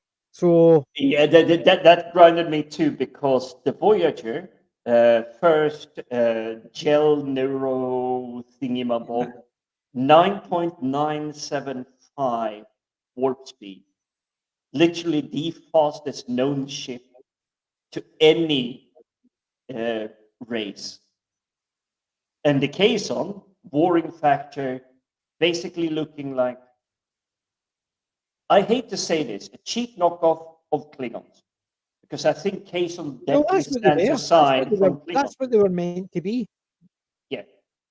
But those rust buckets are keeping pace with literally the they're overtaking it because there was a couple of times they set traps. Yeah. It made zero sense. And then they would say it's about traveling through sectors that was controlled by. So they had the sector that was controlled by the Kazon. They would go through other sectors of space that were controlled by these people. And then they would bump into the Kazon again. So you're saying that you couldn't travel through that, so you had to go around it. The Kazon could travel through it. So what was that all about? Because it made zero sense. If they had different monsters of the week, would have worked. So yes, you could have the Kazon for 3 or 4 weeks, because I think that was a little bit deliberate to not try to do the original series, where you had literally a completely okay to completely forgive the original series because no one had ever seen this before. Yep. Any was, alien was literally a new thing, but they were trying probably to avoid that, and it would make sense. You have a warring, honor-ridden or honor-guided cult or race or people in the Kazon. Obviously, they can space travel, so they would occupy a very large region. But this is getting back to the thing that I detested about it, because all of Star Trek Voyager feels literally you have 6.5 seasons, and they're literally going snail pace. They're not traveling far at all. And then, woof, all those 75,000 light years in the last episode. They should have used that to stretch it out. It's like, first season, we get 10,000 light years. We got 65 to go. And you go, because you knew by this time, all the Star Trek seasons are 7. So how are they going to solve that last gap? Because if you follow 10, 10, 10, 10, they're still short by 5. Will they get home? That's kind of how I approach it. It's like, will they really? But they just jumped it completely. And the biggest thing I hate about Voyager is that they absolutely demolished the Borg. The Borg is a joke. They're nothing the more Borg than was a joke from a gnat. as soon as they brought the Borg in, they didn't make much sense because they were implying it was a hive mind and everybody it was basically, and then suddenly they had a Borg queen. So But in effect, not only that, an encounter with the Borg was suddenly just a trivial thing. Whereas when you were introduced to the Wolf 359, he's 7. Wolf 359, Wolf 359. But before that, you had been introduced to them, and they were basically this scary thing that it takes 10, 15 ships to destroy it if they're lucky. And then suddenly Voyager could just go in and do. And you're sitting there thinking, oh. And then they were making deals with them. But it was the fact is they introduced them as a hive mind, as in the collective make a decision. So even if they break a collective up into one ship as a collective, there's no individuals. And then suddenly you got Borg Queen. Oh, so you're basically saying, oh, hive mind, which means there has to be a queen. Yeah. Really? So she makes the decisions for everybody. So there's one person making a decision for everybody. Yeah. Instead of but they did manage to do a few good stories. Yes, but burrowing into that. So when Chakotay is trapped on the planet, he wakes up on the planet. He thinks he's a captive in a bunker, but it is Borgs that have broken free of the collective. Aye, but that's what I'm saying. The other side the Q and the thing with Zero and stuff like that, the Unime 6-0. But what I'm saying is they became less and less. That's every part of the story, because you have the big bad and then you say, right, they're not as scary because they're not a collective mind. So if you wipe out something, then it's still there. But now you're saying as well, if you kill the queen, throw them into disarray. How did Janeway win? By killing the queen. It threw it into disarray and destroyed the Borg. And that's what I'm saying. So you've taken it from the collective, as in you could kill 90% of them. They've still got all the same knowledge, the 10%, and they just keep reassimilating, so you're never going to get rid of them. However, now you've got a Borg Queen. Well, if we can somehow find out where the Borg Queen is and kill her, then that's destroyed the collective, because and you see what I mean? So it made it less scary because there's now a queen in charge. So one person controlling everybody. So it's not a collective decision. It's one person making that decision. But it's not only that, and I do understand the thing you're driving at, but it is before we got into Voyager, as we were presented when we were younger, it was fairly old when it came out, but it is the thing you had about the Borg before Voyager came around. These fuckers are scary. They're dangerous. Mm-hmm. There And is you no don't know enough guarantee. about them. Yeah, and there is no guarantee that anyone will live. And essentially, okay, I might be jumbling the episodes together a little bit, but essentially, the first contact between Voyager and the Borg, they sneak aboard a ship. They manage to sneak past securities. They manage to do everything. No one is at really. No, the very first time is, I think it was the one with the Traveller. They accidentally got when Wesley. No, that's TNG. Is it not? What I'm saying is that's not. The TNG, unit about the first time we got introduced to the Borg. Yes, and that's where you get Danger Will Robinson. These are not good. Yes, because Q had to actually send them back because it was Q. Q had sent them out, and Oh yeah, it was Q. It's literally the Q had first sent them episode, out isn't into the thing, mate, and then they bumped into the Borg. And then remember, the Q says, "Don't antagonize the Borg," because you basically introduced the Borg to humans, which they shouldn't have known about. And then that's where you started getting more introductions to them within TNG. But it was but there we have another amazing character introduced. Q. The first time you come across Q, is he dangerous or not? Even though he lets them go after the whole trial judge scene, you have the perception we should probably not make him angry. Yeah, but I think Q initially for episode 1 was just meant to be a one-off character to introduce the crew. John Delancey has such gravitas; he's just like pulling you in.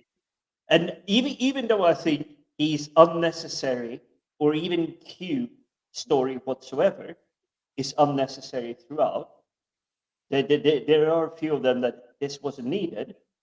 He brings such fantastic like pull in. And you know, as soon as he appears on screen, it's going to be mischief, it's going to be weirdness, strange things.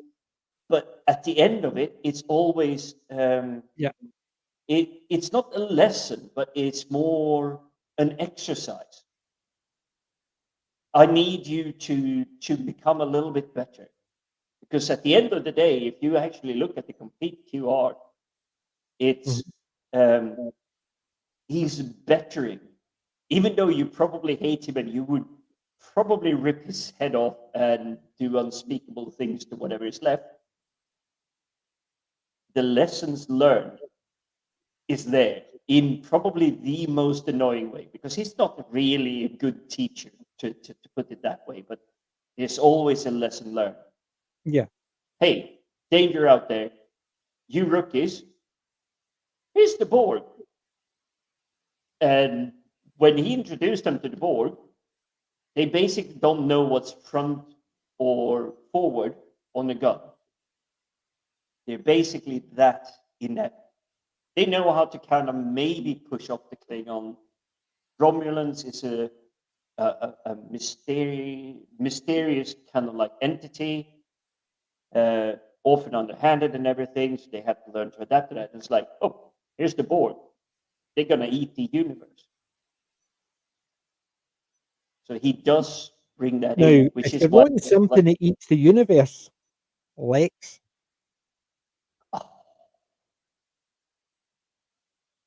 But I will say I struggled once they swapped out the.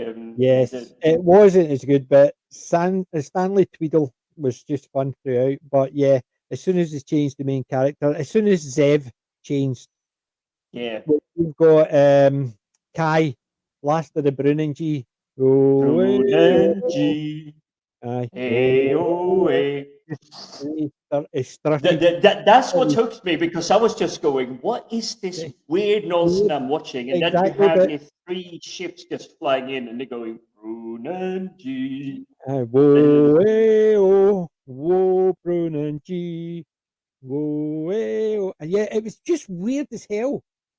It still is. I would highly recommend. I think it's on Amazon Prime, actually, Jesus if Christ, you want to watch it. That's three of the porno guys in minutes. No, that was just such an amazing find. And the weird thing is, I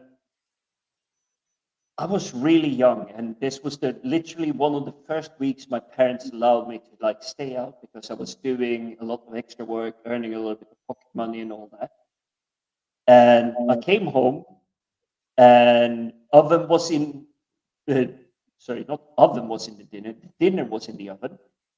Probably getting a bit tired here now. But it was like I pulled out the hot plate. It was a lamb roast. I actually remember it was lamb roast. It was thyme. It was dill on the potatoes. But instead of normal gravy, it was a cream gravy. I actually remember that. I can't remember the vegetables because I probably didn't eat them. But took that, and I went into like the off room that we had. It was basically just like a tiny room. It was meant for the people that came home late. Turn on the telly.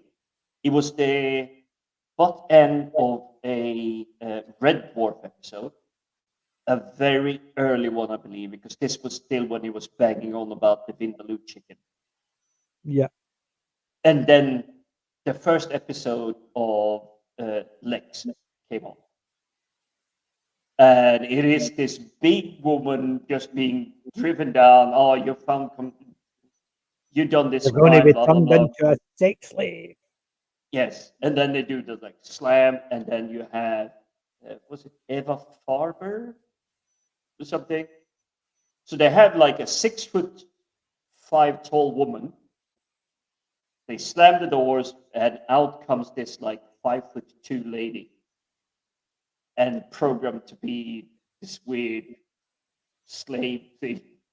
But that's not what happens with the story. It's like it's the janitor of something. I don't really remember what he's a janitor of, but he's Rimmer in Red Dwarf, that kind of level, but somehow becomes the captain of Lex. Yeah, Stanley Tweedle is basically a somewhat third technician, something like that. It was a lowly third technician, yeah.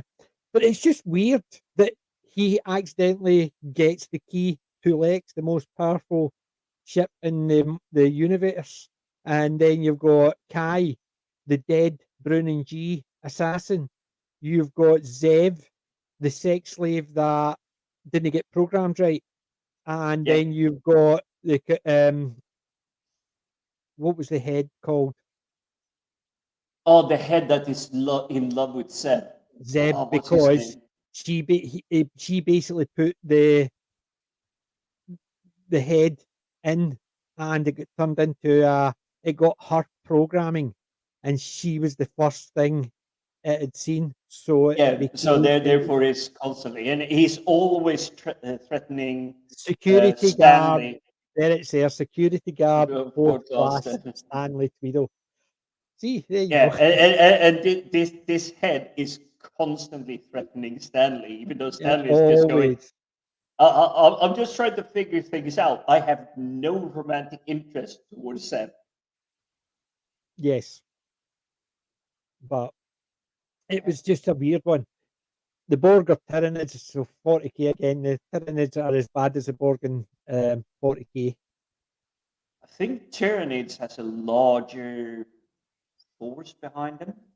They have, but it's basically the same idea. See, that's why I loved Starship Troopers. It just reminded me of the Tyranid army. I never played them. However, I used to play Space Marines and Imperial Guard. But a few of my friends had Tyranids, and they used to have loads of figures and models. and I remember Space Hulk, which had the Tyranids as well. And I remember my friends just having loads and loads of them. And when I just remember Starship Troopers, and I'm sitting there thinking, I wonder how many people are going to start painting their armies like that. Oh, I remember when it came out, and mind you, this is pre-MySpace even.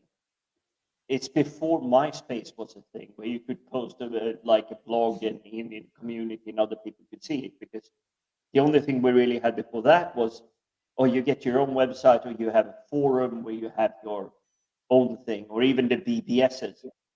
But when Starship Troopers hit, I kid you not, I even had, when I was playing tournaments in Magic the Gathering, because you had the sleeves for the card. Yep. People were painting or having like the Starship Troopers, the insignias from it on the background of it, or they bought pre-made cards. Which,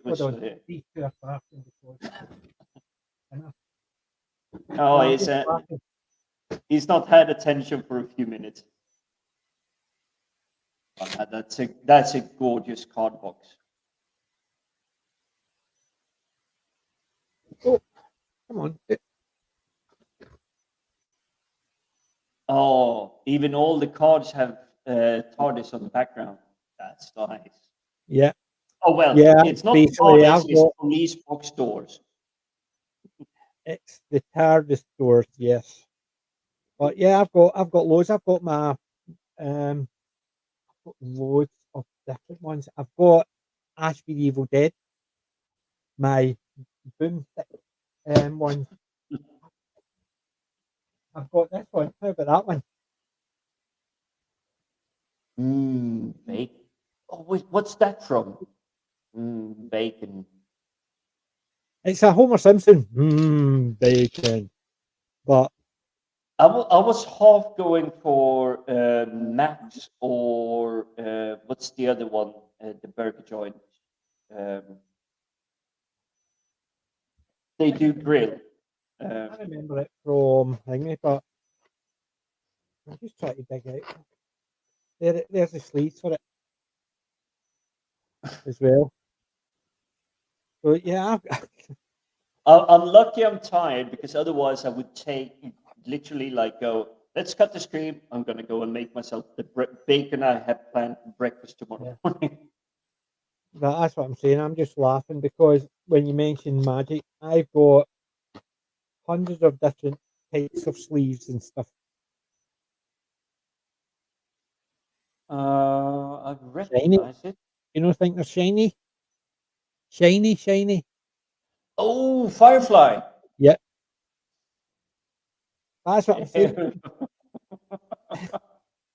I just basically, anytime I saw something, I thought, oh, that's Firefly, I'm getting them. Oh, that's Doctor Who, I'm getting them. Oh, Bacon, I'm getting them. Oh, Ash v the Evil Dead, I'm getting them. Oh, because I've got Ash v the Evil Dead playmat, sleeves, and box.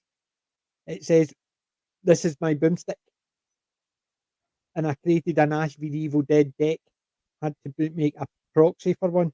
But I can't help myself. It's just, I've got a collector's nature. Yeah, not wider than an entire galaxy, wider than the Milky Way. So the Tyrannid biomass is about 7 times as large as the Milky Way is. And I'm speaking as an amateur. I know nothing of this, but it's essentially what it's supposed to be according to lore I have read. But yeah, it is still impressive, and the ideas and the concept they come up with is amazing. And the fact that you and I just went on like a 15-minute rant about Lex. Well, that's the thing. When you've got things that just actually lead to something else, like for instance, when we were talking about destroying the universe, the only one that I've seen that destroys universe, which was a quirky but decent program, was Lex. I can't think of anything else that has destroyed the universe that I thought was actually quite enjoyable. I actually have to agree with you. I think there's been a few of those that have the not satisfactory ending, Yeah. where the hero actually really lose. And I'm not talking Game of Thrones kind of, oh, you're invested in this character and he's like killed off. Yeah, but I'm talking Season one. about world ending, No, I'm as talking in about it looks galaxy like you ending. win.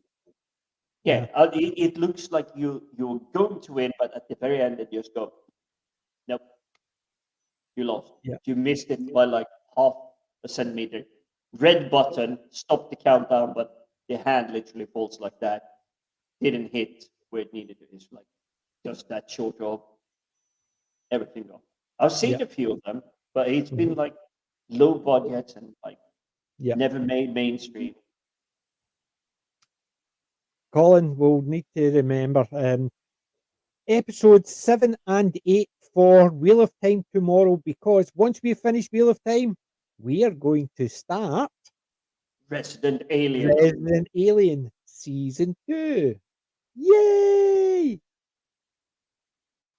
Don't mean to influence anyone's mind, but I really want to get rid of this shite.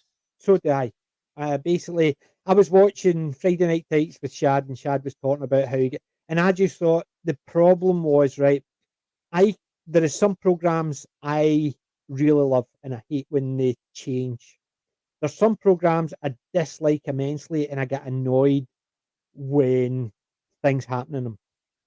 This is one program which I was so looking forward to, but after the first couple of episodes, it's not even I don't care. I just have zero interest. So I don't care enough to actually even be bothered. There is zero interest, because if any of the characters die, don't care. Any characters do something interesting, don't care. Any characters do something that doesn't match what the book says, don't care. Any characters that does something that's in the book, don't care.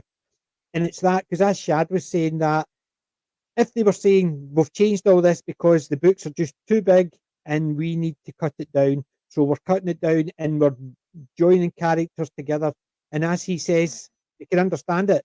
But when you start adding stuff in, then what you said previously about why you changed everything because you had to cut everything down makes zero sense. Because if you're adding things in that weren't in the book, then you're not cutting it down, you're changing it.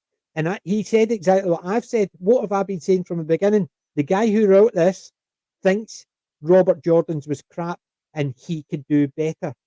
That's why it's all changed. And Well, that's not exactly even what does Shad he said. think he's better than Jordan, he thinks he's better than Sanders. But the only way I can compare this to the original book, you take a watermelon, you cut it in half, you scoop everything out, and you just pour water in and say, here's a watermelon. It's bland. It has nothing. It has no development of the characters, and you've taken away every substance that was actually in there. There's But that's what I'm saying. The fact is, Shad said it as well, that the guy who wrote this thinks Robert Jordan's is crap, so he's rewriting it to make it better. That's what's through his head. And I quite agree. And that's what I've been saying. The guy who wrote this thinks Robert Jordan's is crap and he's rewriting it because he's a better writer than Robert Jordan. So he's taken his idea and improved on it. That's what they think they're doing. And I've been saying that from the beginning. They think that it's bad, so they have to improve it. And hence the reason why it's crap. Because they have no talent. They cannot improve something that is that good. Splitting from reality. If you came to me saying, I have a critical drinker book here. It sold 40 million copies in the last 10 years. I want me. Colin, I quite agree. I ain't watching season 2 if it turns up. But you come to me and say, you should make a TV show of this. I'm going, Well, you're paying me to make a TV show that 40 million people potentially will be watching. Why would I go, oh, the front cover looks good, let's rip everything out and I'll write something new? Not even looking at the content, which is what's happening here.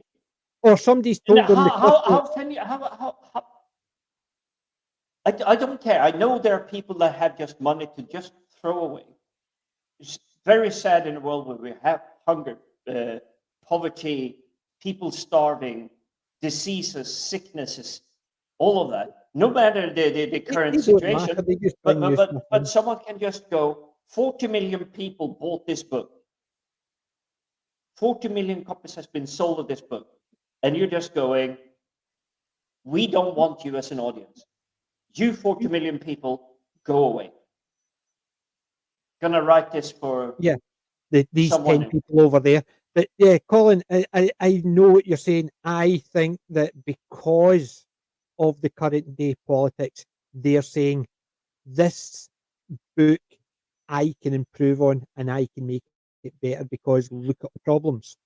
So they're still thinking they could do a better job than Robert Jordan, because considering the Wheel of Time was a very matriarchal society, they still thought Robert Jordan did it wrong and they could do better because they could write it better.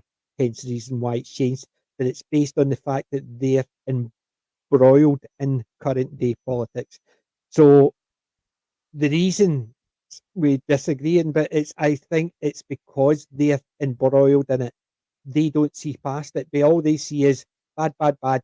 I can improve on that. I'm a better writer than him. So I'll show them, based on the fact is that book is really good, but it's crap. So we'll change it. But everybody likes it. So we don't care. And why did you buy a book that you're going to completely and utterly change? Why not just, as I said, write something new? Why don't you just say to the Jordan Foundation, listen, we'll give you some money if you let us write something which is only slightly to do with it.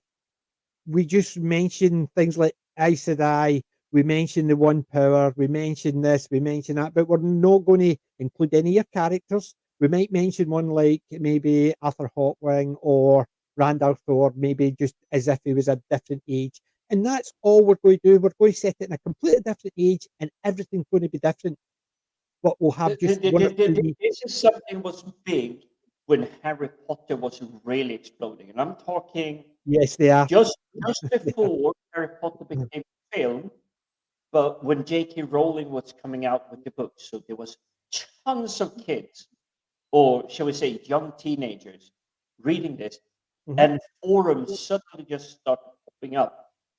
And they were writing stories about not the main characters, but they wrote stories about this happened in this house of this school. Building in completely new characters. Oh, yes, Harry Potter was just like walking down the corridor, but he's not part of what's going on. It was like a story about the house. Really clever, nothing to do, sometimes really garbage stories because they were not that well written, but it was people trying to be creative and write that, but they didn't disrespect like the main storyline. They just wanted to tell a story about the Hufflepuff. Because a lot of people, you look at people buying scarves, they'll buy Gryffindor scarf, Hufflepuff.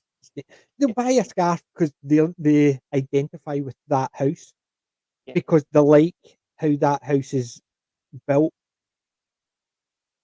It's around. So basically, if you're in the Gryffindor, you're this. They like this type of person. They like to do this. This is so people think, well, I like that. So that's when they build their fiction around. But as you said, they don't pick a particular character. Or if they do, if they decide they prefer Hufflepuff rather than Gryffindor, then if Harry Potter's knowing that one, they're not really going to include him in the story. They're going to have somebody else. and it's he's going to be in the classroom or something, but it's not going to be important to that kind no. of But story. if somebody's writing fan fiction, they usually, if they're doing it around the Gryffindor and Harry Potter's and Gryffindor, they'll write it around Harry Potter. But what I'm saying is, if they think, well, I actually like that house because I like the name or I like the what it stands for, so they write that, and then well, Harry Potter's not in that, so they're not going to mention him because he's not in that house. They might mention somebody else that was mentioned. Yeah, that is a lot of what the fan fiction did. It is Yeah, like, exactly. okay, it was like, oh, we did have the Quidditch match. Our house lost because Harry Potter was so awesome, but that's literally the only time he's being mentioned because he kicked the house. But the rest is what they did. They all the magic and training and school sessions and everything. That is good, and it's built within the same universe. Yes, Harry Potter happened to be present at your school at the same time as you play the story, but he's not relevant to what's going on with what you need to face, what you need to do.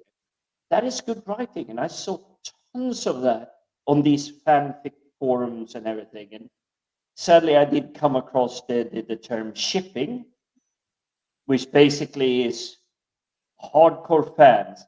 This individual must date this individual, and it's now seeping across, and it's been doing for the past 5 years. It's this actor playing this character, and this actor playing this character. These actors have to marry and have kids. They're that hardcore, and it's just frightening. Yeah. See, I'm one of these weird ones that things like that don't mix with me. And yeah, Archer, the basically is the subvert stuff. The basically that's why, which I think is weird because they're subverting old stuff. And the thing is, all they're doing is they're not driving anybody towards it. The people who already like it will stick with the old stuff. They'll not care about the new stuff. So they're not driving anybody towards it. And they're not driving anybody away from it because if you like the old stuff, like the books, if you like the books and they do a TV show to subvert it, it's not going to stop most people because they've already bought the books. So it's not as if they're going to re-buy the books. So they'll just not care. They'll just not buy any of their new stuff, but the old stuff will be there. So if you were a Spider-Man fan and they changed Spider-Man, you can go back and buy all those old comics that they don't get any money from because you're buying them all second hand. Or if you are, you're buying collections, but what they release a collection, 2 collections a year. It's not as if it's going to bring in all the money that comics every week would have brought in. That's what I'm saying. It's but see, you're touching on Spider-Man. Yeah, I've heard so much praise from people actually. I thought it was okay. I thought it was okay. I haven't seen it.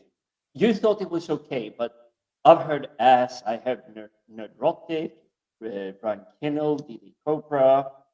I think even X-Ray Girl wasted her 9 words in saying it was amazing. But I am so scared to go into the Spider-Man stuff. Not completely disappointed with the Garfield films, but for me, it is the first 3 that came out with the Dawson Creek boy. I keep getting who his name is because he was just playing such an amazing Spider-Man, and Aunt May, spot on actress, makeup, role, acting, presence in scenes, everything. It's just so spot on compared to the book. I'm scared to watch new ones. I barely touched the Tom Holland ones, even though I see that he has the physique, the petiteness. He's tiny. Spider-Man is not supposed to be big and muscular. He's just supposed to be very nimble and quick in getting out of situations really fast. Spider sense tingling and all that. But I've been so hesitant. So that's why I've really dragged my feet to go in and see this one. That there are so many people say it's amazing, and it's one of the first films in a long time that Marvel's had that's reached $1 billion. Yeah. The reason I wasn't as keen on it is because I don't like the Iron Spider idea. The Iron Man created Spider-Man suit. and that put me right off. So current Spider-Mans I don't care enough about to actually think this is a really good movie, because I like Spider-Man having the power, not Iron Man giving him the power. So in effect, anybody could wear that suit and anybody could do what Spider-Man can, because it's the suit that's doing everything. Well, I think that is a merger. Yeah, it's with meant to be a merger, a slight because twist, because Spider-Man are just anyone enhanced can be Iron Man. You just need the suit. But there is a little bit of twist. Iron Man, if you put anyone in the Iron Man suit, yep, they can pew pew, fly and move around and everything. But it would require that Tony Stark personality within it to bring out the flair, to bring out the decision, thinking, being able to use Jarvis, all of these things that really elevates him above. But anyone could step into an Iron Man suit and be Iron Man. Mm-hmm. And I think they're trying to sell that off onto Spider-Man. But Spider-Man is a very unique combination of a teenager in his rebellious phase, realizing he's done something very, very bad, really wrong, didn't take responsibility, and got taught the ultimate lesson at the end of it. Yeah. On top of that, realizing, oh, well, yeah, we'll see you in about 19 hours. Yeah, see you later, Colin. But on top of that, what bakes Spider-Man into it is also his discovering his abilities for the first time and realizing not only that, he's clever, because there's been a bit of an elevation, because he's been a nobody in school before the bite. See, I understand what you're saying, but I think it's more nefarious. Yeah, anybody could be Iron Man, because all they need to do is maybe give somebody like Riri Williams the suit, and suddenly she's the new Iron Man. That's what they're doing in the comics. Now, Iron Man has given Peter Parker the suit. The only thing Peter Parker different between Iron Man and him, apart from his suit not being as powerful, but that can change, is he can walk in walls.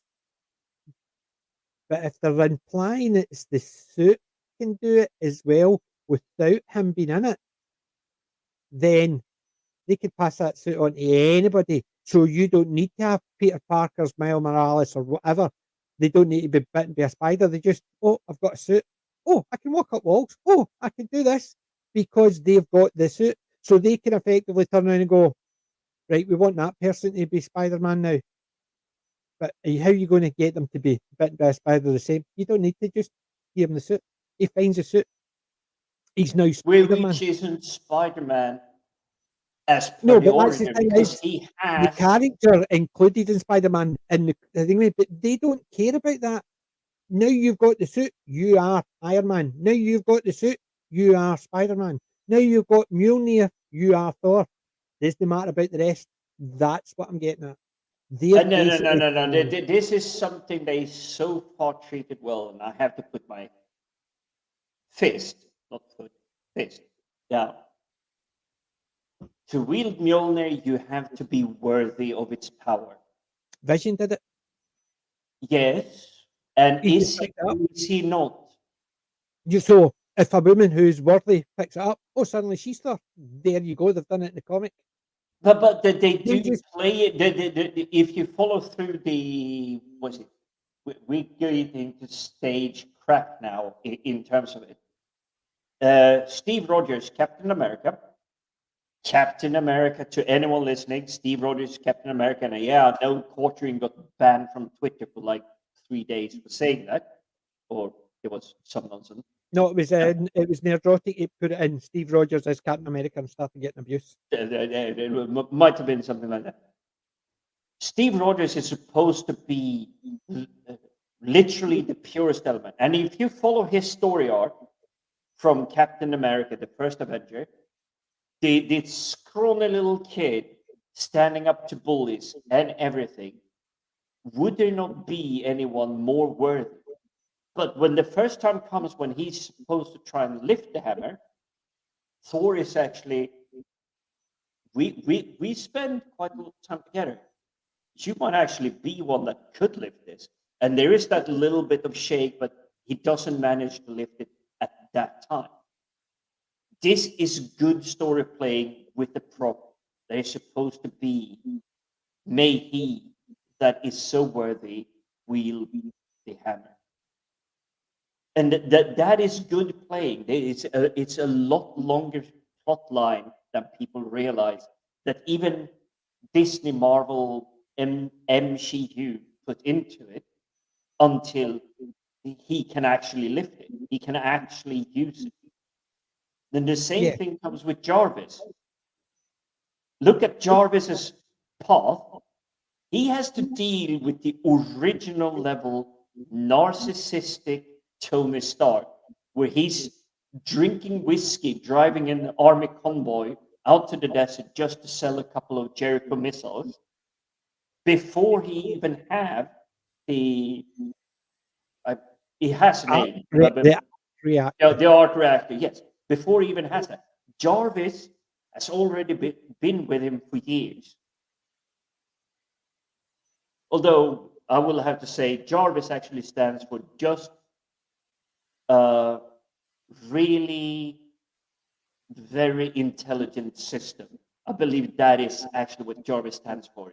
It's not an AI yet, but it's a very clever computer system. But it has all this data. He's narcissist. He doesn't care. But then it's the smoke, and Jarvis still carries his line through. He's pure-hearted, which is why he gets one of those stones of eternity, or whatever it's called. Aye, the thingy stones. Yes. I know what you're talking about. The ones in the glove. I can't remember what they're called. Yeah, but essentially, you have these three characters that can lift the hammer. You have Jarvis, you have Steve Rogers, although Steve Rogers fails at his first attempt to actually lift it. But we are talking about the way they do things now. So all they need to do is have a woman, find a Mjolnir, and it's fallen, whatever the last time, and the government found it and built, whereas initially you had people trying to lift it. You imagine some women. I love that scene with the rednecks just trying to like yeehaw, pull it off of it like flat. With a truck. You imagine that happened and a woman had found it and she just picks it up. Then suddenly you've got someone who is Thor, because they put no things into backstory, but as soon as she could pick that up, she is Thor now. So there you go, mantle passed. We didn't need to explain anything. She found it, she picked it up, she didn't understand how, but she must be worthy. Now she is Thor. Somebody finds Spider-Man's outfit lying on the ground because he got knocked out and whatever, it fell out his backpack or it fell off him, and they find it and they put it on, and suddenly there's Spider-Man. Now, you may be able to wield Mjolnir. Odin does it, but Odin is not Thor. Thor is the character, not who wields it. No, but they've already done it. Female Thor. No, they may call her Thor. No, but she's not Thor. For all intents and purposes in the book, they are referring to her as Thor, right? So because the people who wrote the book are referring to her as Thor, they've effectively turned around and says, she's got Mjolnir, so she is now Thor, because that mantle has been passed, because she could pick up. That's effectively what they have done. That's what they have done. And everybody else refers to her as female Thor. She's not the real Thor, but as far as they're concerned, they have made her Thor, so she is Thor. It's the same as Ironheart, which is female Iron Man, but they call her Ironheart, but in effect it's Iron Man's suit. So she is now the new Iron Man, even though they call her Ironheart. If Miles Morales is different because just so happened he got bitten with another spider, didn't understand it. There's slight differences, and Peter was his mentor because he was the only one that could understand it. Right, so that was different. But if he's got a suit now that something happens, he disappears, and somebody finds that suit, they put it on. What are they now? They are Spider-Man. They're not But Peter this Parker, is Spider-Man. where the current crop of writer get this completely wrong. Of course they do. They Say, still refer to I them. am Thor. I walk up to you. I'm saying, you're a trusted friend of mine. I believe that you are through an honest of spirit. You have a good heart and everything. Here's Mjolnir. I hand it over to you, and you hold it, and it doesn't just go boom. I'm Thor, but you're PJ. You now become PJ with the ability to wield Mjolnir. We understand That is how it is. However, So regardless, you put it down, somebody else picks it up. They manage to pick it up. Yeah, you don't get my name because you pick up my toy. That's the point. We understand that these people who own the or license the product are turning around and saying, "No, she's got Mjolnir, so she is now Thor." No, she will never be.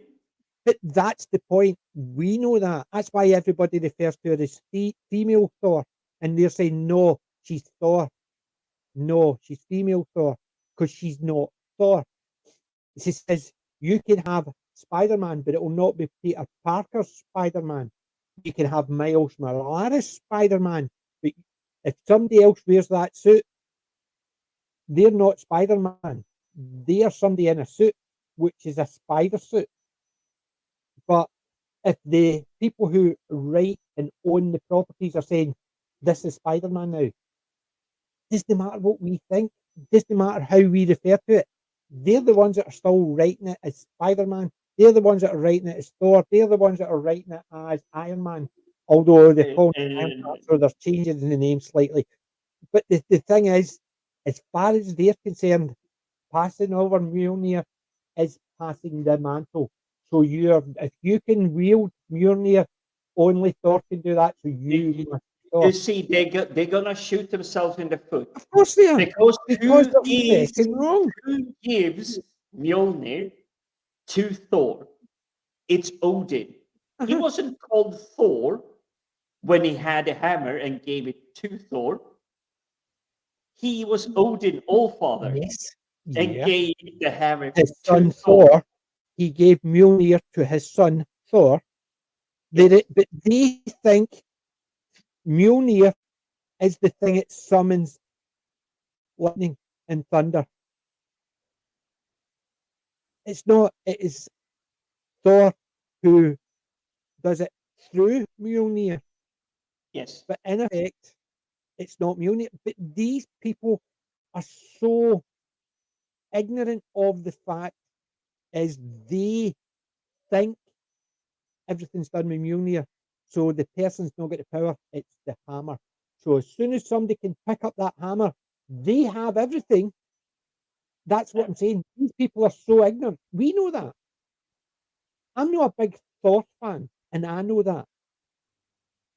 However, if you've got somebody who owns the property, turns around and say, "Right, this is what we are changing it to." It's like Doctor Who. Right. We're not calling them companions anymore. They're fam. No, they're companions. No, they're fam. We could tell them that we could say, "No, they've been companions for 55 years. Don't care if you're calling them fam. Doesn't matter. If they constantly refer to them from fam from now on, like me, we can't change that because we do not own the property. There's nothing we can do. So if they decide female Thor is Thor, nothing we can do." But even when it comes, and I'm not the biggest Doctor Who connoisseur. I like Doctor Who. The stuff I've seen, the stuff that you, Wen, Darren, Stacco, everyone's been sharing. It's like, oh, that was really good. but there is a huge difference between a companion, and I will actually drag No, but what I'm saying Firefly is into what they this call, because it's their naming convention. If they decide yeah. that name is what they're going to use from now on, that is it. There's nothing we can do. yeah, I'm not talking about the fact, I'm just Sam, talking about the name. The name yeah, is they call but it. Sam has nothing to do with the companion. Sam is someone you can still kick over and treat like garbage. A companion is a lot closer to an ally, someone you trust, rely on, can lean on, can get something from that when you need it the most. You can literally trust to hold your weight when you are not. That's the difference between companion and fam. Yeah. Fam is just short for family. You Yep. can kick the living daylight out of your younger brother because you hate his guts. Yes. However, you're assuming these people have got an ounce of brain or care. What I'm saying is if they've got the rights and they start using a word, doesn't matter what we think. When it comes down to it, we're screwed because we can constantly refer to them as companions. They could say, doesn't matter what you think. We are going to, from now on, use the word fam. Same as, doesn't matter what you think. She's got the hammer. She is now getting referred to as Thor. So as far as anybody who writes or deals with this is Thor, what we're saying is we might refer to her as female Thor, makes zero difference. If they're turning around and constantly calling her Thor, it makes zero difference to them because that's the problem. Because they think they get one up on you, but they No, forget. the fact is they own the property, so they can do what they want with it, and they know fine well. They can do that. But the only thing we could do is not buy it, and if it doesn't sell, you must be misogynist then, because it's a load of crap.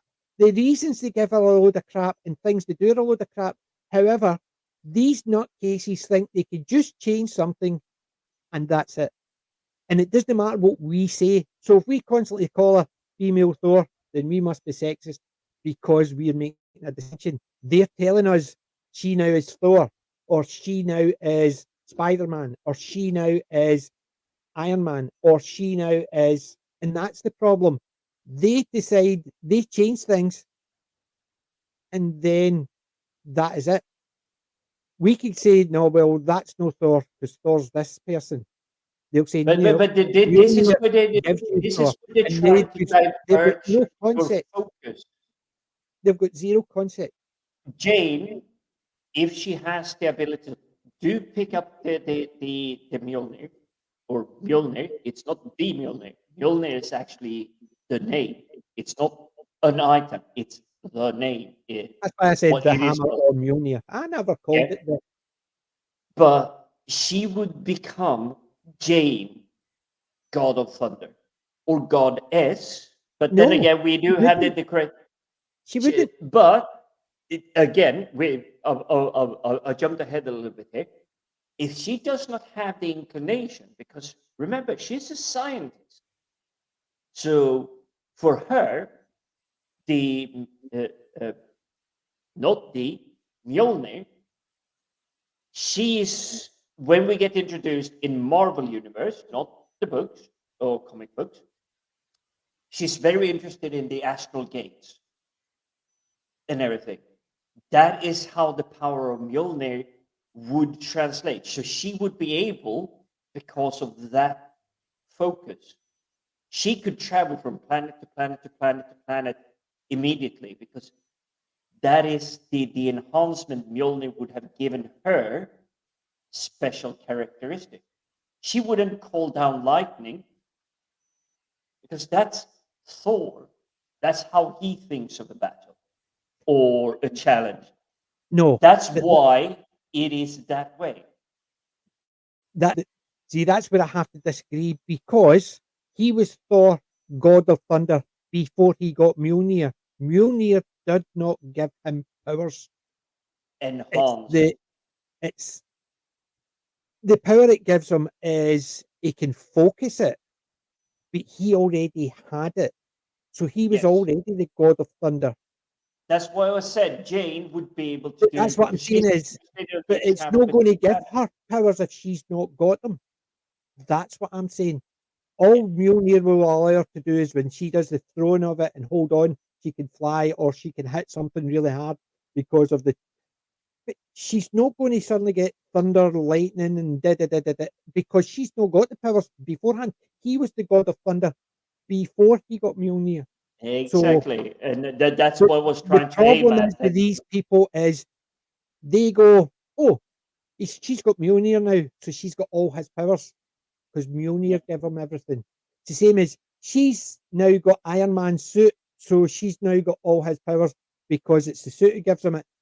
He's now got, or she's now got Spider-Man suit, so she's now Spider-Man because the But suit this gives her all the powers. this is But where I they think that's what I was. My themselves. actual point was that is why they went down that route of the spider suit that Iron Man But they're still to allow killing them themselves to on pass it on this to a woman because the completely. suit is the thing.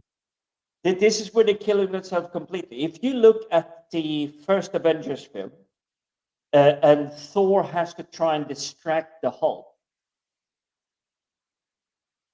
he literally never has the hammer available. It's him, his built-in power, the stuff he can do without having the hammer in his hand. And even at the end of the fight, he's just dropped the hammer, and the Hulk is just going, still annoyed with you, boom. It just like knocks him out of the screen. No hammer, no nothing. He already has the capability to withstand someone like the Hulk giving you literally a sucker punch.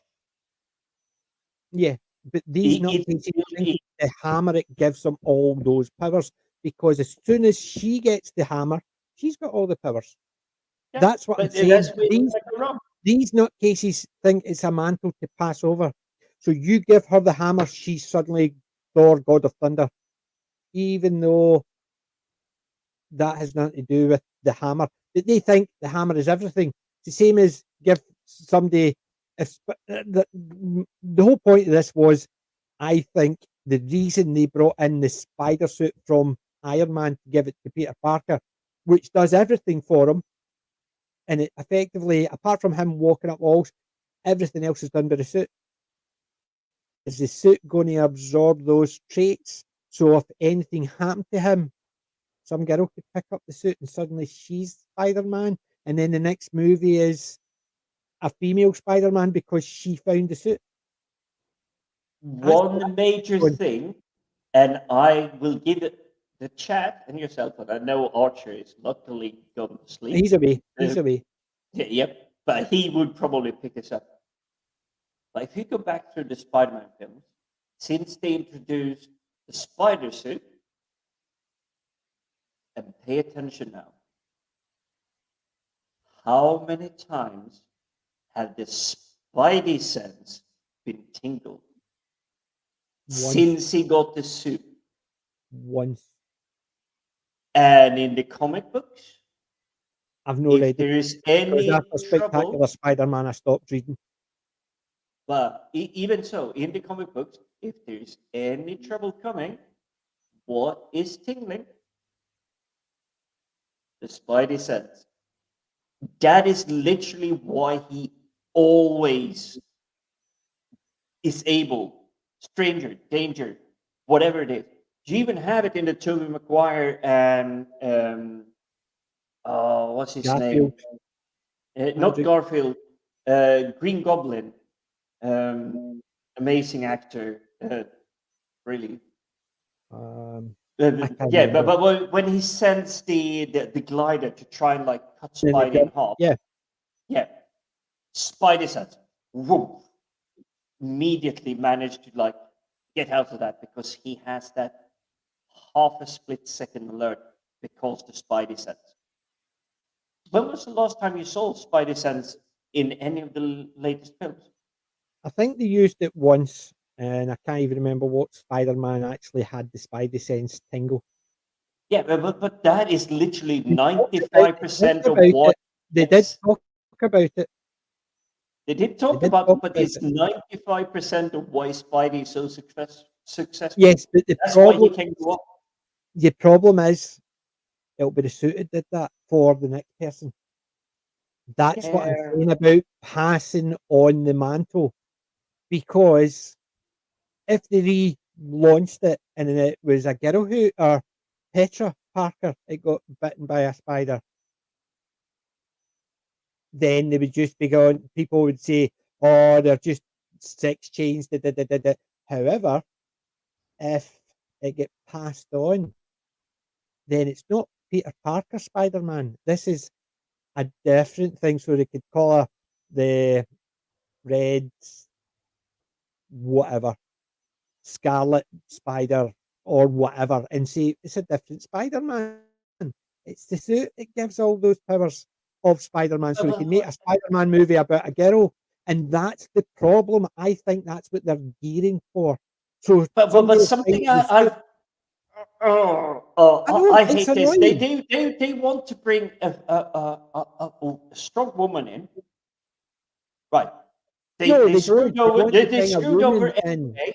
That's But it. someone they could have brought in, strong, not having to be Spider-Man, has her own capabilities, strength, capable, clever, smart, intelligent, Black Cat. beautiful. Yeah. Black Cat. The lady of bad luck. And I love the introduction in the comic books where Spidey's just going, it's like, all my spiders are tingling. This is danger. This is danger. I'm doing this. And she's just going, sorry, guy, you shot at my face and it just blanked off of something. It's like, you can't touch me. Fantastically balanced characters. Someone that gives you bad luck and a guy that has superior reflexes and pre-warnings and everything. Did it in the animation one, and it was actually the way he caught her was he took luck out of the equation. Yes. And that was the only way he could catch. But the thing is, that's what I'm saying. However, the way they're setting this up, last movie, they gave him the Iron Man suit that seemed to do everything except to walk in the wall. Now he's got the suit and it's got the spider bits, the metal and all that, and it can absorb in, it can rebuild if it gets damaged, What's going to be next? The next thing is, how do they change that from Peter Parker to a girl? Simple. Something happens to Peter Parker, he disappears and somebody finds his suit. And suddenly it's got all the powers that Spider-Man had, but it's the suit that does it all. So suddenly they don't need to say this is Spider-Man. She calls herself Scarlet Spider, say. So she's now Scarlet Spider, not Spider-Man, because she never got bitten by a spider. You see what I mean? This is the way, to me, that's what they're doing. They're getting and they're gonna bypass completely. And this is something I think is so detrimental to younger people. Mm-hmm. You have to actually train, learn, read, get used to doing something. No, it's a girl. She's already knows all that. Years into IT, and I have people on the first day thinking they're 18 years old. This is the first job, and they're coming in and saying, "I know this better than you do." You're going, fine, go ahead, try. According to Hollywood, that 16-year-old does know it better and can do it twice as fast as you because she's a girl. End of story. No. Whoever's I will give this as a credit. Will be an acrobat and be able to do all these things anyway. So, I will give this as a credit. If an 18-year-old kid, fresh out of high school, college, blah, blah, blah, whatever training course it is, and they're right, they're probably a couple of seconds ahead of me because they have youth, which means they have speed, focus, energy, all of that. But there is also the fact that 99 times out of 100, I have got no clue what they're doing. Yeah, but according to Hollywood, that person would know everything. Yeah. That's what I'm saying. So you imagine, this is how I see it going forward. A movie, next movie, maybe at the end of the next movie, something happens to Peter and he disappears, and you just see the outfit falling, and it lands, and somebody picks it up on her way to the gym where she's an acrobat or an athlete of some description. She's a high wire act and on something. So you're telling me it's not going to be a BIPOC individual sitting in a wheelchair, missing both legs from the knee down, and only having one arm? What I'm saying is, this is how they're going to sell it. If this is how I imagine it, as soon as I saw him putting on the suit that Iron Man gave him, is wee bit down the line, the suit absorbed his abilities. Something happens to him, he disappears, and instead of them recreating another Spider-Man, they just do a Riri Williams and Ironheart, and suddenly somebody else finds the suit. But she's already an athlete, so all the movement and the abilities he's already got. So the suit just enhances them, and it gives her this, and it allows her to walk up walls. It did, and that's what I'm saying. That's the way I see it. How they're going to change Spider-Man into Yes, a hero. because they're so narrow-minded. Of And course they are. even though Sam Raimi did, well, I'm hoping I'm not misquoting here, but Sam Raimi used to do well, he was part of the first three with Tobey Maguire. It's the second one that really reveals the heart, the true spirit of Spider-Man.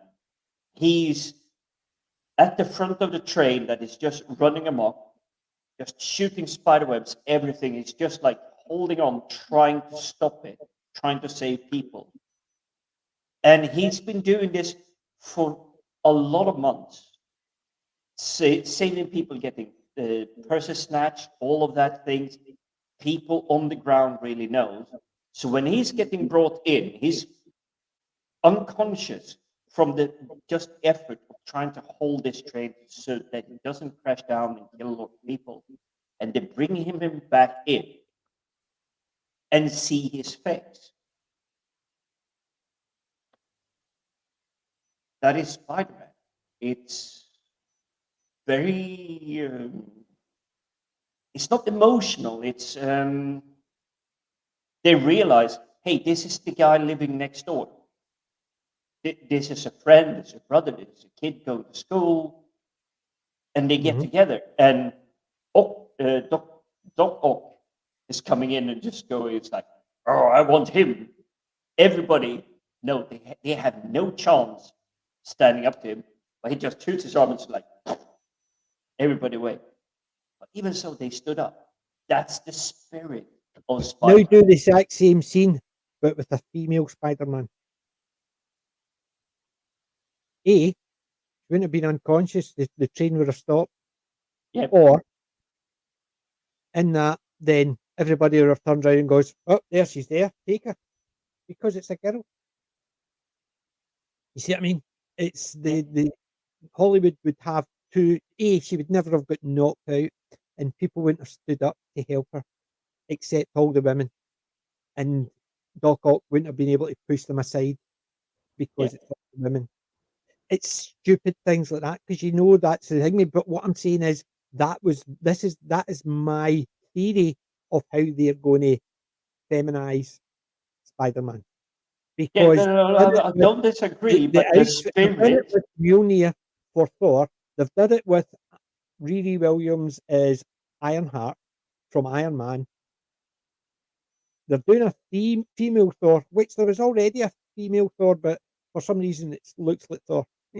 But they're literally changing things. So Hawkeye and the girl who's going to now be the Hawkeye in the next set, you know fine well, because she's taking his role, and it's going to do that. So eventually, Spider-Man, they can't have Spider-Man. They don't want to bring in Spider-Gwen because Spider-Man's still there. They don't want to do, and that's the thing. So they'll replace Spider-Man because of the suit, but with a girl, and that's what I think is going to happen. But the thing is, I will have to congratulate that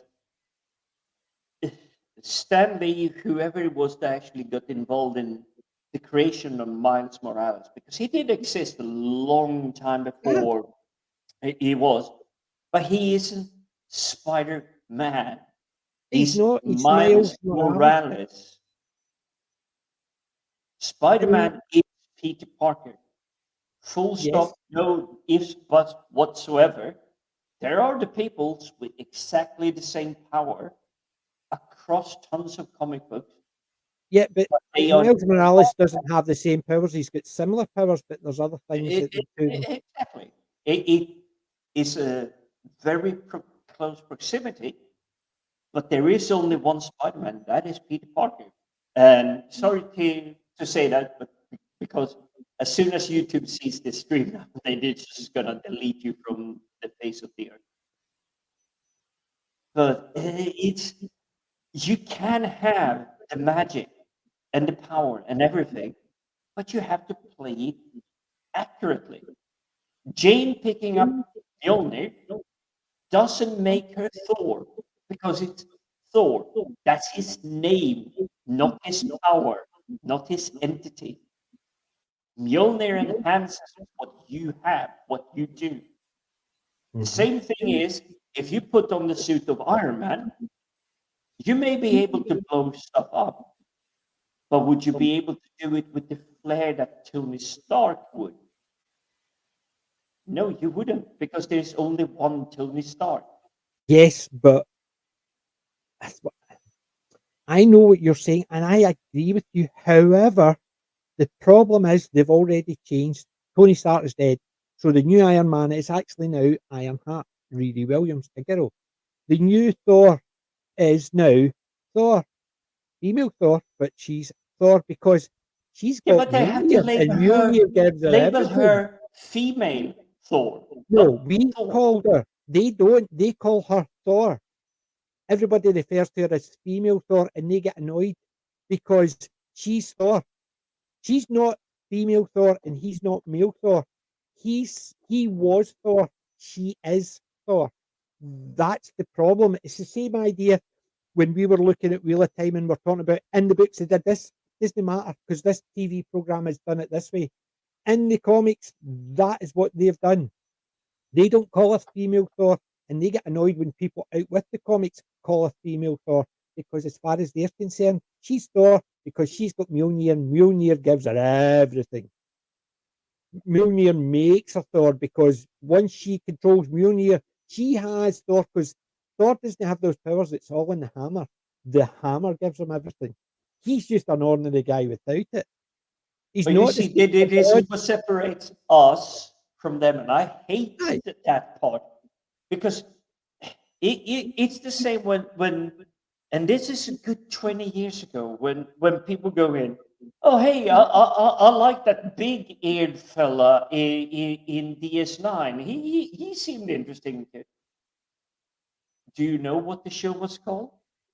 Oh no, I'm a massive fan of this. But what was the TV show you watched? What was it called? Oh no, don't worry. He was running a bar and he was like trying to steal something. Okay, this sounds familiar. But what was it called? What was the TV show? Can you name any other character? Oh no!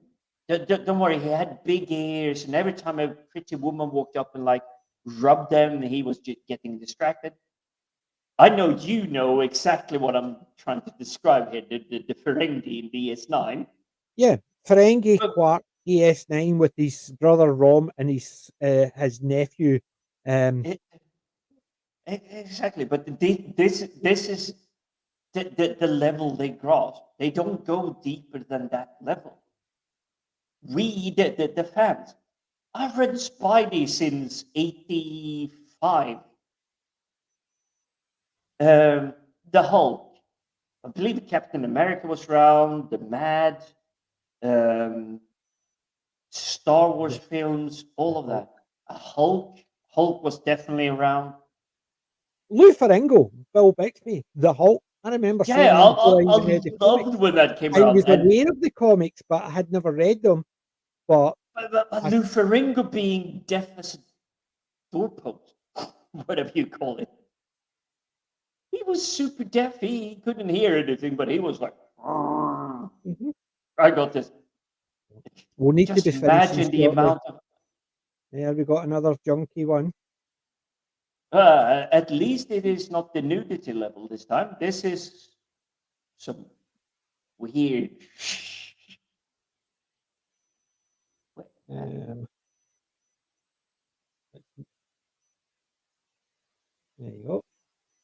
I mean that I know we deleted it, but I just look at that name and this is going. So really, is there anyone before 1741 AD that has ever even thought in those circles? Yeah, but the problem is you've got these weirdos.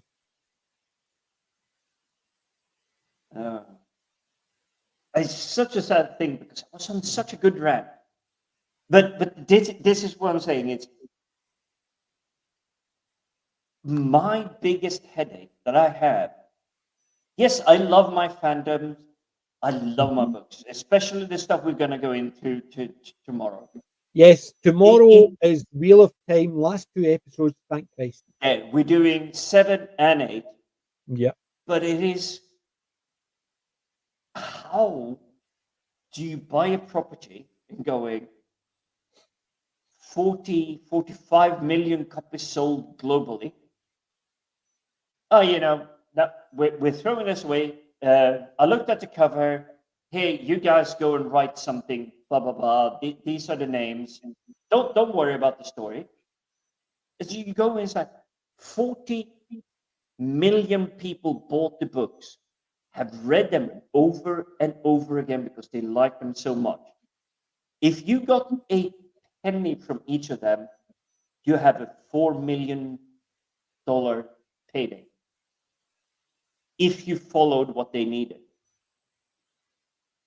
And I looked at the numbers. Amazon bragged, oh, this is our most viewed. No, this is not their most viewed TV shows by far. Absolute crap. And this is why it was quickly pushed down. But by the time we reached episode 4, you do not even get Wheel of Time. And I'm using both my personal account and an anonymous account. No, I basically, I've got Amazon Prime, but I wouldn't even actually click on it to give them. But I'm not even getting it promoted on the account, my main account, where I watched it because proper research. This is what I need to keep on top of, and the one I'm using to kind of compare. Okay, I watched this. What am I getting advised on? That's like, oh, you should see this on the secondary account. Because I don't keep them linked. So what I watch on one account, I do not watch on the second account. So I do not get the algorithm saying, oh, you should watch this, you should watch that. So I see the difference. And I put them up side by side and I see the difference, what they're suggesting. But literally by the time the first 3 dropped at the first week, and then it was the second week, my anonymous account that doesn't have any link to mine, it was completely gone. Not even promoted. Not the big banner, not like, oh, hey, people are watching this. And Amazon saying this is the most. Because it was crap. Yeah. It was crap. Right, we're going to finish very, very soon. So what we'll do. Oh, I just see we're 5.5 hours in. Yes, exactly. So, and I'm actually getting knackered. So I can feel it. I've been up quite early this morning, so I've not had a break. So. Oh, before you jump in on that, if you're feeling tired now, it's a small spoiler, but I won't reveal anything. You're gonna be knackered when you watch the 8th episode. No, but that's the problem. I see when I'm watching it, I could literally be watching paint dry, and the two of them will have the same effect on me, good or bad, because I've got zero interest enough on this program nowadays. I take enough in to talk about it, but anything that happens in it, it is literally like just going. And that's the problem with this. If you've got a program that doesn't even annoy you when they do something wrong or make you happy if they do something right, and it just goes by your eyes, you take it in, but you don't care enough to even think about what happened. That's the problem. A program has made me this apathetic. I don't care one way or the other because none of it even I care enough to even think about it. So I'm watching it, but I'm taking it in just for the review. But it's just sitting in my eyes. It's not going to my brain because it is dumb. It is rap. It is dead. Right. So still to not spoil it, because you mentioned watching paint dry. Mm-hmm. It's a challenge. I won't reveal whether it's episode 7 or 8. They'll be watched one right after the other, so they will. Yeah, well, you have to. I've already seen them, sadly. But I think I have something that is even slower than watching paint dry. And I won't say if it's 7 or 8, but you will recognize it when you see it. It's the standard. They'll be sitting down talking to each other. But the thing is, right, tomorrow, 8 o'clock, myself, Jim, and Archer Colin, will be here to discuss 7 and 8 because Jim and myself read the books. Exactly. And we've watched this. Colin hasn't. Colin hasn't. He's not read the book, so he's basing his on watching this. So there's obviously differences because we might get annoyed because of the differences between the books and stuff like that, or else we might not like things because of the differences. Colin has got no concept of the books apart from what we've mentioned. So, but even so, you and I have the differences. We do have similar characters we like in the books. But I would have loved to have seen Elaine. You have never mentioned her, but I think she's pivotal. Elaine and Avienda, yeah. But I would have preferred to see Gaul with Perrin and actually Hopper, the wolves properly done. Elias, maybe even things around that story.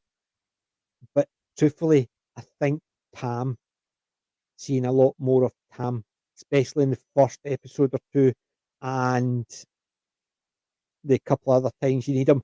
Or Thom Merlin would have been perfect to see throughout the whole thing. But all these are relayed because it's not the Wheel of Time. I'm watching a program that has just got some of the names the same. And that's the way I'm looking at it. They're using names. That'd be like me watching a space opera and the guy's called Merlin. It means nothing. They don't to me tie together. Unless it is, well, he wasn't called Merlin, but in Babylon It was 5, Excalibur. you have Arthur. It was Arthur Pendragon. It was basically in Babylon 5, and it was Michael York. Yes, the guy I actually thought wasn't British because of his fantastic ability to just melt into roles. Yeah. Loved it. Michael York played Arthur in Babylon Running 5. Man, stuff like that. Wait, what was it? Running Man. Yeah, it was. I'm getting too tired, and it's Alzheimer's Day. So. So tomorrow, 8 o'clock, join us for Wheel of Time. Wednesday, we are watching Down Periscope. Or sorry, we're watching it prior to Wednesday, and we are talking Down Periscope. So looking forward to that, watching it again, because I've watched it a couple of times this week. Looking forward to it again. Somebody find Buckman and launch him out the torpedo tube. Yeah. Fly me to the moon. And we're on the pitch down. I love Nitro's my favorite. I do hope they have one in turquoise. Yeah, I like Nitro. But there's also Sonar. There's Stepanek. It's just a really good, fun movie. Every character in it is good. Even Even the Lauren character I Holly. disliked the most.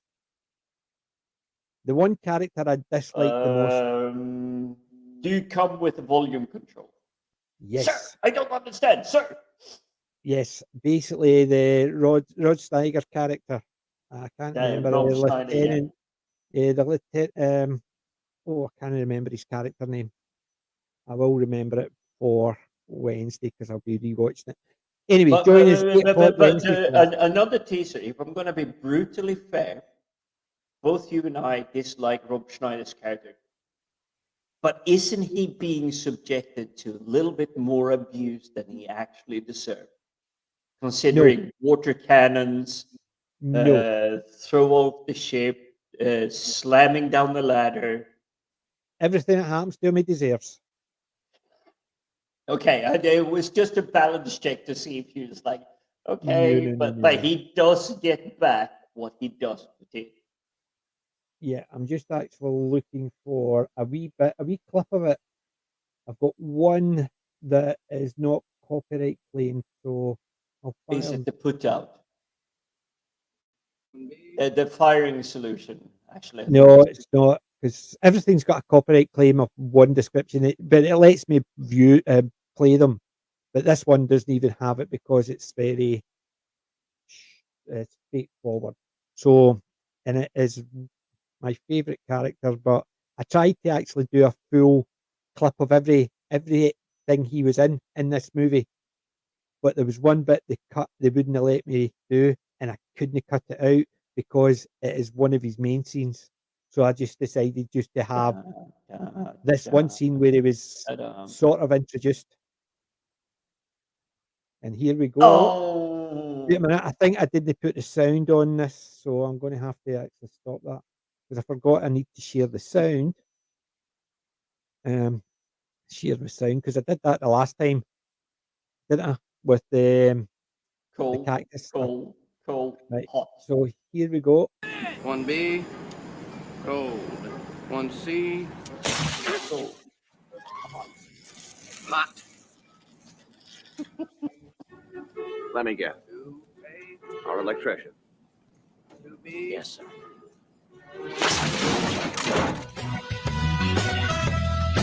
So Marty, his name is Marty. The Rod Steiger character is Marty. I just as soon as I saw it, I remember, popped into my head. So down Periscope Wednesday, Wheel of Time tomorrow. So join us for both. And not Brian Young, we're just finishing. We've only been going for 5.5 hours, so we're running a bit late. But hi, thank you for joining us for the last 2 minutes. Thanks for joining. Please remember to subscribe, share. Yes, remember, like, share, subscribe, everything. But thank you very much, ladles and jelly spoons. And remember, I'm not old, I'm classic. PJ may be